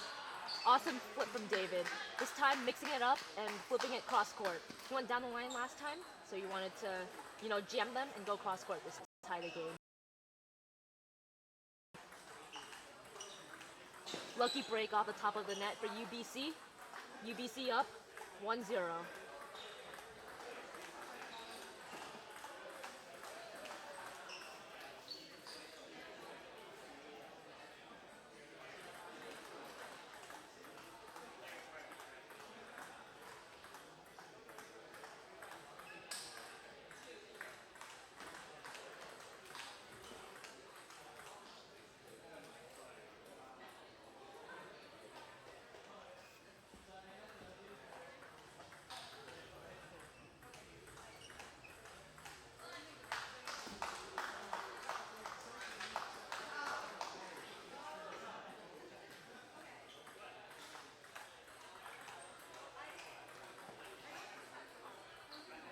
Seems that UCLA is strategizing right now.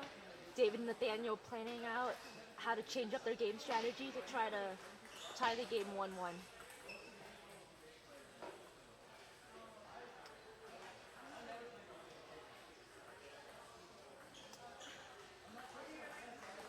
There's also UC Davis in the background. I like this. Bay Area schools supporting each other, something we like to see in NCTTA. Okay, Nathaniel to serve. Serve went a little long, and Jane got a really comfortable forehand loop, which, if you've listened to me commentate before, and if you've observed, is one of her strongest strengths. Wow, really nice long push to the backhand, jamming and surprising David.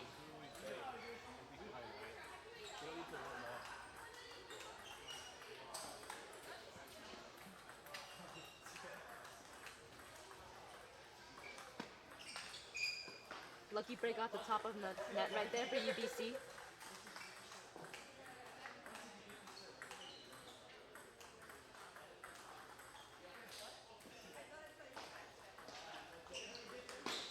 Wow, great counter loop there by Charlie. Yeah, Charlie really likes to go for the counterattacks. He makes them about half the time, and when he makes them, they're really strong, hard to get back. Good long push right there from UBC, jamming Nathaniel. I think the UCLA team needs to rethink their strategy, focus more on anticipation. They're getting caught a lot and jammed.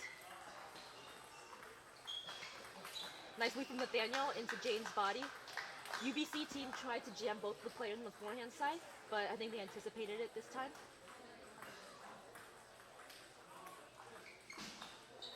Good side top serve from Charlie. Nathaniel seemed to have not read that too well, and spinning it up too much rather than going forward. Very good block from David, getting Jane's strong loop back. Good play.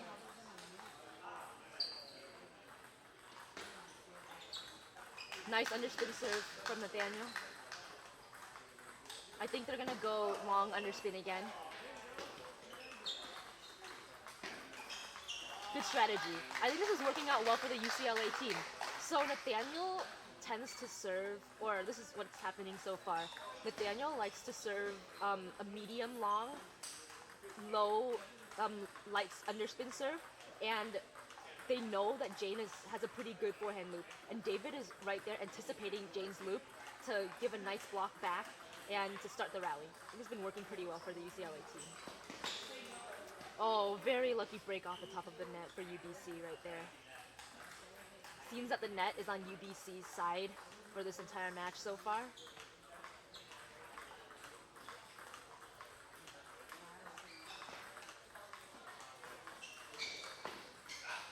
Great down the line loop by Charlie right there. UCLA gave UBC loose balls and they took advantage of that. Let's see what they do right now. So Daniel signaled for David to do a top spin serve. Let's see how that works out.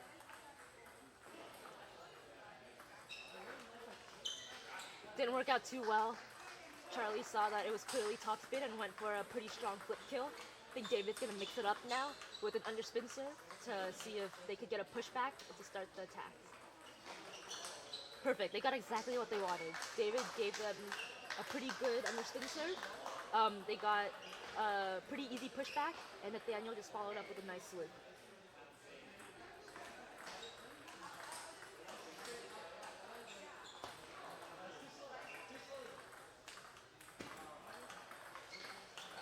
Interesting serve from Charlie right there.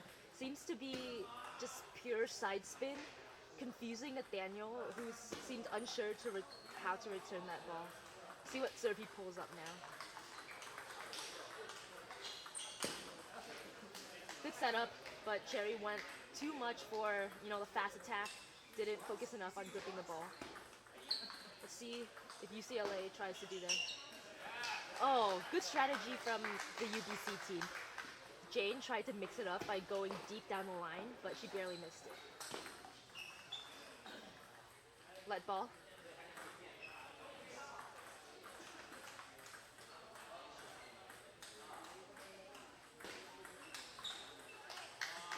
Nice serve from Nathaniel again. Heavy underspin.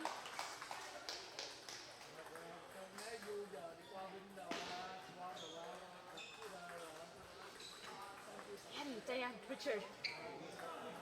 Annie, wanna join me?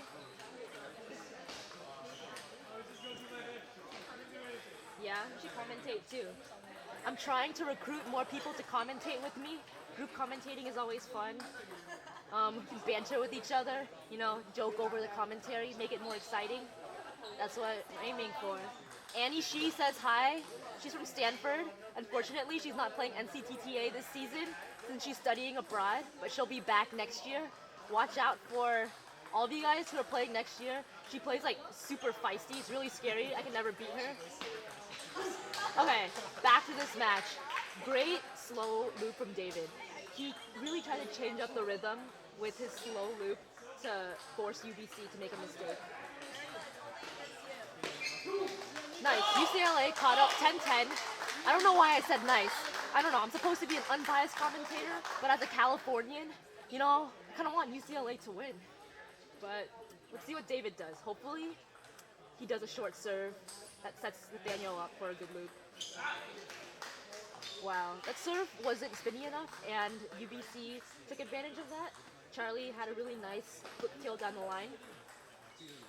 I feel that Charlie is going to do a short serve that would set up Jane for her attack. Let's see what he does. Oh man, UBC got like 10 nets this whole match. You know, the net has really been on their side. I don't know, sometimes life isn't fair. Okay, UBC up 2-0 right now, but UCLA seems to be getting more into the rhythm. Hopefully, they can tie up the game, make it more exciting.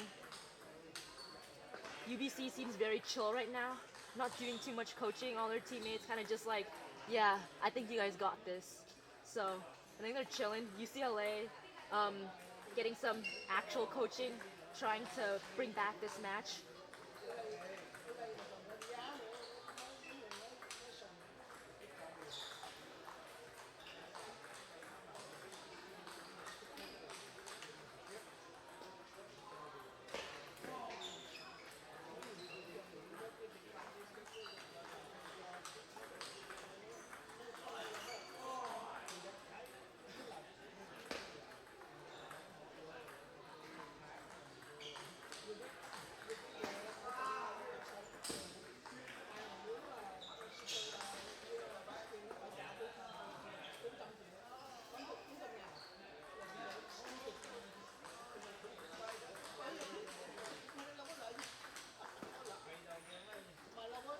Okay, we're about to begin the third game. Let's see if UBC takes a clean 3-0 sweep, or if UCLA can bring this back.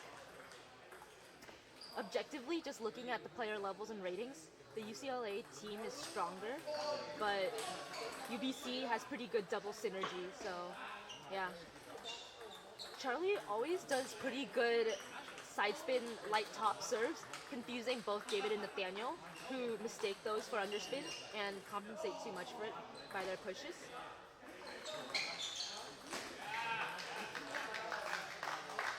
Nice slow push from David right there, catching Jane off guard.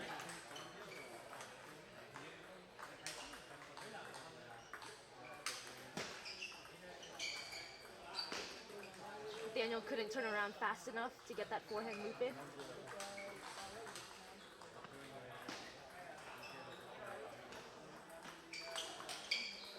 Wow, great setup right there from UCLA. UBC was just ready for all of those fast balls and just got everything back.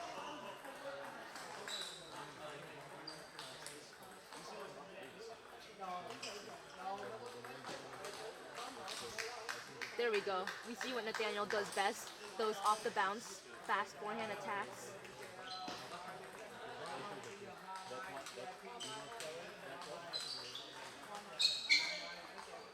UCLA gets the net, luck for once this match, tying up the game 3-3.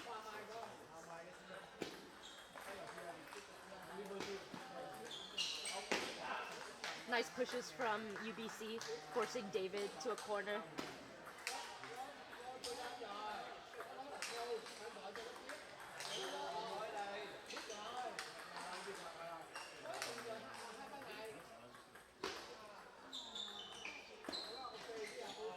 Interesting right there. I think UBC misread David's serve, or Nathaniel's serve. I forgot who served, but both sides are pretty confused. UCLA getting the point right there. Nice. David read Charlie's serve this time. He knew that it was side top, and instead of pushing it, he went for a pretty clean forehand attack. Beautiful. David mixed it up by flipping it down the line this time. He went one cross court, one down the line. UBC was clearly not expecting that.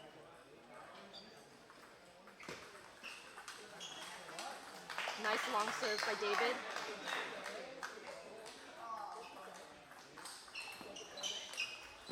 Oh, easy ball. Nathaniel mistimed it. Would have been a really great shot for UCLA. UCLA getting a little pumped right now. Teammates are saying, take it 1 point at a time. Let's see if they can do that.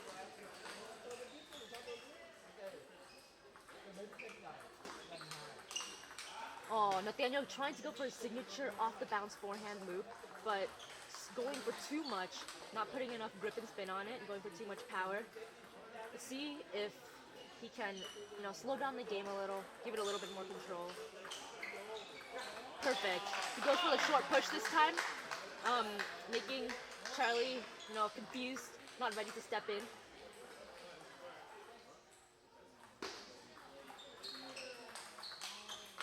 Beautiful point right there. Good combination from David and Nathaniel.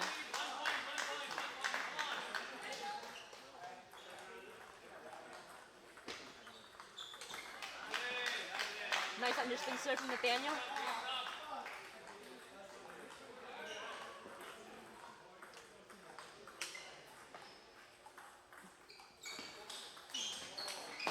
Nice. I think now the UCLA recognizes that most of Charlie's serves are either really light underspin or side top, and they're pretty prepared to attack it. And I think if they keep this up, hopefully they can, tie the match. We'll see.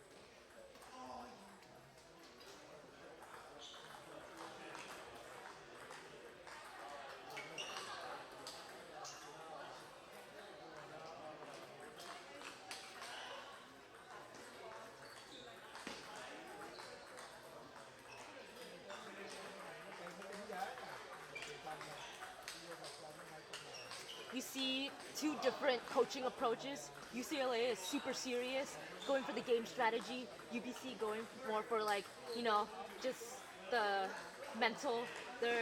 Looks like the teammates are just telling them, oh yeah, just have fun, try your best. UCLA really trying to, you know, strategize as much as they can to tie this match. Okay, UCLA to serve down 1-2. Let's see how this game turns out.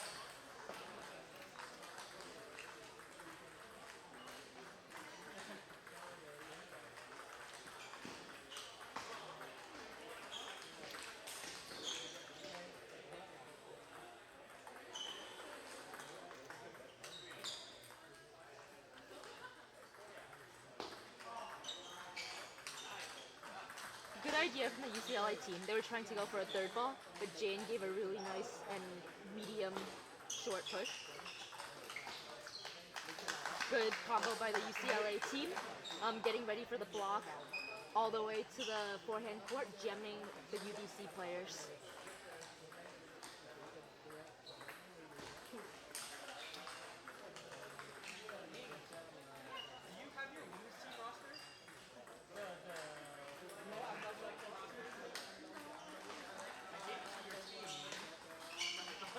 Beautiful combo by the UCLA team, setting up all these short strategic pushes for the open up.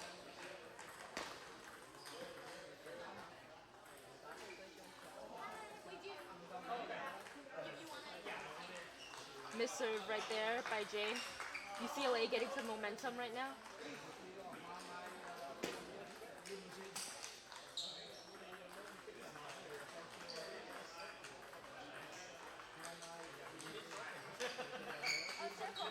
Nice loop by Nathaniel right there.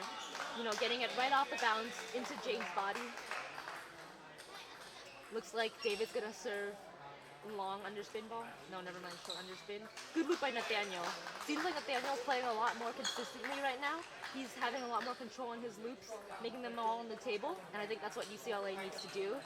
UBC is not, they don't have their edge anymore because I think UCLA has found their rhythm. So we'll see if they can adjust to this new and improved UCLA team.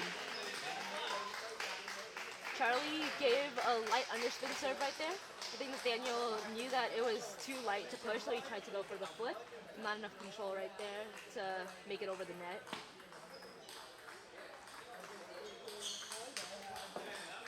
Good idea from the UBC team. Underspin serve for Jane to set up her powerful forehand, but again, too much flat hit and power, not enough spin. Nice. UCLA has really nice synergy right now. They're very comfortable with the whole push, push, push, set up for an underspin loop thing, and that has been serving them really well this game. Nice control from the UBC team, taking it one loop at a time. Nathaniel trying to counter loop that, but not compensating enough for that top spin.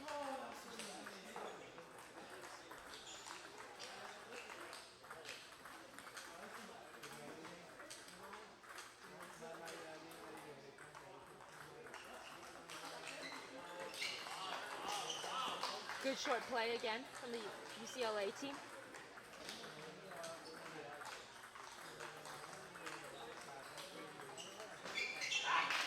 Nice return from Charlie from the UBC team. He anticipated that flip, gave a really powerful backhand punch block back.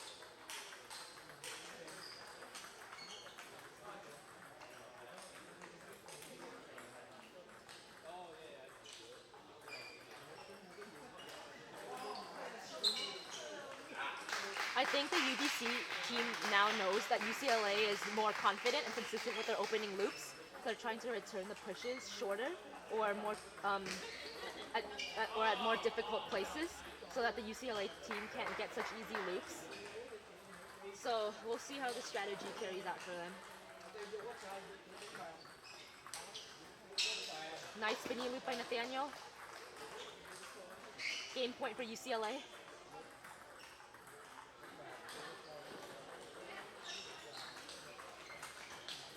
Beautiful combo from the UBC team. Jane with her powerful loop. UCLA had a nice block back, but Charlie followed up with another powerful attack to win that point.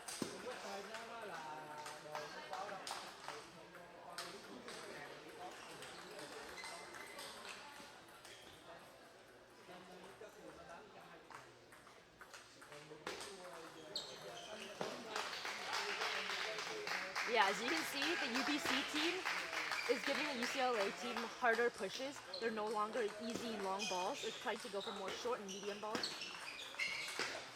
Nice. Good blocks and attack from the UCLA team right there. I think at this point, both teams are pretty comfortable with each other's strategy. UCLA had a lot of success in the beginning of this game with the whole push-push and then third ball or loop thing or whatever, but UBC caught on to that and they're trying to give more quality pushes, so either shorter, varying up the position or the placement of the push. So UCLA has been having a harder time with that.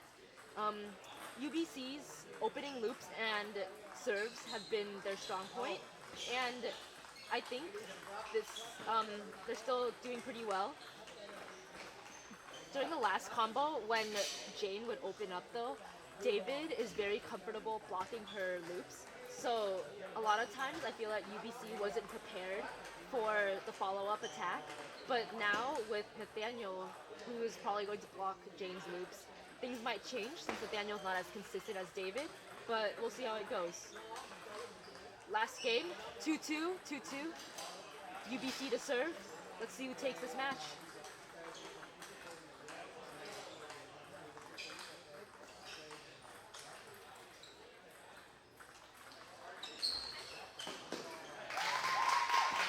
Oh, wow, now we see the UBC girls getting really into it. They just, all gave claps and woos. So, yeah, everyone's getting excited. Match getting tight. Again, Charlie's serves are pretty good. They're, variation of different side spins, and both David and Nathaniel are having a hard time returning them. Good underspin serve by David. Very spinny. Jane dumped it into the net. Nice combo by the UCLA team right there. They got what they wanted, right? Underspin serve, push. Take advantage of that long push to do a powerful loop.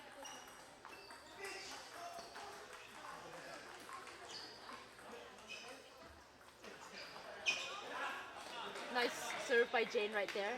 Also a light side under serve. Nathaniel couldn't time it well and completely missed the ball. Beautiful short push by Nathaniel. And then beautiful follow-up by David right there. Match tied 3-3. Game tied 3-3.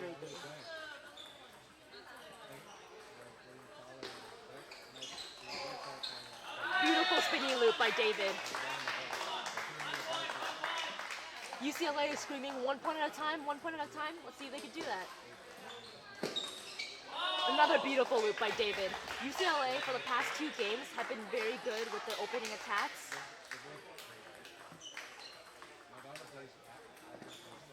Ellen, Pachi, Ellen. Hi. Oh wait, you're not playing in USC because they don't have a 4th player. Oh, okay. That was a commentary. Yeah, you don't have to play. I know.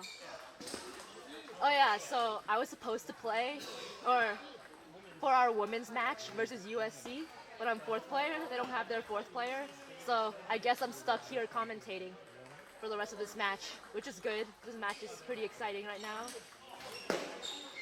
That was kind of a sketch serve. It kind of hit the line. I wasn't really sure if it made it, but UBC played a good combo right there.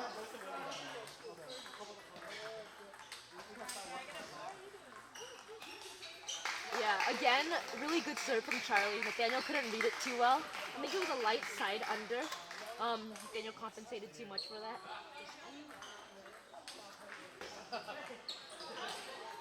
Oh man, good push by Jane.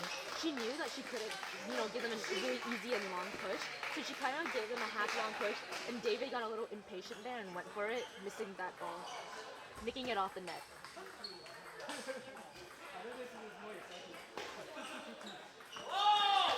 Good idea from Jane. I think we've seen this several times this match. She tries to go down the line, but barely misses.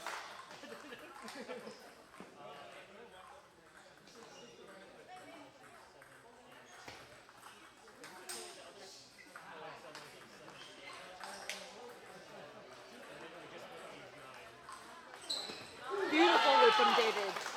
Jane's serve goes a bit long, and David takes advantage of that, using a really strong and solid forehand loop cross court.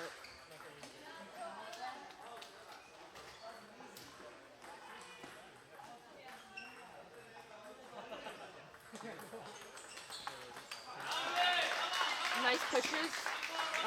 Charlie had a good positioning for a nice backhand loop, but I think he mistimed it. He was going for the flip, but I don't think he expected it to go long, so he couldn't, get that involved. Great spinning loop by Nathaniel right there. Good combination by the UCLA team.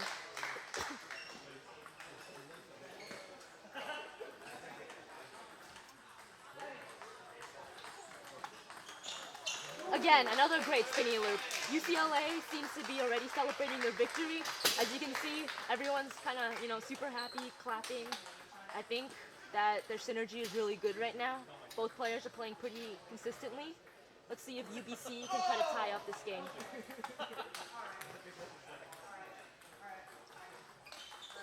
Beautiful attack by Nathaniel cross court. UCLA makes a comeback, wins this match 3-2. Unfortunately, this is the second 3-2 match UBC has lost. They're a very strong team. Hopefully, they could qualify for nationals, but great match overall from both UBC and UCLA. I think UCLA is on to the semifinals now.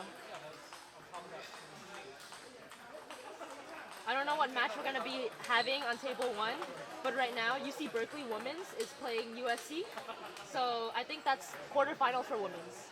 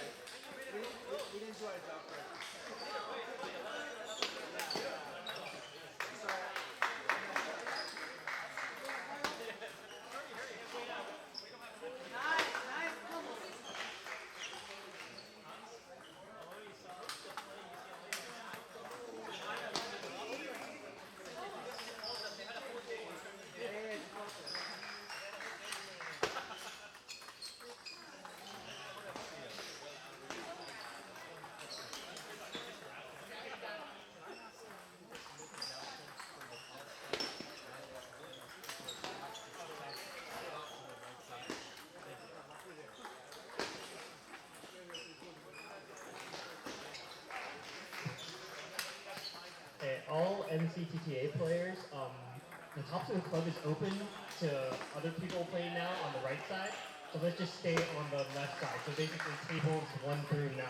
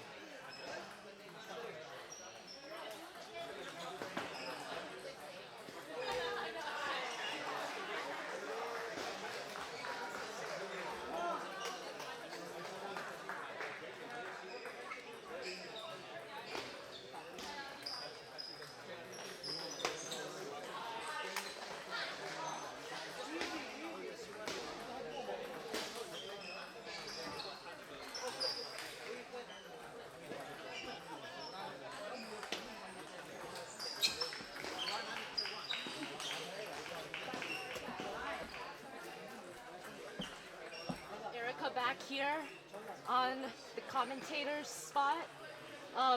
So right here we're seeing Teddy versus forgot his name, from UCSD. This is Cal versus UCSD semifinals, I think.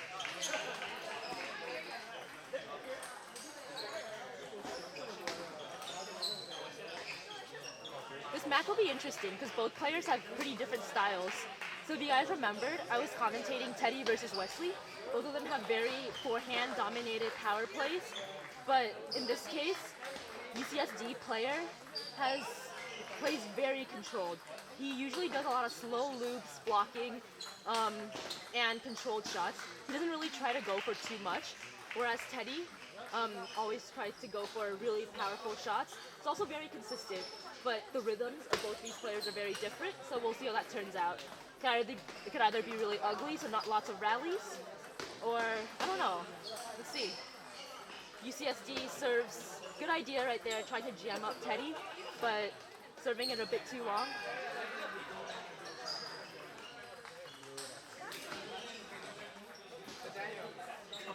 Teddy with great control, blocking back every ball.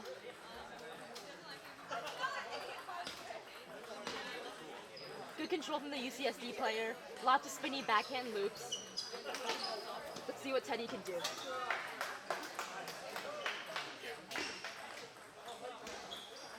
Good setup from Teddy, good idea. Just barely skimmed the ball. A little bit off timing right there.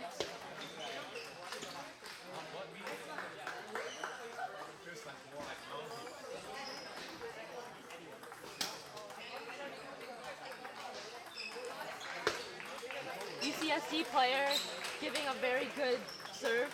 Side spin right to Teddy's middle, putting it into the right positioning to make a good loop. Same serve right there, but Teddy was prepared. See, really interesting style from the UCSD player. He varies up the spin a lot.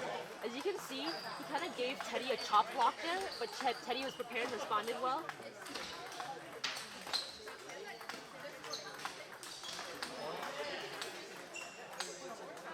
UCSD takes this game. I don't know, his blocks are really interesting. A lot of them come pretty dead, slow. I'm not sure if he has pips or not. He seems super hyped that he took a game off Teddy, but I'm gonna give him some credit. He's a really good player. Shouldn't be too surprised when he took off a game. And his rhythm probably confuses a lot of players. I don't know if he has pips or anything, or if he just plays like a slower blocking style, but it's definitely not the traditional textbook looping with, like, you know, clean topspin style. So let's see how Teddy responds to this and if he can take this third game.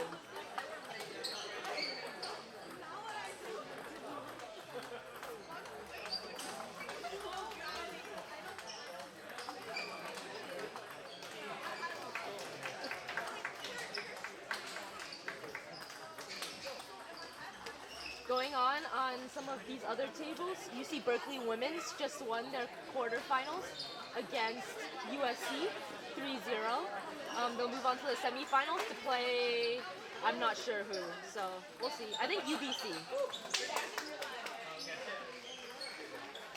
Okay, starting the third game right now. Let's see if Teddy can respond to this rhythm change.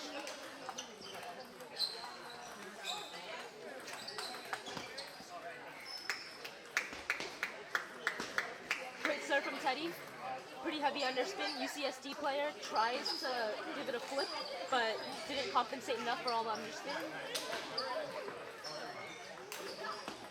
I'm not sure if that was a let right there. We'll see what the players say.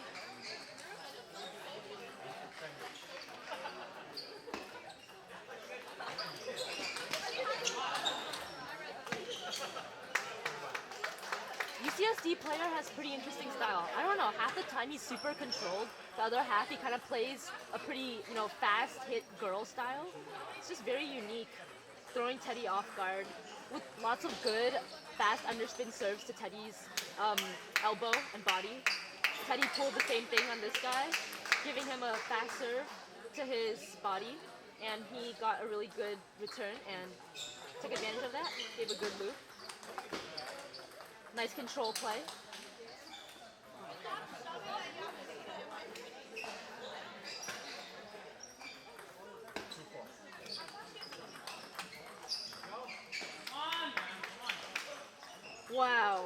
counterattack from the UCSD player. First, getting Teddy wide to the forehand. Teddy gave a really good loop, but he's just ready to counter that attack.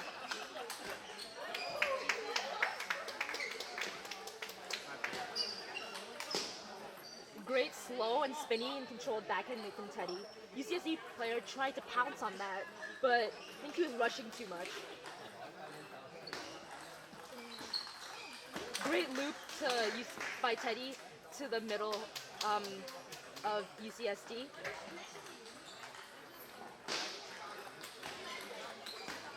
Teddy seems to be playing fairly comfortably right now, getting used to the rhythm more.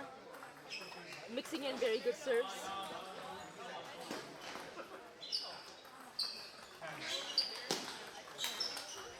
Again, the UCSD player right now kind of pouncing on the ball. He gets in quite a few, but Teddy's very controlled, good at blocking, and blocks all of them back. Good loop by Teddy, nice and controlled with good quality as well.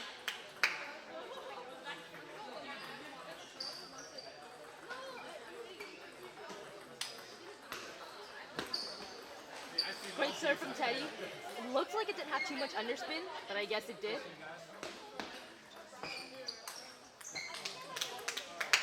Tried to hit too much into that ball instead of gripping it up. That one had a lot of underspin right there.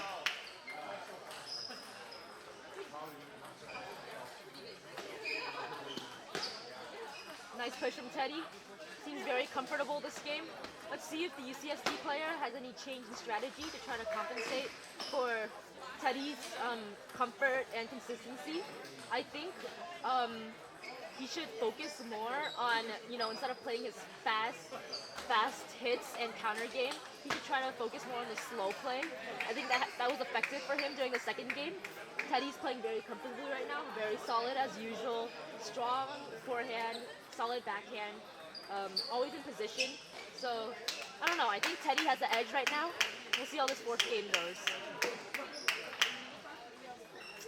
Just on these other tables, if you guys are interested, UCLA is playing Aloney in the semifinals. Both teams have very strong players. Aloney is probably this division's strongest team with several 25 and 2400 players.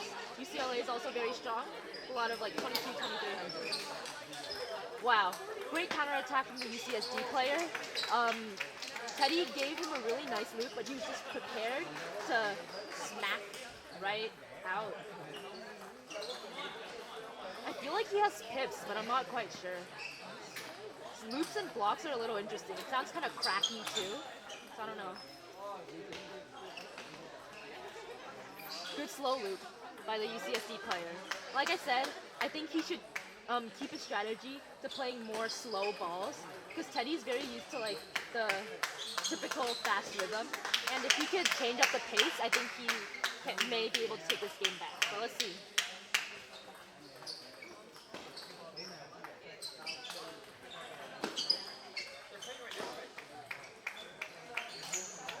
Oh, 2 lucky net breaks. This net seems kind of loose. I don't know. There's a lot more net balls than usual. Yeah. I don't know.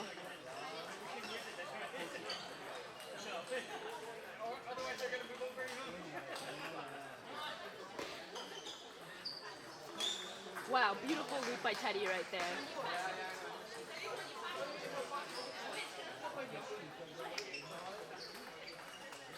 I'm gonna retire my commentating right now because I'm going to practice for our match versus UBC.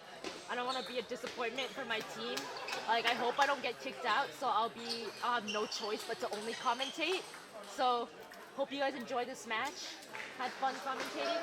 Maybe I'll be back later after I finish my matches. But enjoy this match.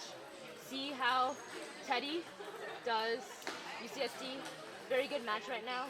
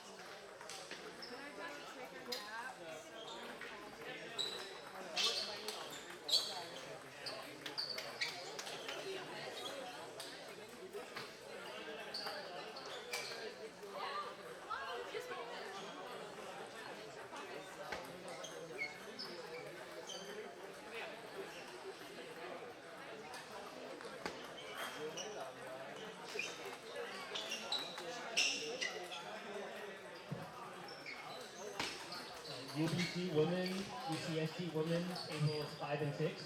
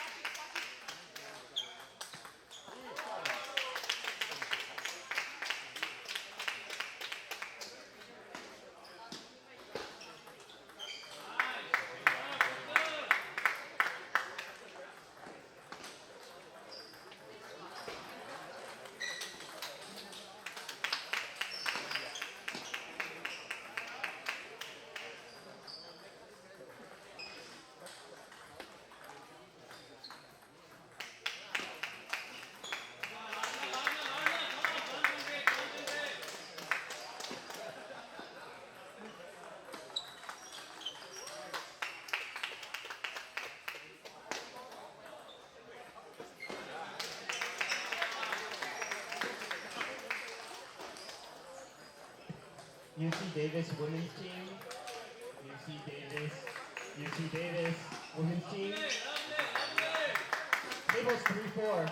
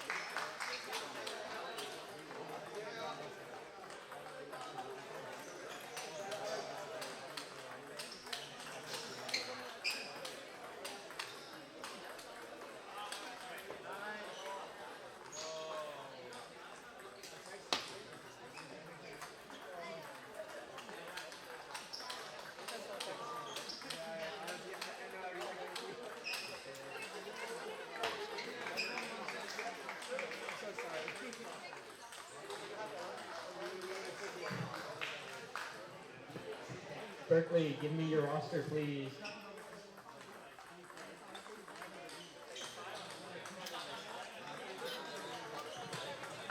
Berkeley, we're going to make up a roster for you.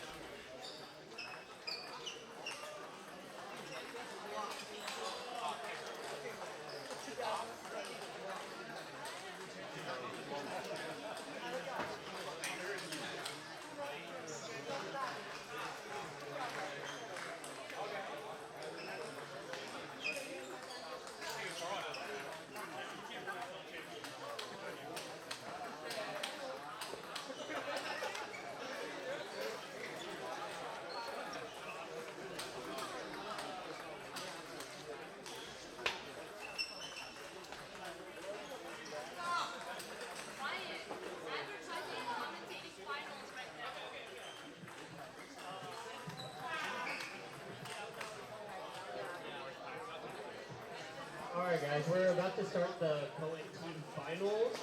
On tables 1 and 2, it'll be Aloney versus UC Berkeley. Erica will be commentating. So tune into our YouTube stream. Wait, Ryan, you have to tell NCTTA that. Not everyone here. So that Willie could, like California. Okay, Erica's back again, commentating for the co-ed finals. We have Aloney playing UC Berkeley. As a former member of the UC Berkeley team, I got kicked out because everyone's too good now. So, now that's why I'm doing this. Our team is super strong. Aloney's really strong this year too, but they don't have their chopper, who's been one of their really strong weapons. So, let's make a prediction here. I think that Berkeley will win 3-1. My prediction. If Yi Xiao was here, the chopper, I don't know about that, but I think we have it down this year. Let's see how it goes.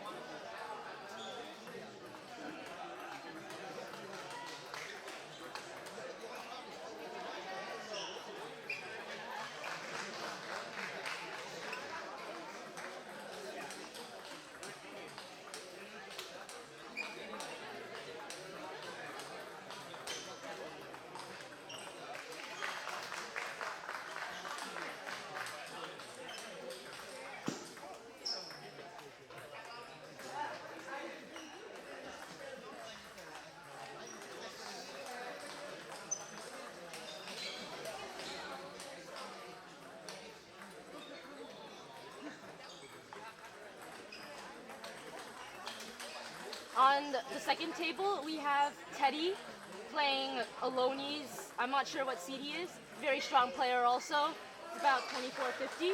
Oh, also, we have another commentator here. Hello. Say hi, everyone. Speak louder. Hi, I'm Annie. This is Annie. She, like I've said before, she's one of the players who I have the hardest time playing against. You know, she won't be around this year, but watch out for her next year when she goes pouncing on the ball with her super scary 5'1" frame. I'm not 5'1". What are you? Oh, her 4'11" frame. My bad. Wait, I'm gonna advertise NCTTA. Don't listen to her. Erica's loops are scary too. No. Huh? I don't know. Teddy versus I don't know who that is. 2 NY 4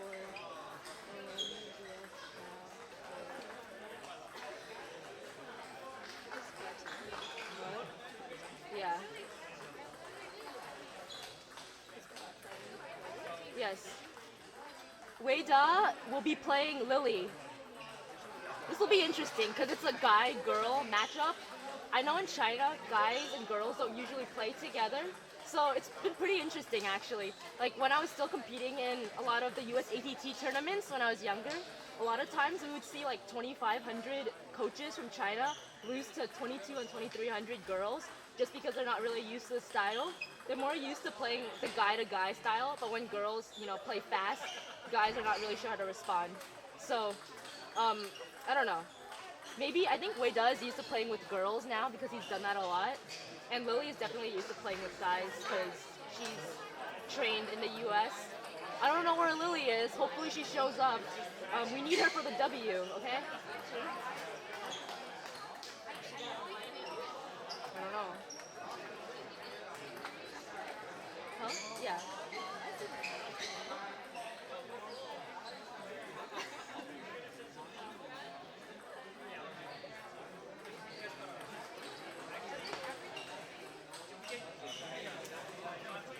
Too bad I can't move this camera to Teddy's match. I tried moving it before, but I didn't really know how to do it. So Tae Kim yelled at me, and I don't want to be yelled at again, so I can't move it. But that's a pretty good match. Sorry that you guys have to stare at like an empty screen, but yeah. No, it's not. Oh, it's not? Like I tried to move it, but like I didn't really know how. You can't just turn it. There you go. Okay, There's Teddy versus... this is a secret. Don't tell Tae, he'll get mad at me. Yeah, I forgot, okay. I don't know the Aloney player playing Teddy, but he's a very strong player. I know in the last 2 divisionals, he beat Jordan Yi from our team and Pachi, both of whom are solid 2350 players. I've seen him play, he has a very controlled game. Not too much power, but a lot of control. Not sure how that match will go, I think it'll be pretty close. I'm gonna keep it here now, but Lily finally appeared. So I'll be commenting on that showdown in a bit. Annie, do you have any comments to add? I'm really excited to see how these matches go because everyone seems to have really either good touch, spin, or really offensive styles, and I think it'll be really interesting to see how they match up against each other. Great. I hope you guys are all excited as well.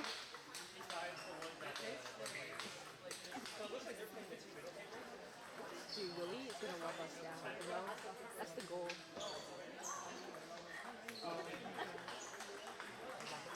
Wow, beautiful loop by Teddy. Look at the angle on that shot. Yes.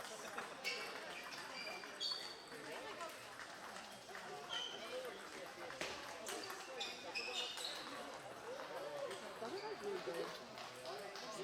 I don't know his name. I wish I knew. You should like text someone to find out.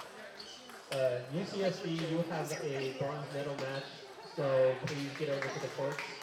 Like, ask what's the guy who played Teddy's game? Yeah, he would. He's always on his phone. Wow, look at that beautiful loop by Teddy, right down the middle. Really good placement and quality.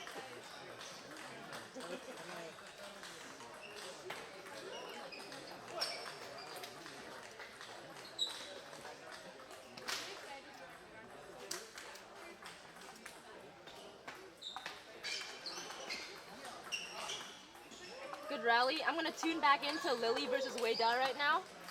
They're about to start the match.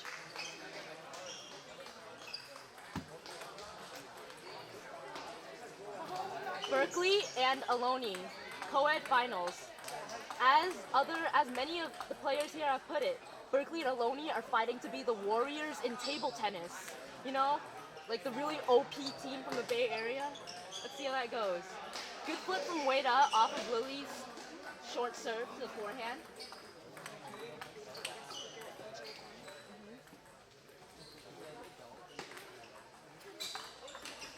Wow, really quality backhand attack from Wei Da, countering all of Lily's attacks. From what I've seen with Wada, he seems to generally take more control of the game and really pick his shots before kind of going for a final shot. Whereas I feel like Lily's all around being more powerful I in just agree. most of his shots.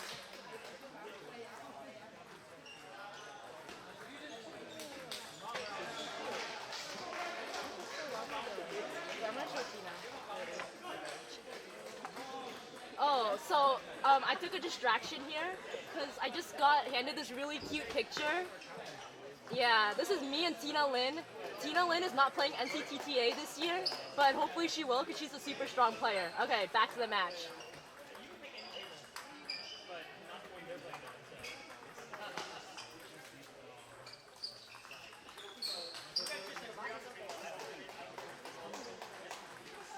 Teddy.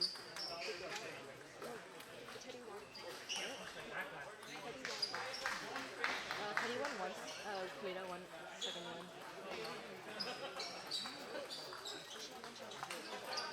Wow, very good quality from Wei Da again.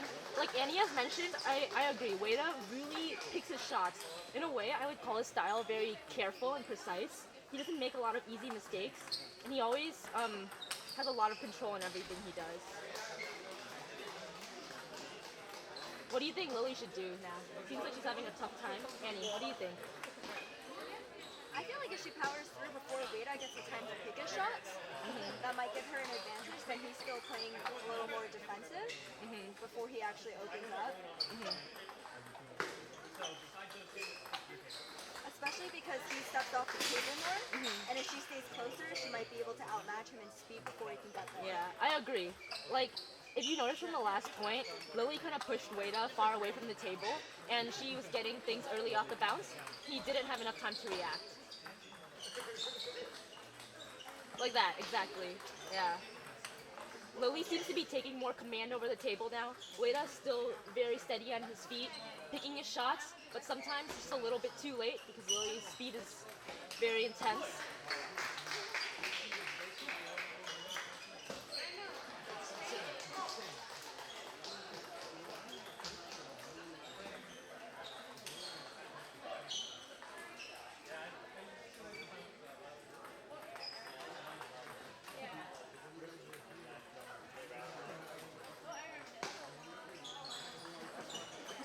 Wow, nice down the line loop by Lily.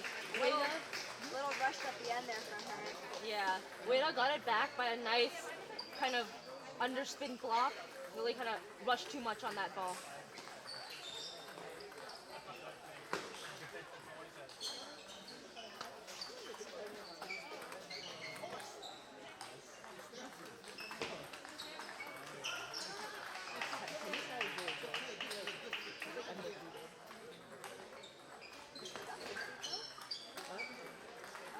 Yeah.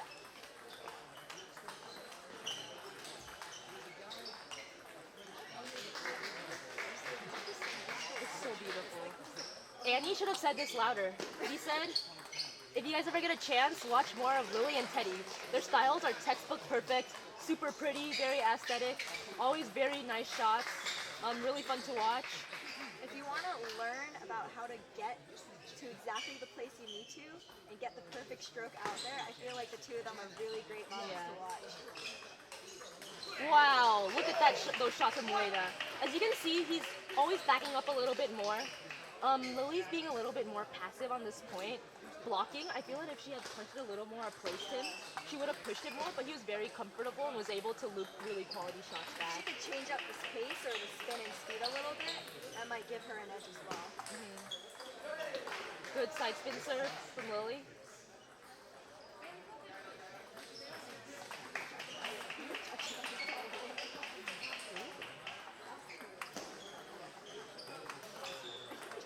He likes it. He's like very knowledgeable.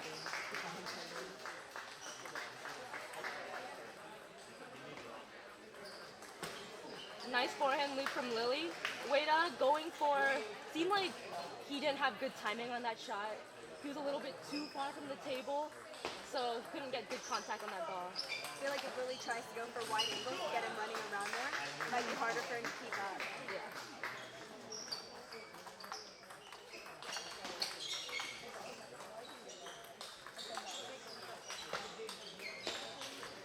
Beautiful point. First game goes to Lily. Lily up 1-0. Yeah. Again, Weida, I feel, is also, if you're a guy and you want a player to watch, pretty much textbook perfect strokes as well. Yeah, so we're gonna quickly stream Teddy's match so you guys don't get bored. I don't know how this is going. Probably pretty tight. There was someone to score, Pete. Yeah, too bad. Let's see.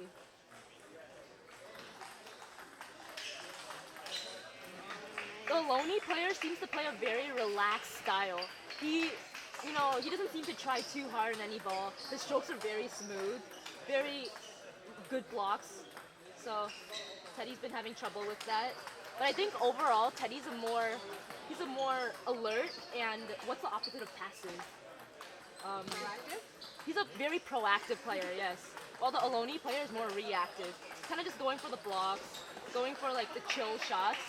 But I don't know, like I guess when he sees an easy shot, he really takes advantage of that. One thing I see about the Aloney players is if they have a really great sense of touch where they don't necessarily have to be as proactive, they can pretty easily make very unpredictable shots that are going to be hard for other players to react to in time. Which I think what he was doing, just suddenly getting a really forceful and fast flip that Teddy just couldn't react to in time.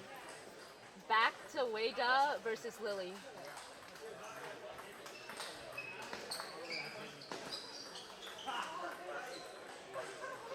I agree with you. That Aloney player that Teddy was playing, he has very good touch. Seems like he kind of just touches the ball, wiggles his paddle, gets like really good quality. I've heard that is with Weida as well, from what I've Yeah, but I think Weida is, at least when he's playing with Lily, he's taking a very proactive, careful style because he knows he can't really mess doesn't have around time to, and like, yeah.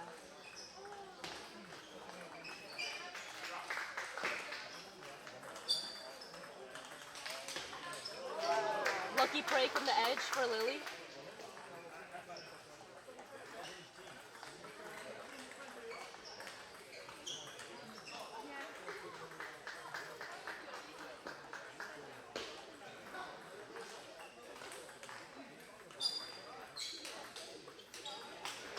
Wow, excellent point. Weida was out of position. Lily hit a lot of good placement balls to his center, but he recovered and he ended it with a really nice counterattack.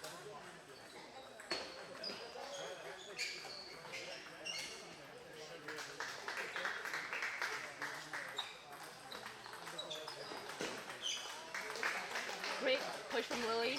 Half long, forcing Weida to decide between a push, a flip, or a loop. Looked like he was pretty unsure. That's what Lily went for.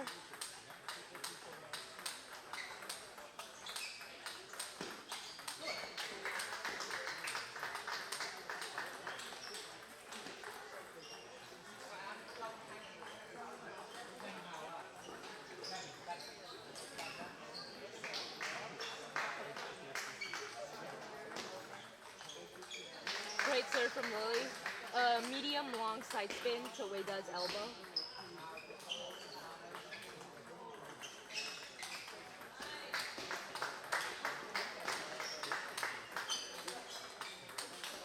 Wow, really interesting chop block from Lily right there. But Weida just seemed prepared for it. Just went all out. It didn't seem to bother him that much that it was probably really dead.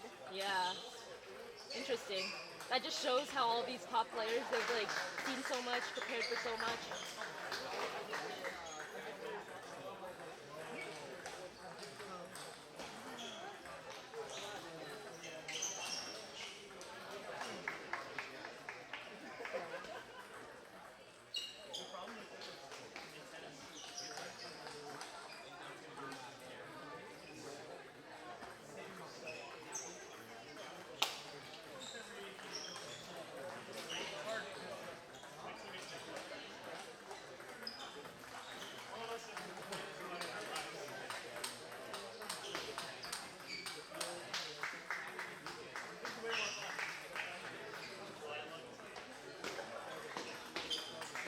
Lily always has a really signature side top serve to the forehand.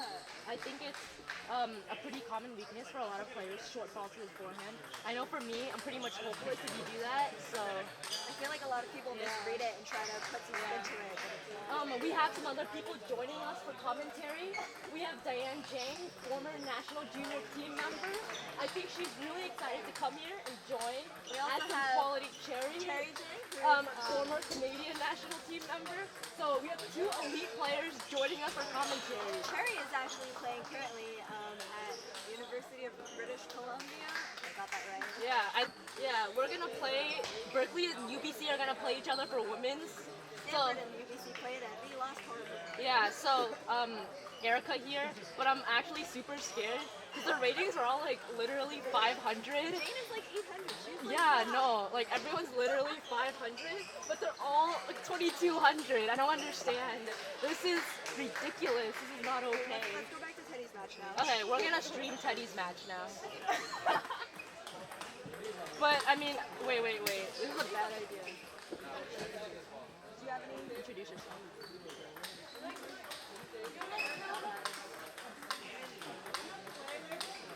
Teddy is taking a water break right now.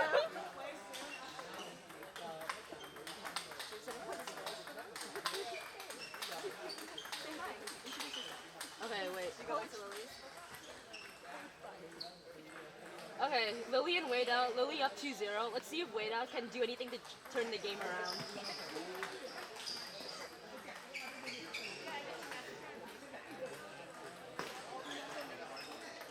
Oh man, Lily's serve was just called. Wow. I don't know what she did wrong, but I think she didn't toss high enough. I don't know. Nice flip in at Lily. Wada tried to give her kind of like a medium short push, but it went a little high. Lily took advantage of that. Went for the easy quick kill.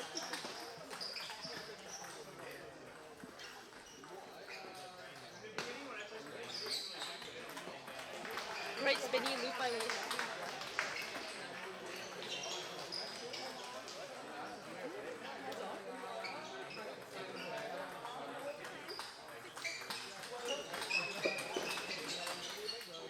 Very controlled and spinny loop by Wada. Really good quality, and as you can see, he's backing up more. He's backing up away from the table to really get that control and good quality in. Really hoping Lily doesn't counter them, because if she just blocks them, he's really good at, continuing to give quality shots. Like that. But see, for that one, Lily kind of gave a punch block, and Wada wasn't prepared for that. He was still in the midst of his last loop and wasn't prepared for the next one. But it looks like he's trying to go more on the offensive to see if that changed his time at all.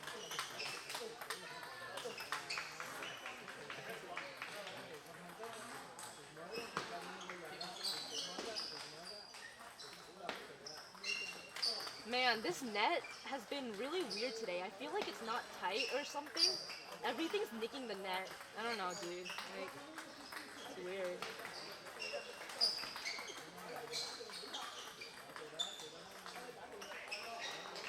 Great control by both players. Wada stepping back, Lily staying at the table. Both playing pretty comfortably at their own pace.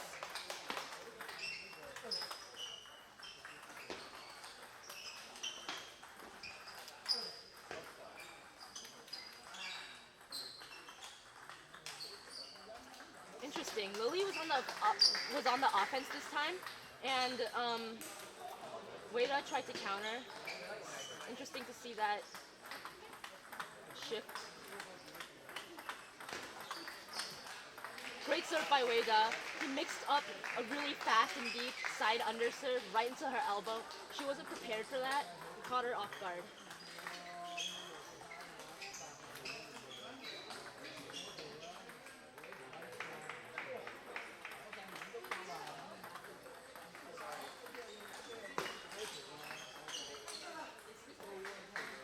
Combination by Lily, again that has proven very successful, serving short side spin to the forehand. Wada had to step over because in general people's forehand flips aren't as strong. Lily went for the next ball, easy shot. farther she pushes way down, the harder it is for him to really get a powerful return in. Wow, did you see that Ma Long style chop block right there? Wow, great point. Wait up, back from the table, fishing. See Lily having fun, smiling at the team. Good spirits all around.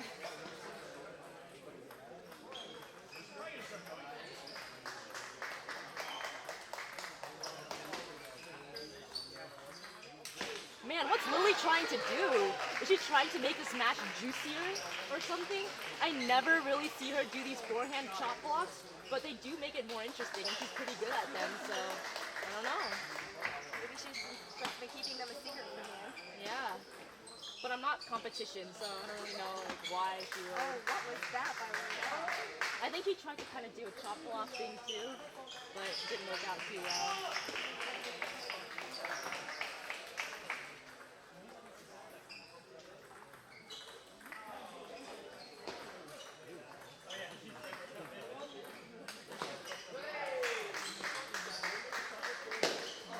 Really good play. Great get by Lily. Such a wide angle. She almost had to curl her wrist in just to get it back on the table. And it seems like it was just too wide and Reynaud couldn't get it back.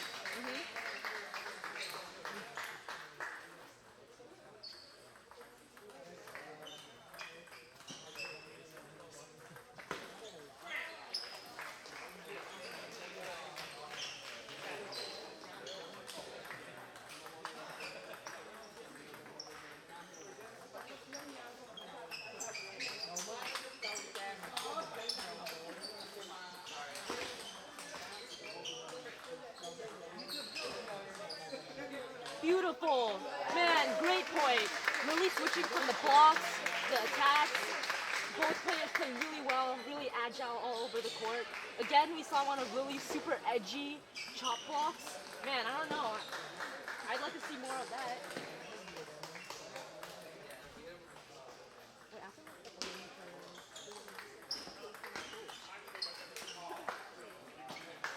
is. Really spinny loop by Lily. I think Weida had the good idea right there, but it had a little bit too much top spin. Couldn't follow through with his counterattack. Looks like on the other table, Teddy seems to have won. I don't know if he did. Wait, it looks like Teddy won, yeah. It looks like his teammates are cheering for him, so I'll take it as that. Oh, I think they won. That must have been a really great match then. Too bad we don't have two cameras. Let's tune in. Say hi, Diane and Sherry. Let's see. Man, the light is blocking their faces, but oh well. Back to the match.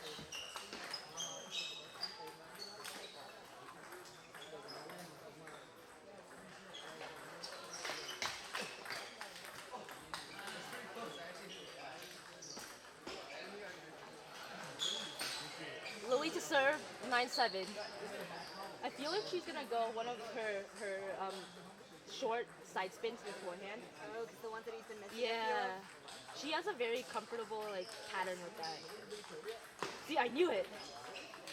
Nice. Great setup starting it off with Pachi so she can push him back before he has time to react. This could be the point, guys. Game point, match point for Lily.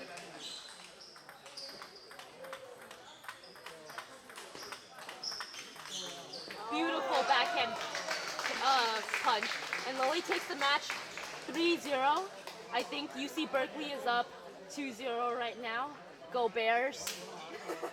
A little bias here, huh? A little bias here, but what's fun in neutral commentary, you know? Yep, just saw Lily and Teddy celebrating, so it looks like they both safely won their matches. High fives going all around from the Berkeley team.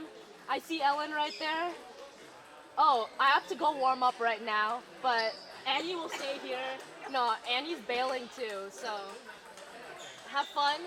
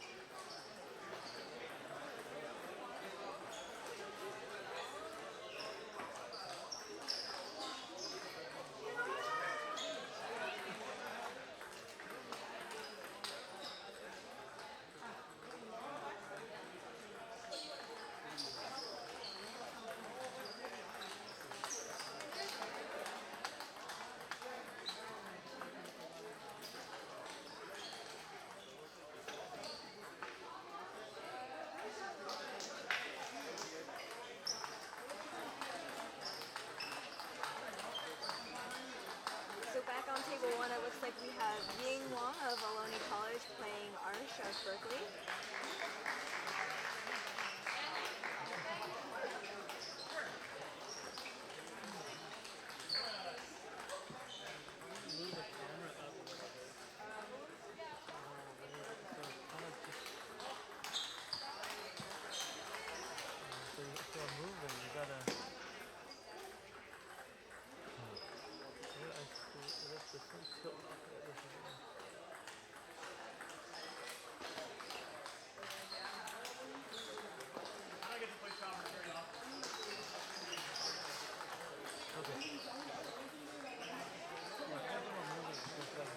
It's time to start shaking.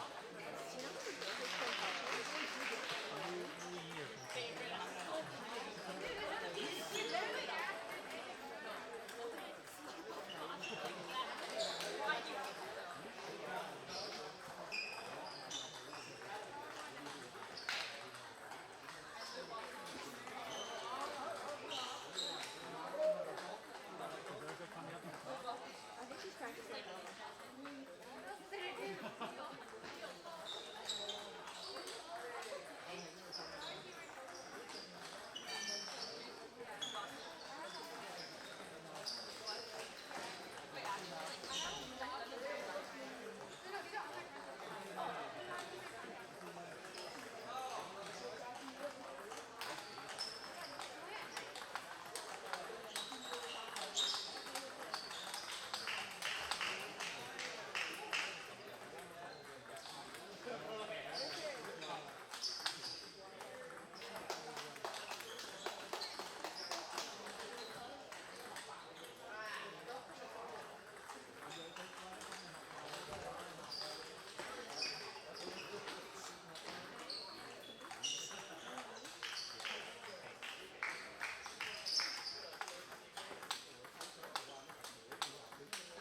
On table 2, which you can't see, unfortunately, is going to be Wesley of Aloney, who's currently playing Pachi from UC Berkeley.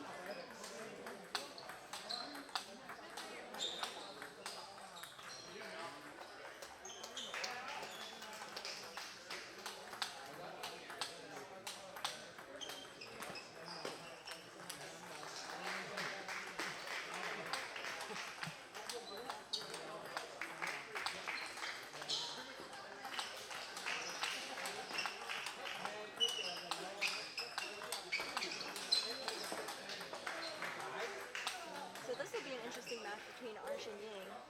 Arsh, I believe, is a freshman currently at Berkeley, and Ying, I believe Aloney has only been playing, this should be their second year playing NCTTA. She does seem to be short pitch on, I can't remember which side, but she does, as short pitch, she ends up playing more close to the table, I would say. Let's see how Arsh deals with that.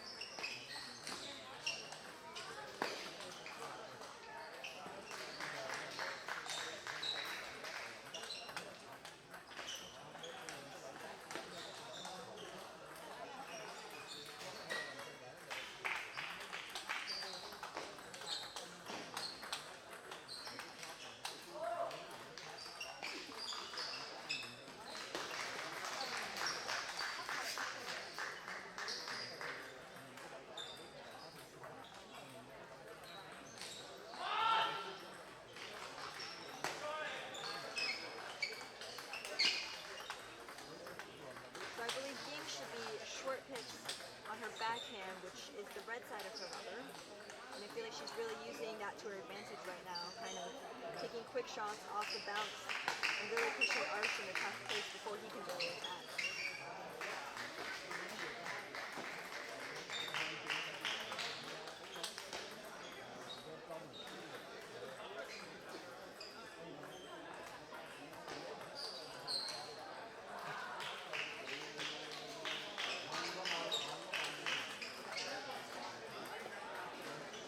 Great loop by Arsh, going down the line, catch Ying off guard.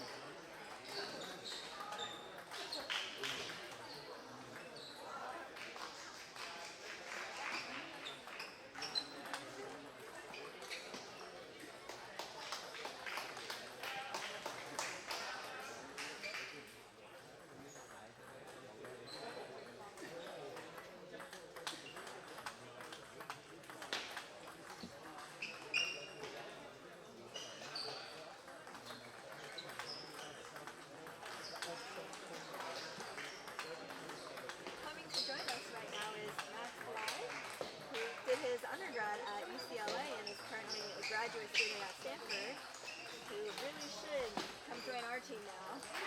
Yeah, what are your thoughts so far on game up table 1? It's pretty closely matched.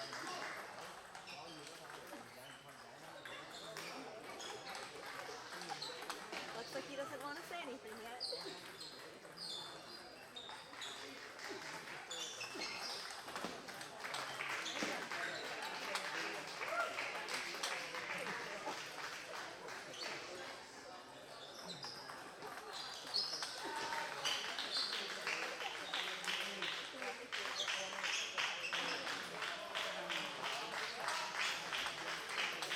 Looks like Ying has the first game point this game.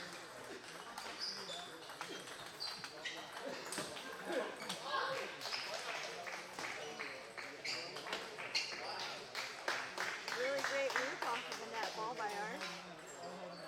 Still close, 9-10. Could catch up.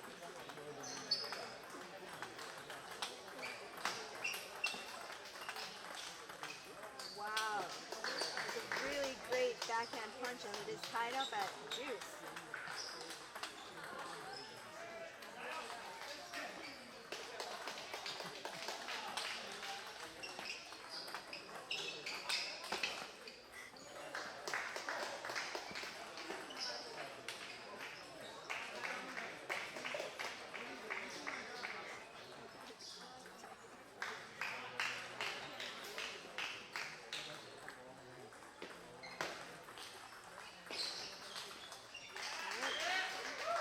It's going to be a comeback, but still tied at deuce.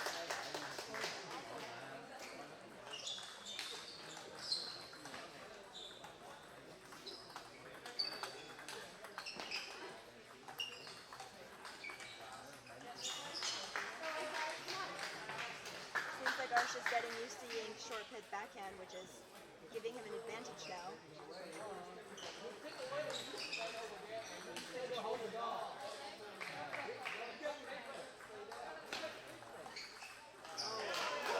Really, really smart flip by Ying.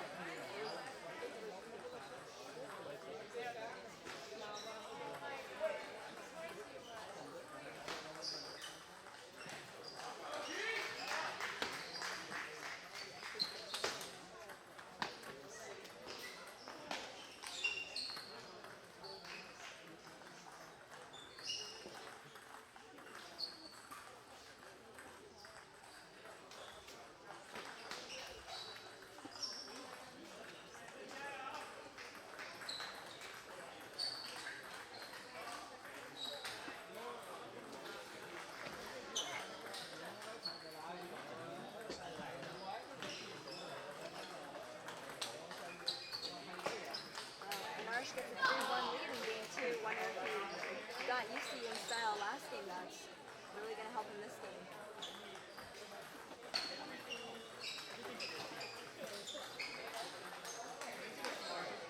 It does look like Ying isn't really blocking as hard against him anymore. So he seems to have more flexibility in looping.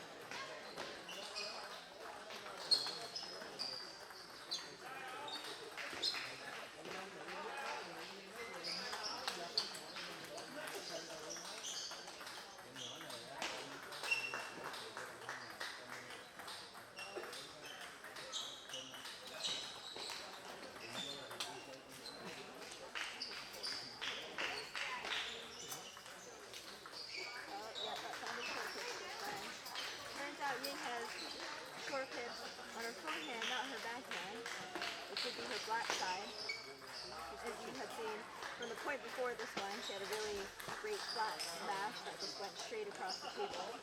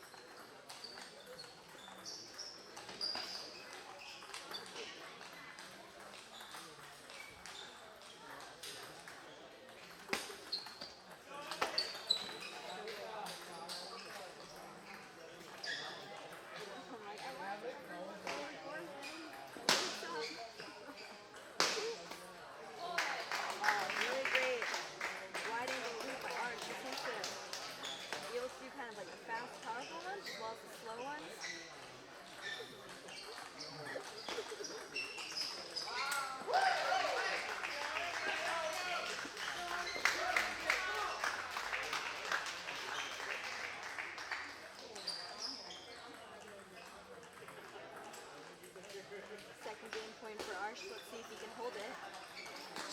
Looks like he just missed that loop off the edge of the table.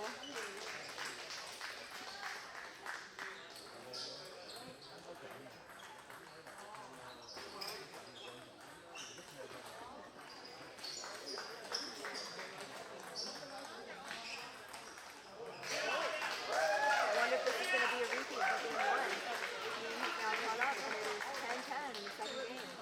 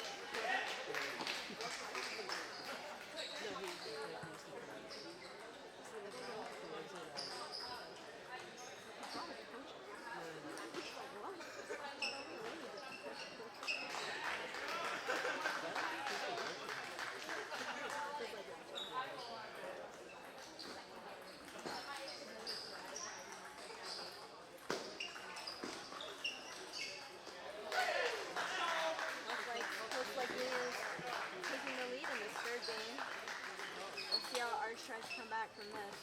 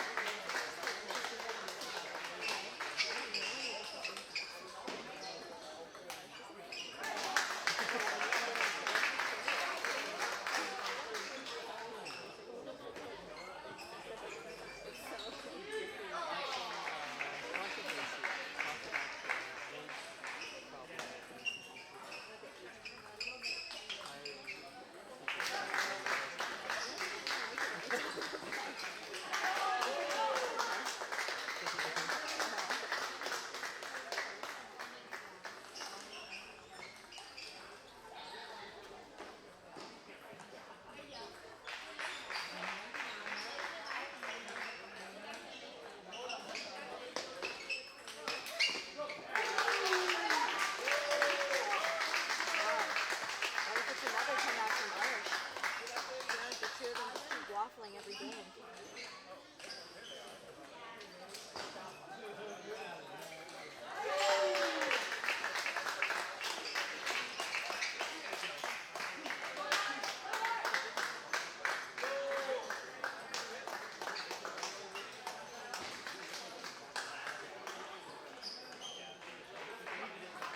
Diane Jiang, sitting in the audience, currently watching the Berkeley vs. Aloney final, would like to say hi to everyone. Are you guys doing commentary? Sort of. Huh? Sort of.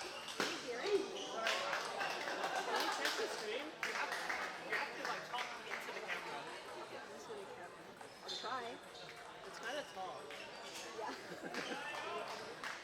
And it is another seemingly possible comeback with Arsh now in the lead at 10-9. He was down by a lot in the beginning of the game. And it just looks like they are doomed to be in a juice forever. For every game.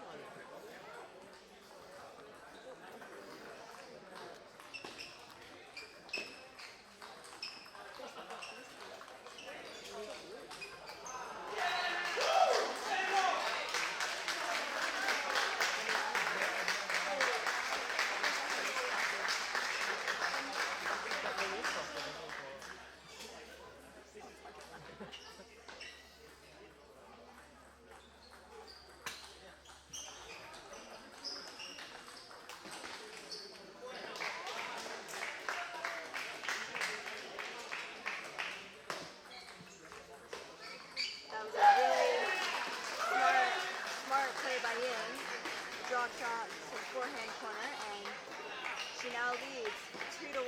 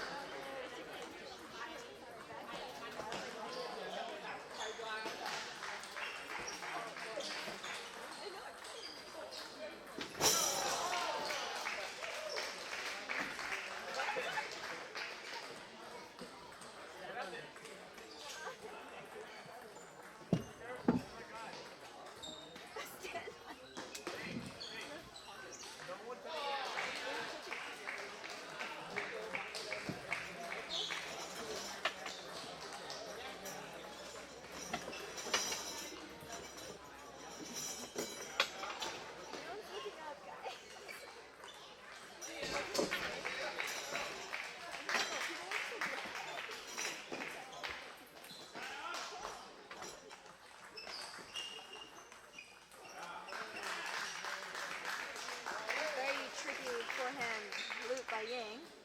She has short hits on her forehand, so combination of spin and also kind of a dead shot. Probably why Arsh has been, for the most part, aiming towards her backhand, which is her smooth side.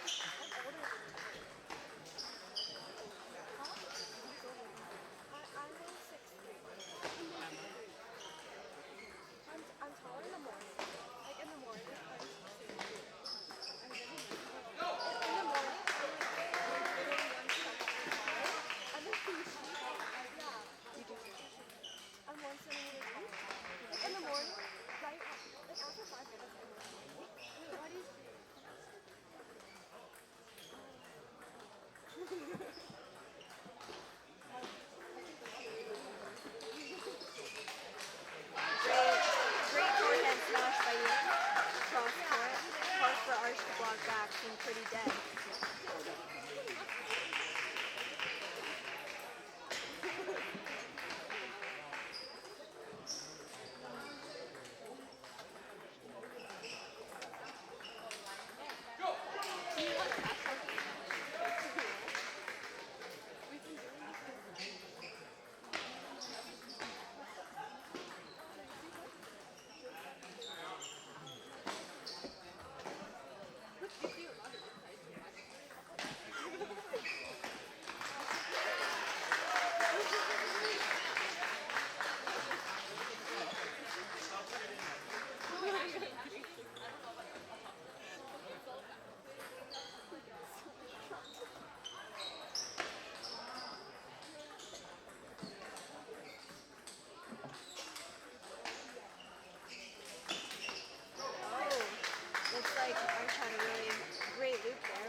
Too much for Ying to be able to smash back.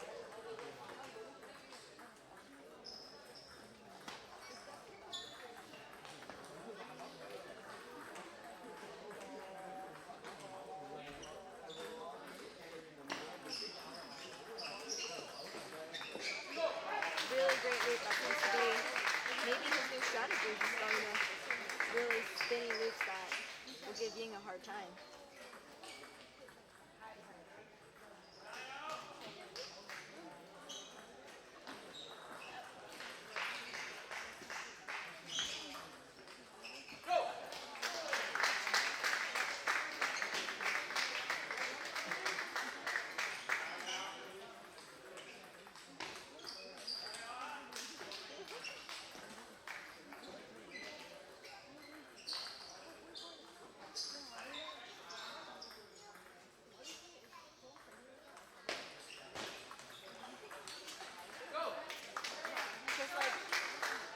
she missed her push the last point and seemed like a block she usually makes. I wonder if she's starting to feel the pressure.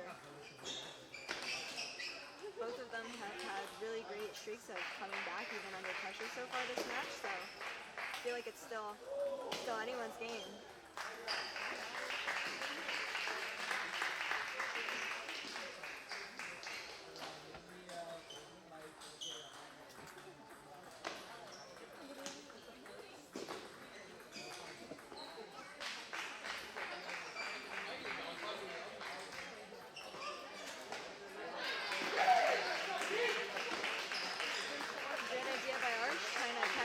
Like that, but looks like he was still a little rushed in that one.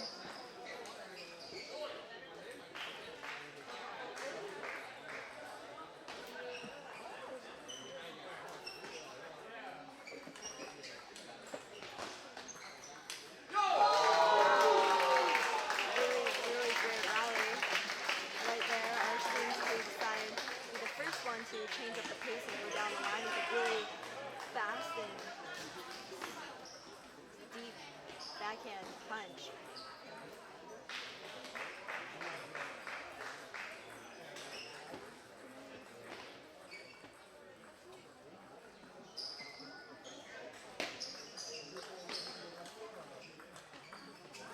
Ooh, edge ball there. He is in the lead right now, 10-7. If he can hold this lead for this game, we're going into a fifth game then.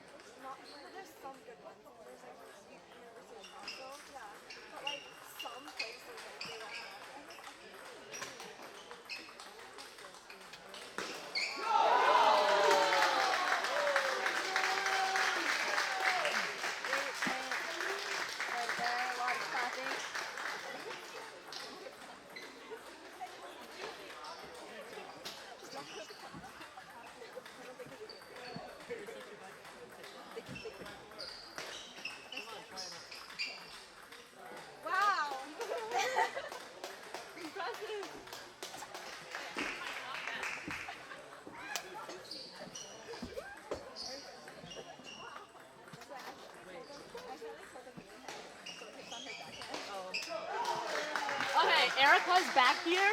I'm back because this match is too juicy not to miss. And because Annie sucks as a commentator, so she needed Erica back here. Yeah. Come on, Arsh, let's go. some clear bias happening here. Now we can have a nice, healthy debate. I don't think they could do me because I was too short. Oh, so you're standing on top of it? Yeah, but only like the last game. Wow. Wow, really nice move. I didn't know Arch could chop. I don't know. Now, those are pretty good ones. But silly Arch, why keep chopping? So much better as an offensive player. Oh, we're playing your school, like right there in the live stream tables next. But you're not playing? What is that? I can tell you that. I think I already know. Are you not playing? I know I'm playing. This match has been so close so far. I feel like it's going to continue to be. You, Leah. Man, why do I... What if one of Are you better than... Wait, is Leanne better than James? Because James' forehand is so deep. Really beautiful loop by Arch right there. But like, his forehand is so beast. I can't compete with James. Okay.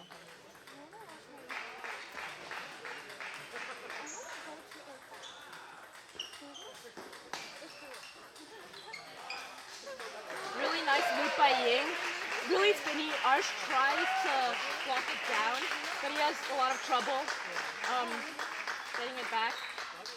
Let's go. Match getting juicy. Arch, please win so we don't have to go to doubles so we can finish faster. Wait, who won between Pachi and... No, Pachi, we won. We won. Really nice smash by Ying, but Arch is prepared for it, blocks it back, catches Ying a little bit off guard. Arch now up 5-4.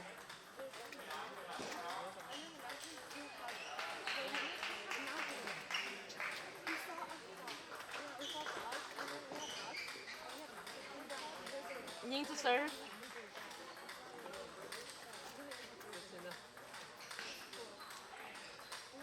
Beautiful down the line punch by Arch. Beautiful.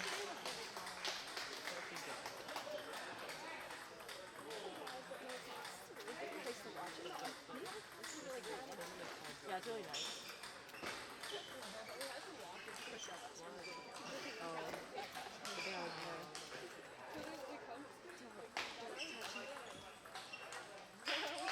Nice solid backhand rally right there. I think when it comes to the backhand rallies, Ying is a little bit more consistent than Arch. But Arch has more power and quality to the ball. But usually if it's a backhand, I think Ying usually edges him out. One thing that Arch has been doing in the last few games at least is trying to go really spinny, and it gives Ying a hard time blocking it back. Trouble when Ying does her really spinny backhand loops. The ball really kicks and it's hard to block that. Both sides getting pretty hyped right now.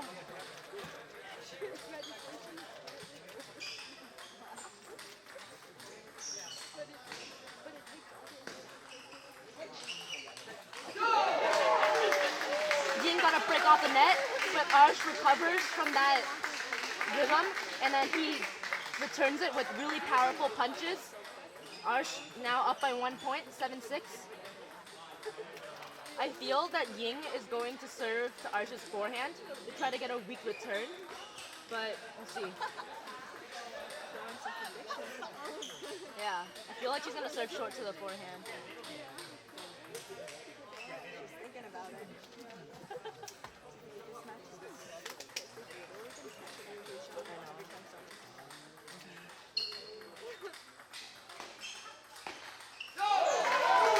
I think that was a mistake by Ying, serving a really simple, medium-long back spin serve to Arch. Not a very good idea, because his opening loops are really quality. So I think that was a little mistake there. Arch is up by 2 now. If I were him, I would serve short so that she pushes back and try to get a strong opening. Let's see. Beautiful, beautiful backhand rallies from both players. Yeah, I do that a lot. I need to work.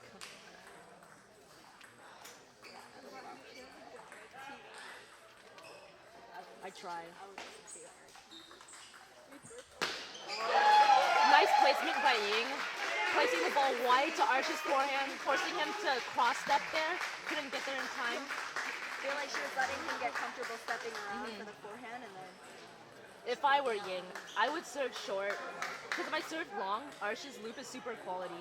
And I think he's anticipating that right now. Hey, smart move by Ying. See? That's what she needs to do. You know, even though I want Berkeley to win, I think that was really good strategy by Ying right there. seems like Berkeley team has called the timeout. Think so? I would move the camera, but we got yelled at too much. So I can't show the camaraderie and team spirit that's going on right now for both teams. Well, you could kind of see Aloney in the corner. All of the strong players are giving Ying advice.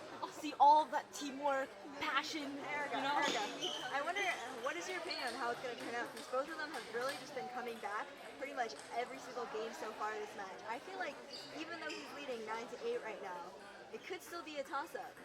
I think it's a 50-50 chance. I feel that if Ying serves short, then she has a good chance at this point, or she has a higher chance of winning this point.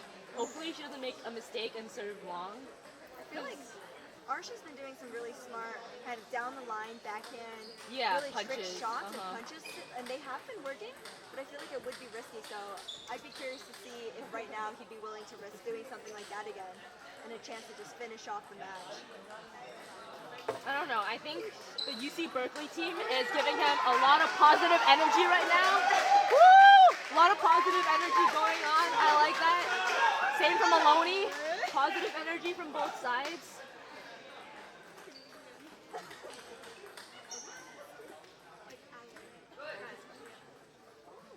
Okay, let's see what Ying does for her serve. I feel that she should go short. I don't know. Yeah, she does go short. Oh, see? Smart serve from Ying. Smart serve from Ying. He was trying to drop shot. Maybe he should have just gone for the punch.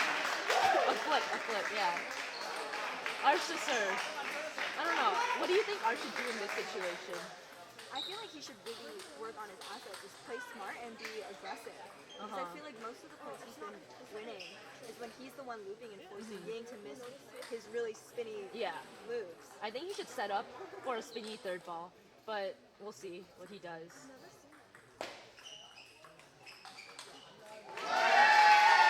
Really consistent backhand punches by Ying. Super hyped. Berkeley trying to regain the momentum. Ying up 10-9. She's been the one pulling a lot of comebacks this game. Really tight, really intense. See if Arch can pull it back.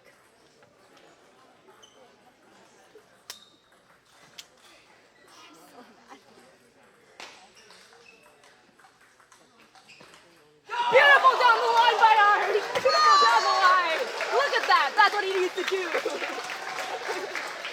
That's it. Super risky, super edgy, but that's what he needs to tie up the And game. that's what we were saying, where he has been occasionally doing a really fast down the line backhand punch. It has been working so far. It seems like it worked again in here. I just hope he doesn't get too passive. I hope this will maybe boost his confidence, so both of them will be attacking more. I think the vibes are pretty lit right now, so I don't think any of these players are gonna get passive anytime soon, but I think that was just like that was a really difficult shot to get, because most players aren't really used to a slow spinny loop, except for when I loop to Annie, because I always loop slow and spinny and she smashes me super hard. But then, let's see if Arch can pull this back.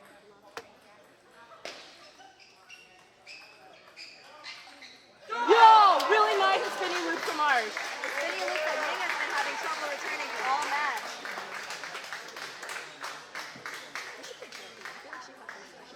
Oh man, that sucks.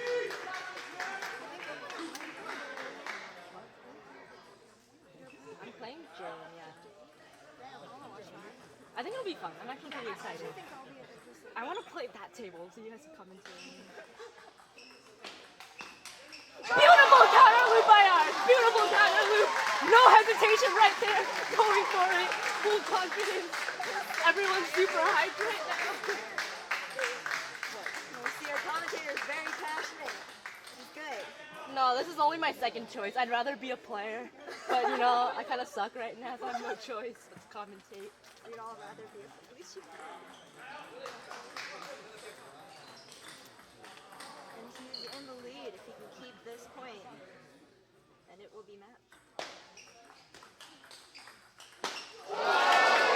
Really good execution from both players.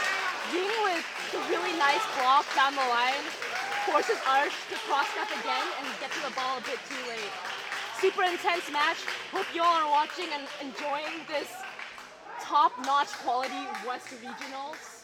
Can't get any better than this.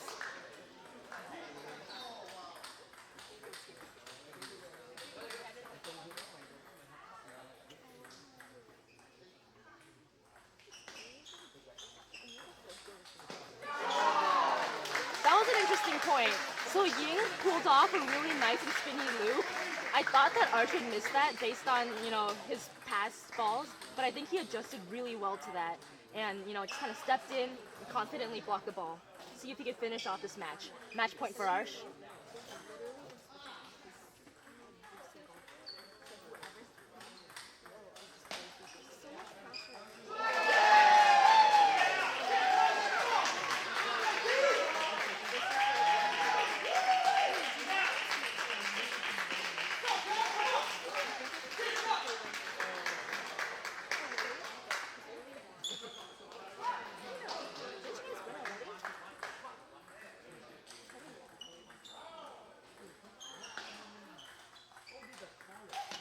Really nice push from Arsh. He pushes it deep to Ying's backhand, forcing a weak return, and then he executes on that, punches it right into her body.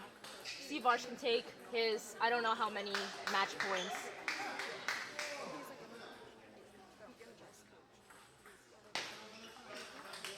Beautiful counter loop! And Arsh takes the match. Berkeley beats Aloney 3-1. UC Berkeley, West Regional Champions. Look at all the teammates celebrating. Too bad I can't join right now, but I think I'm gonna leave. Erica's joining. And he's leaving too. Oh.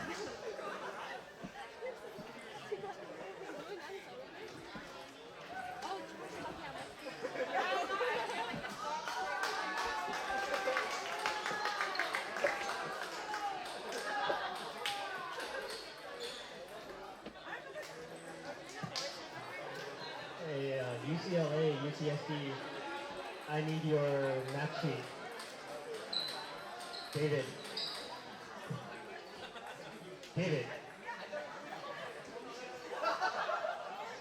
I need your match sheet.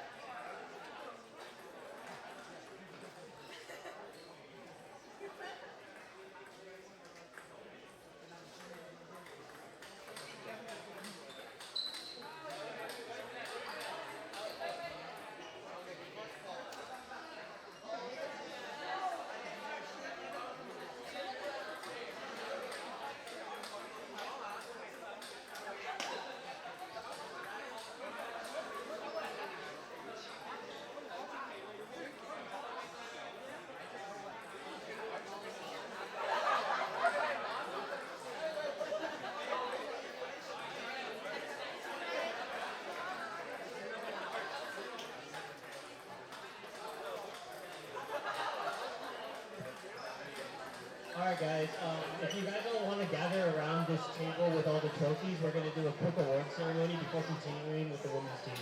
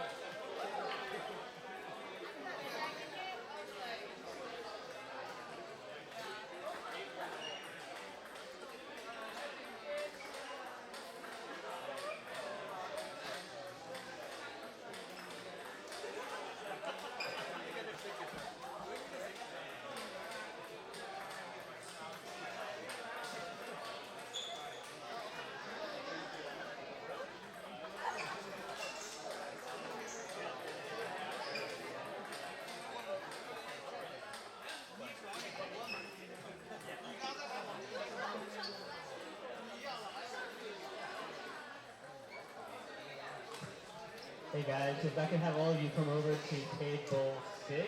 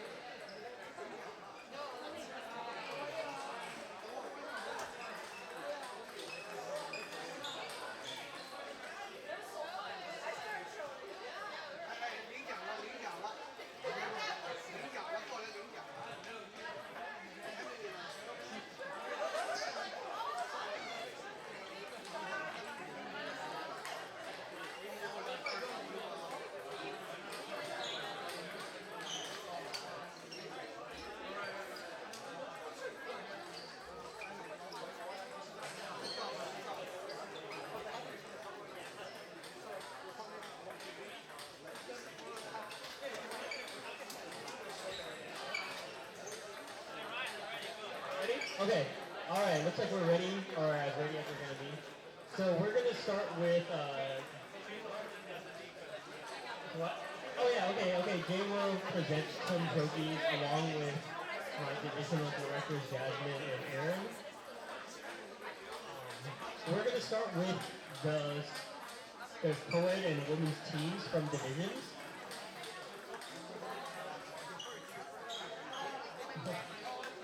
Okay, so starting off from Northern California Division, the co-ed divisional winner was Aloney College. Aloney College, do you want to accept your trophy from Jay?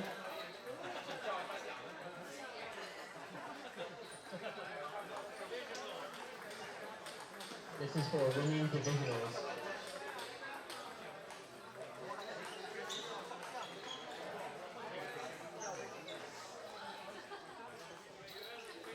Yeah, line up for a quick picture, and then we're going to move on to the next team.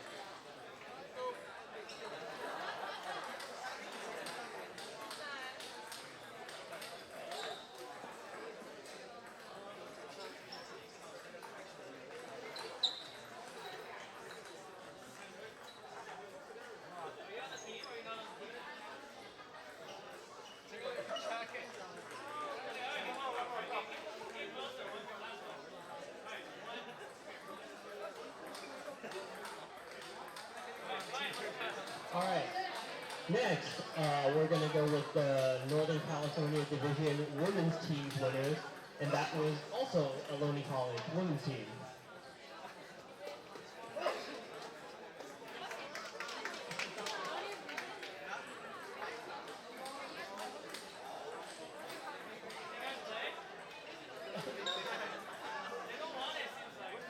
You guys don't want it? You could give it to someone else.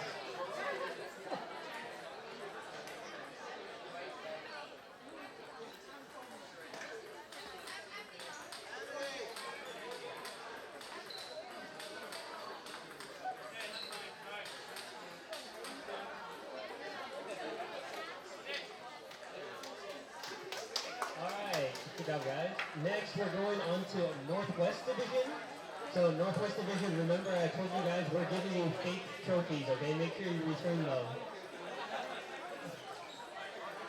Alright, so for the co-ed team, Northwest Division, we have University of Washington.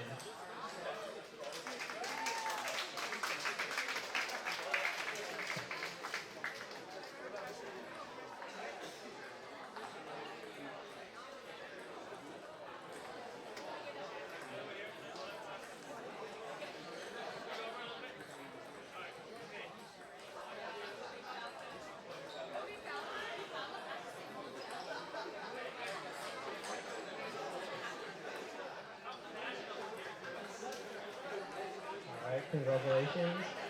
Moving on, we have from Northwest Division women's winner was UBC women's.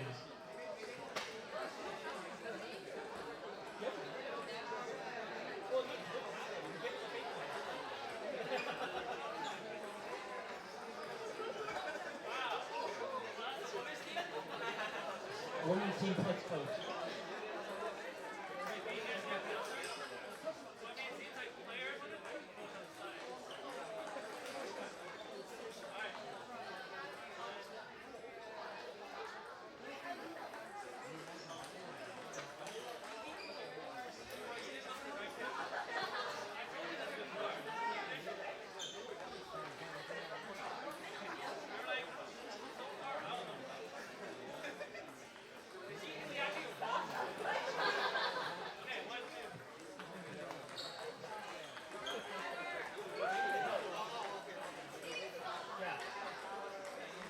Okay, next is the Rocky Mountain Division.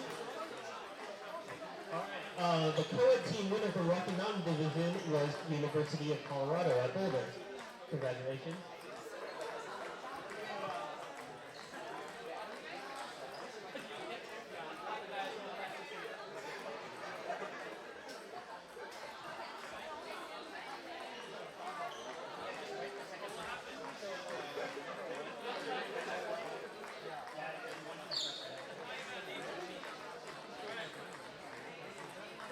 Alright, next we have SoCal East.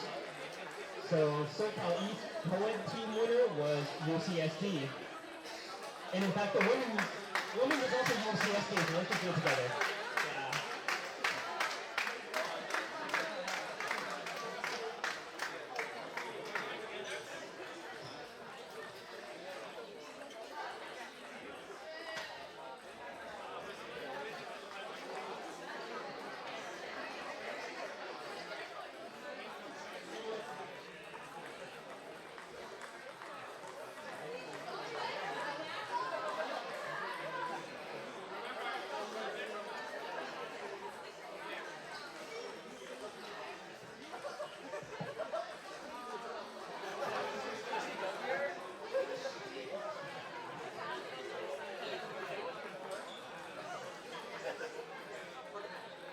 Alright, lastly we have SoCal West. So SoCal West, both the co-ed and women's teams were won by UCLA. So come up together.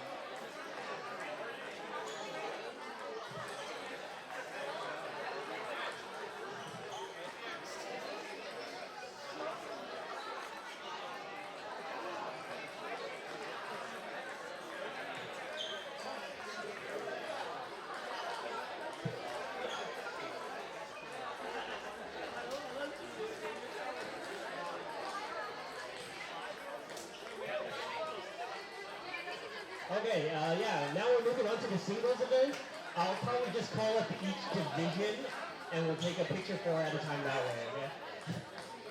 Alright, so starting from Northern California, we have women's champion Lily. We have women's runner-up Ying. Ying, where are you?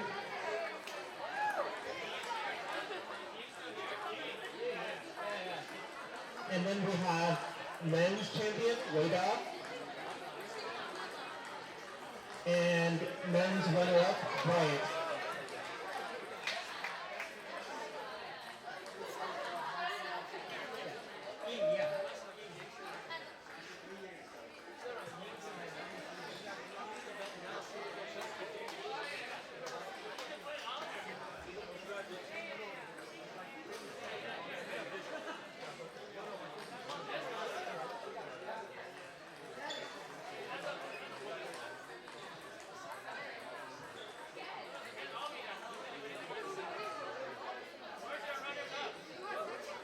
Bryant. Bryant to Lynn.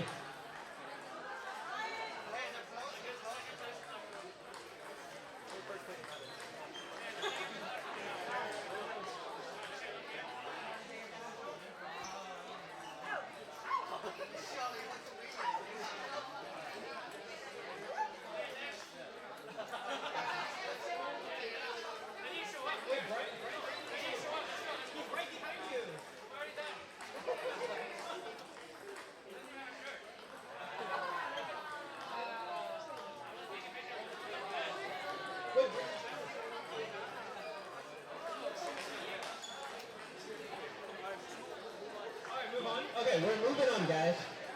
From Northwest, our men are not here, so for the women, we have champion Michelle and runner-up Monty.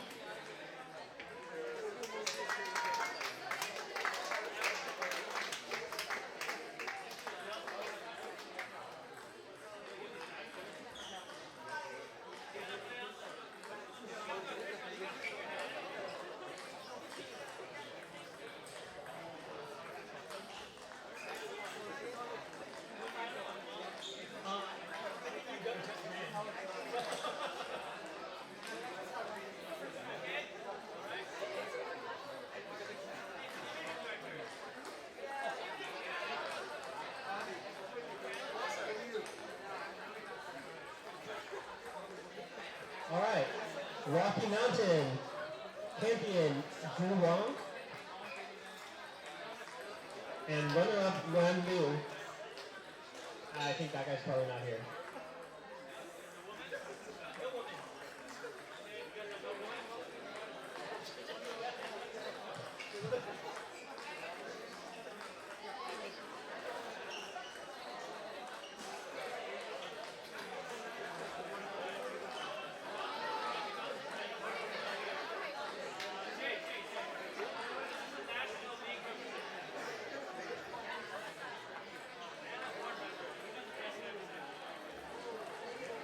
Okay, next, SoCal East.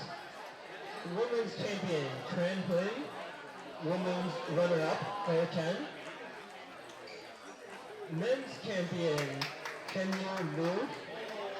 Men's runner-up, Stephen Chen.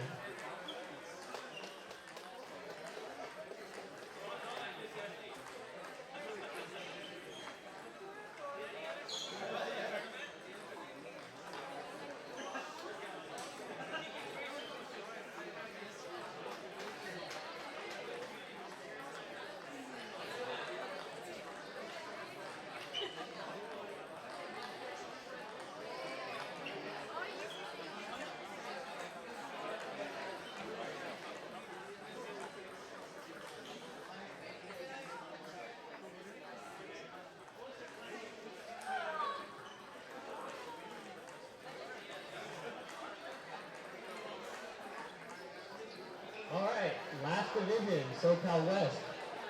Female champion, Isabel Chu. And runner-up, Howlin Fang. And men's champion, Eric Canavari. And runner-up, Arsalan Alam.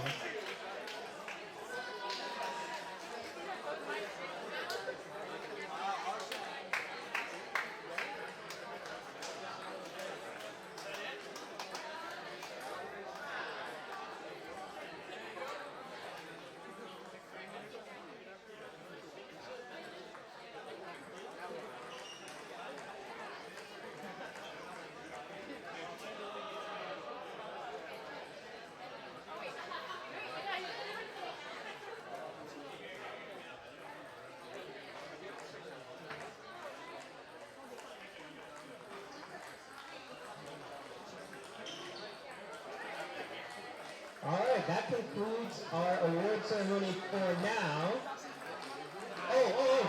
Sorry. My bad. We still have to do the regional winner, the co-ed team winner. So for the regional co-ed team winner, that goes to UC Berkeley.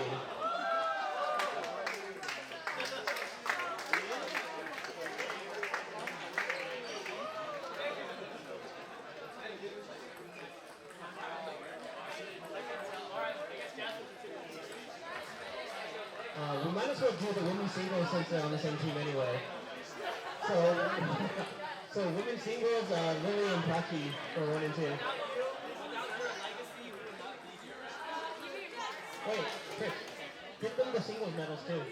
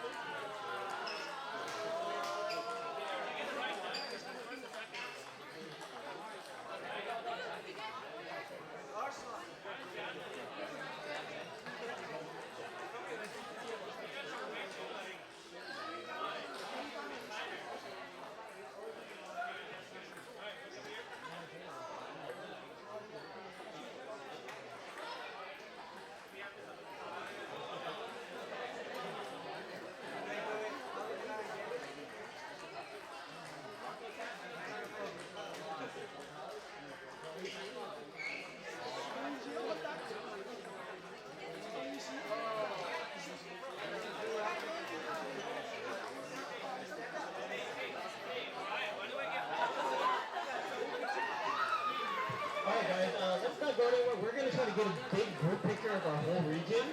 So if you could guys all crowd right over here. Okay. Yeah, right there. So basically right in, go find Chris, everyone. He's kind of right in front of the desk, waving his arms.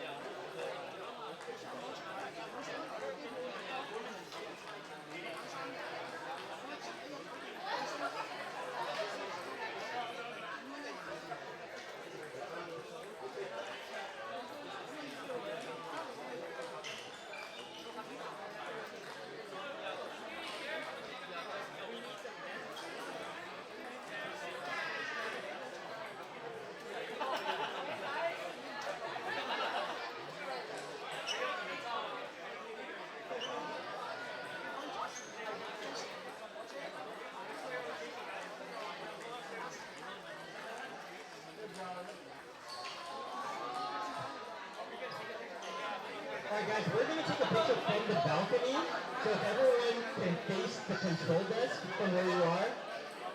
Everyone turn around and face me.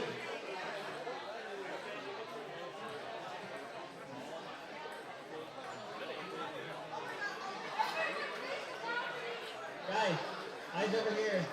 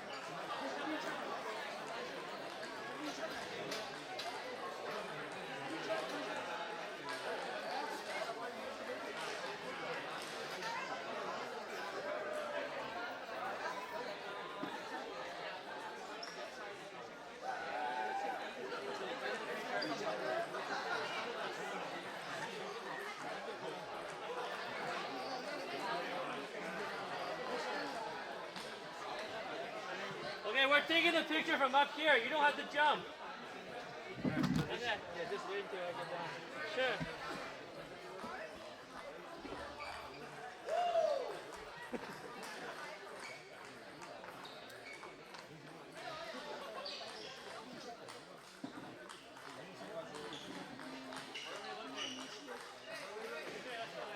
Look at me!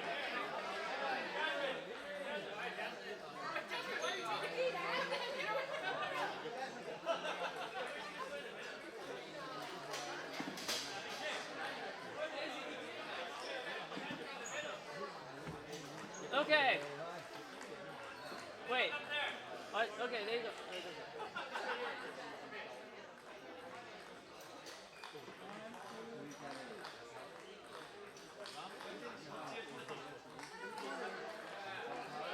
Okay, here. 1, 2, 3. One more. 1, 2, 3. Okay.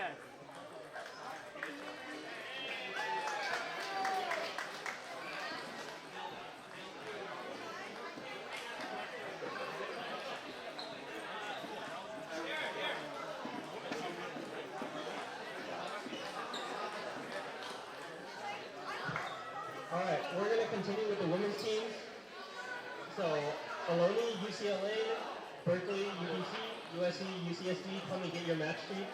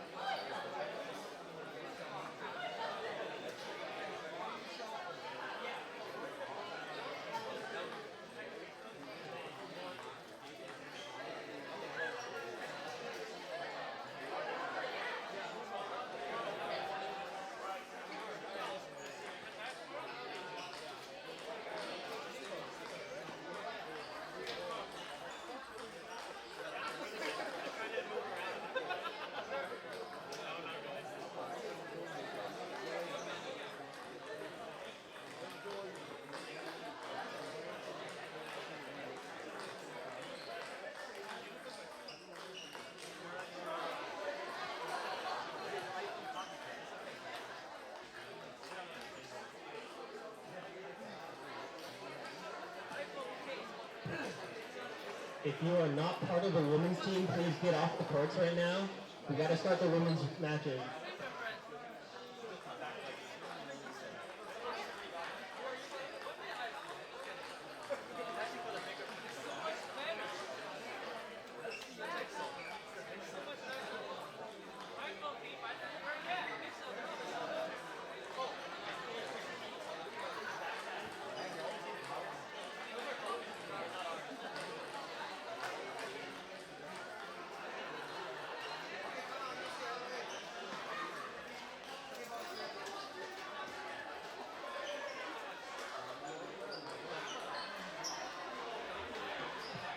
All right, so Berkeley, UBC tables 1, 2.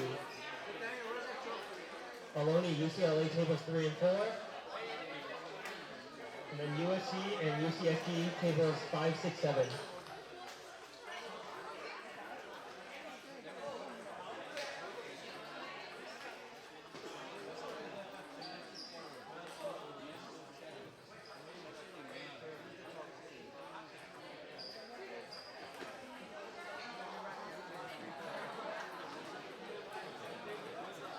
Hey, you boys playing on your phones in table 5.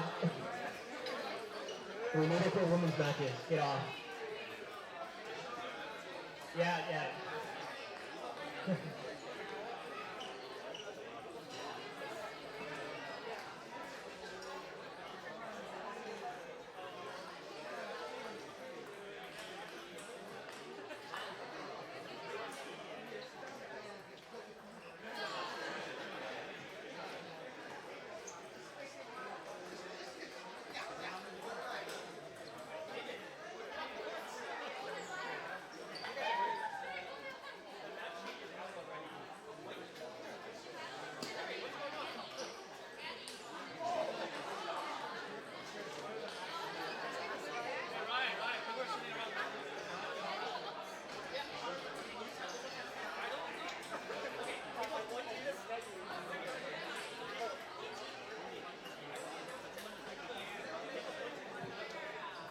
Tables 1 and 2, Berkeley and UBC.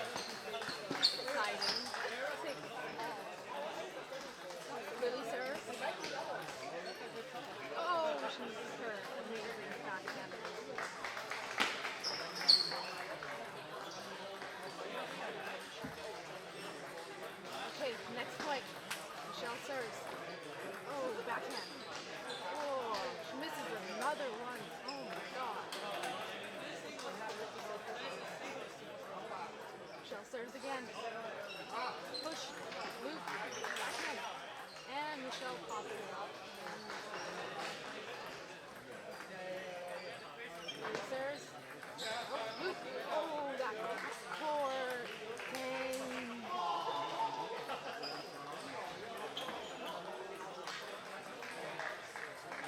Lily's serving again.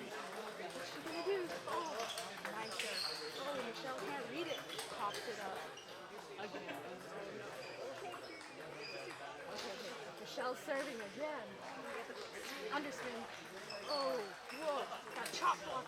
Lily's back. The chopping. Oh my god, another loop. She's chopping again. And she misses. Thank you, everybody. I had a great time commentating.